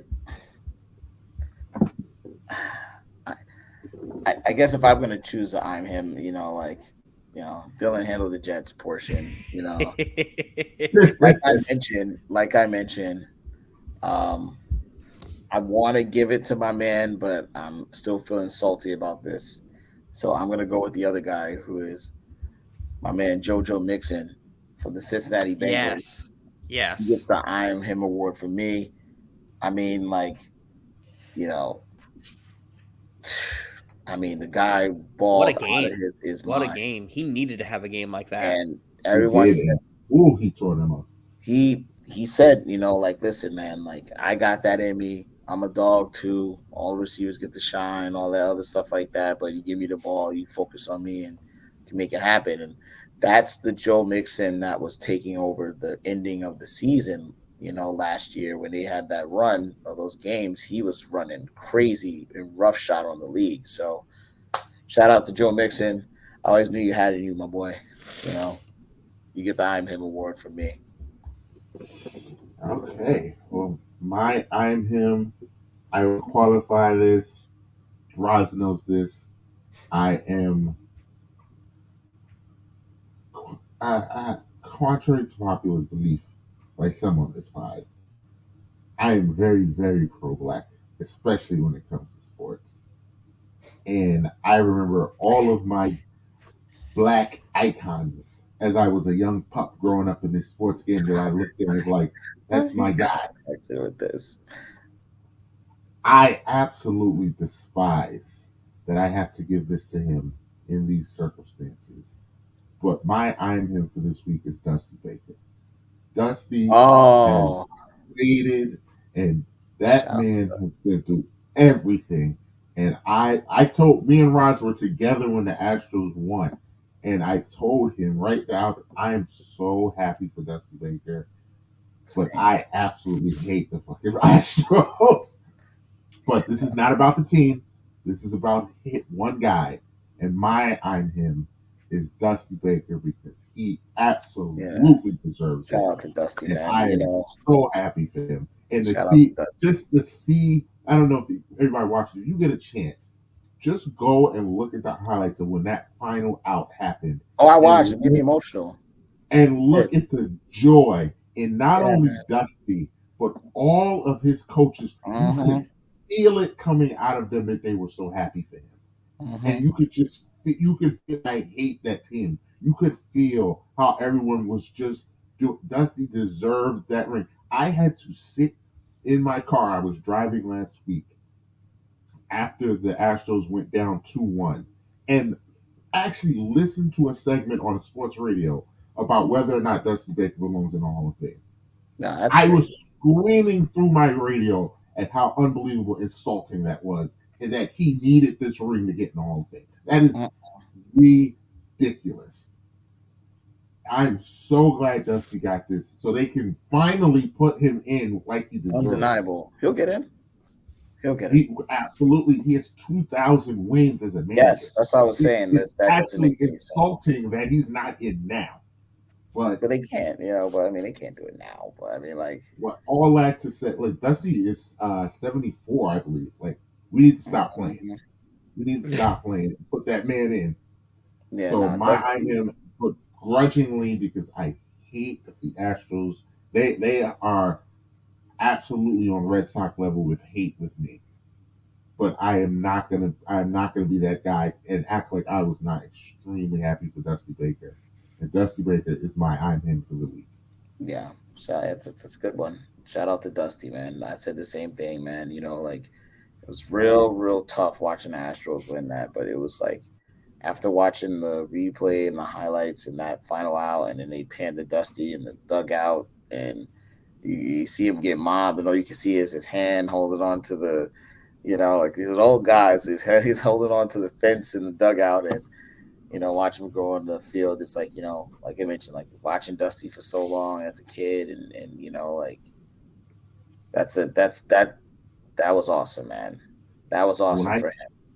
That was when I think awesome. of black managers in my life, I think of Dusty Baker, Frank Robinson, and I can't really think of any others. I apologize. Like I think of Ozzie from the White Sox, but he's Hispanic, but still, like Ozzie Guillen. There was no minority managers though. There was none. Ozzie's the man too.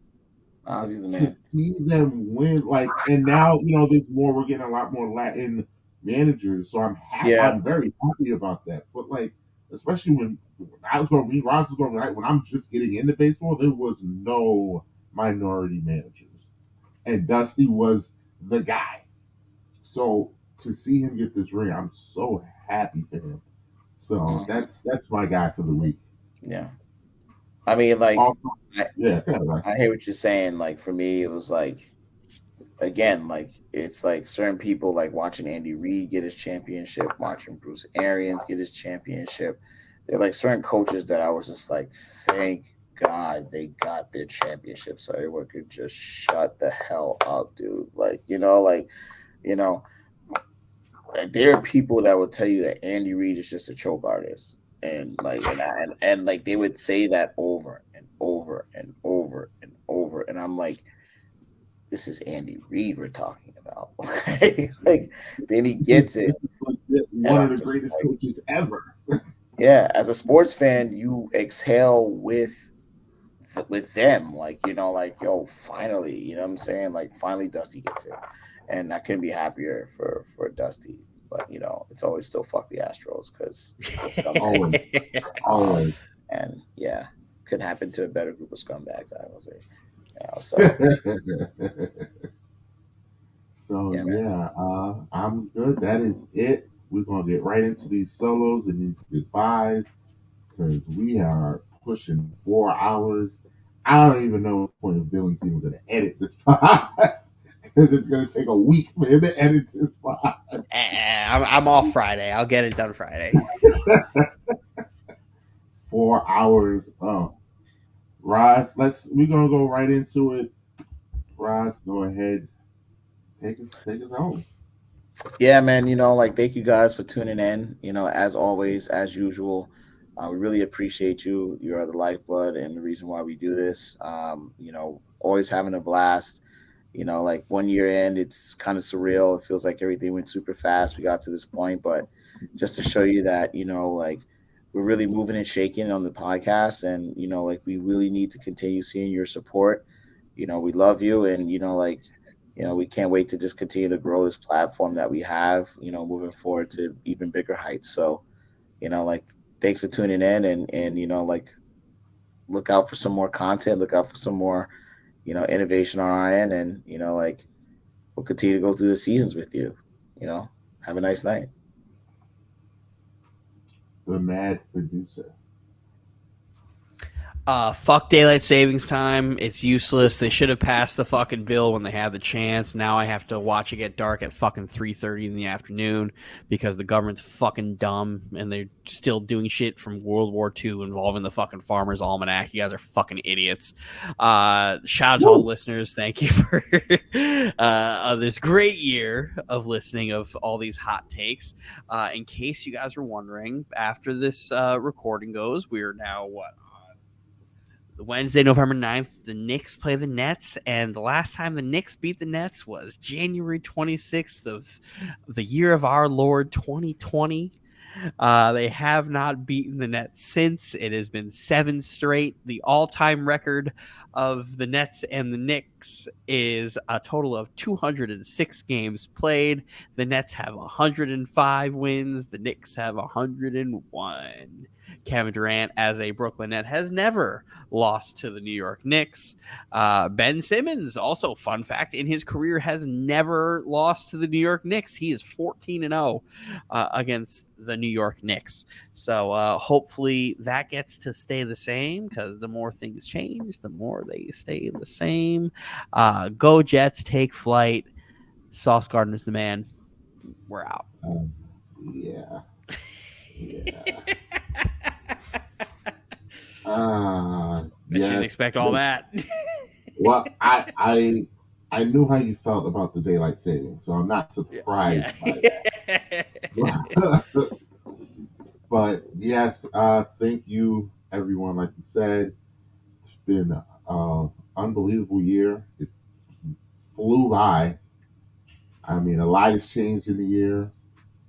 A lot will continue to change with this show over the year. Like I said, season 2 is up and running. We've got a lot more to come. We've got interviews coming up. We've got a lot going on.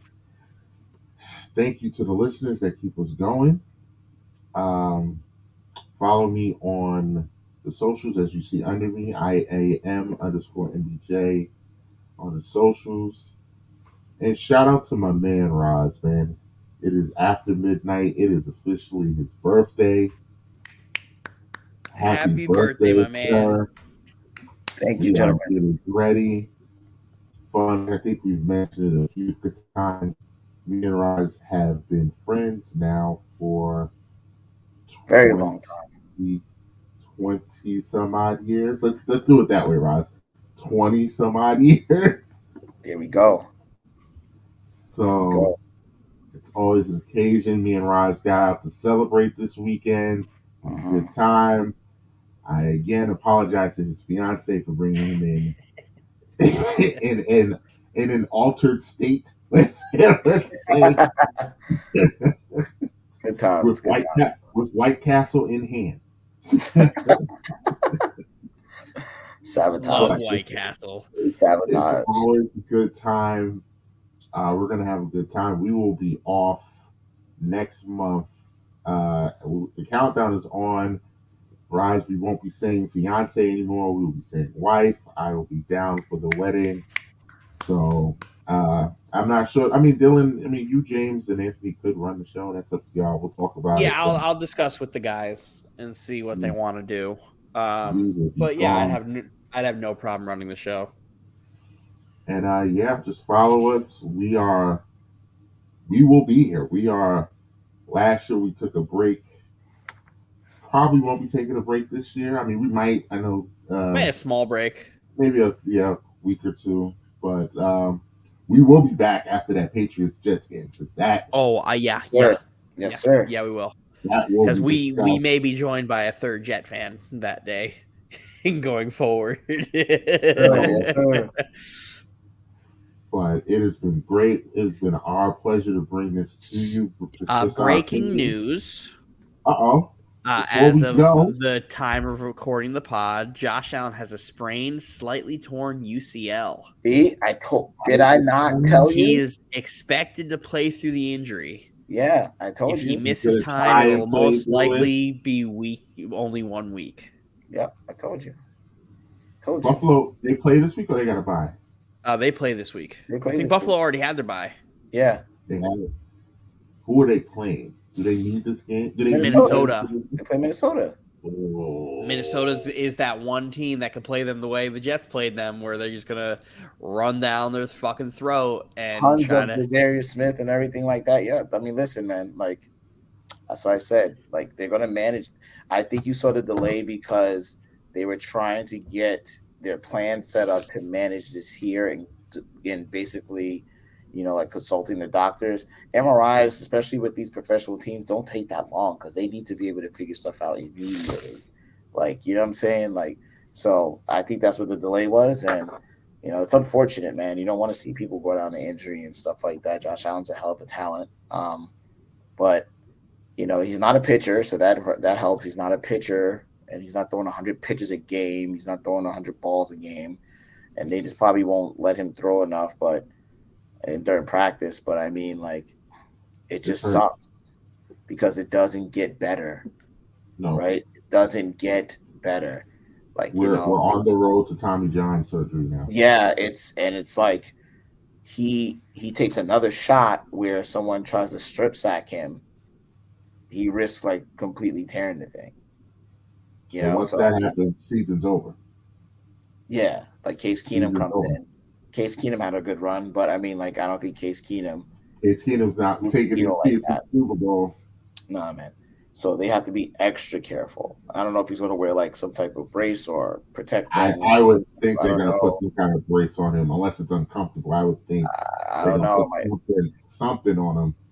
Yeah. Get that Barry Bonds armor on his arm. Yeah, that's rough, man. Like he's gonna, like I said. It's like he gets 1 or 2 bad strip sacks, man. That's bad. I know we're about to go, and I am gonna put words in his mouth. I can see Dylan just like this is getting real for the Jets. No. This has nothing to do with that. This has nothing to do with that. It's getting spooky now. It's getting real like it's getting spooky, but it has nothing to do with that. I would just like to say that Maryland has their first ever black governor. Really? That's dope. Yep. Look at that. And that is, I think, the third black governor in the history of the government. We won't get into that, but yeah. So that's awesome. Good shit. But yeah, so we'll be back. And that was our political coverage tonight. Haha. There we go. But yes, thanks to everyone. We'll discuss with the team, and we'll see you guys next week. Yes. Go Jets. Go Jets. Yeah, go Jets.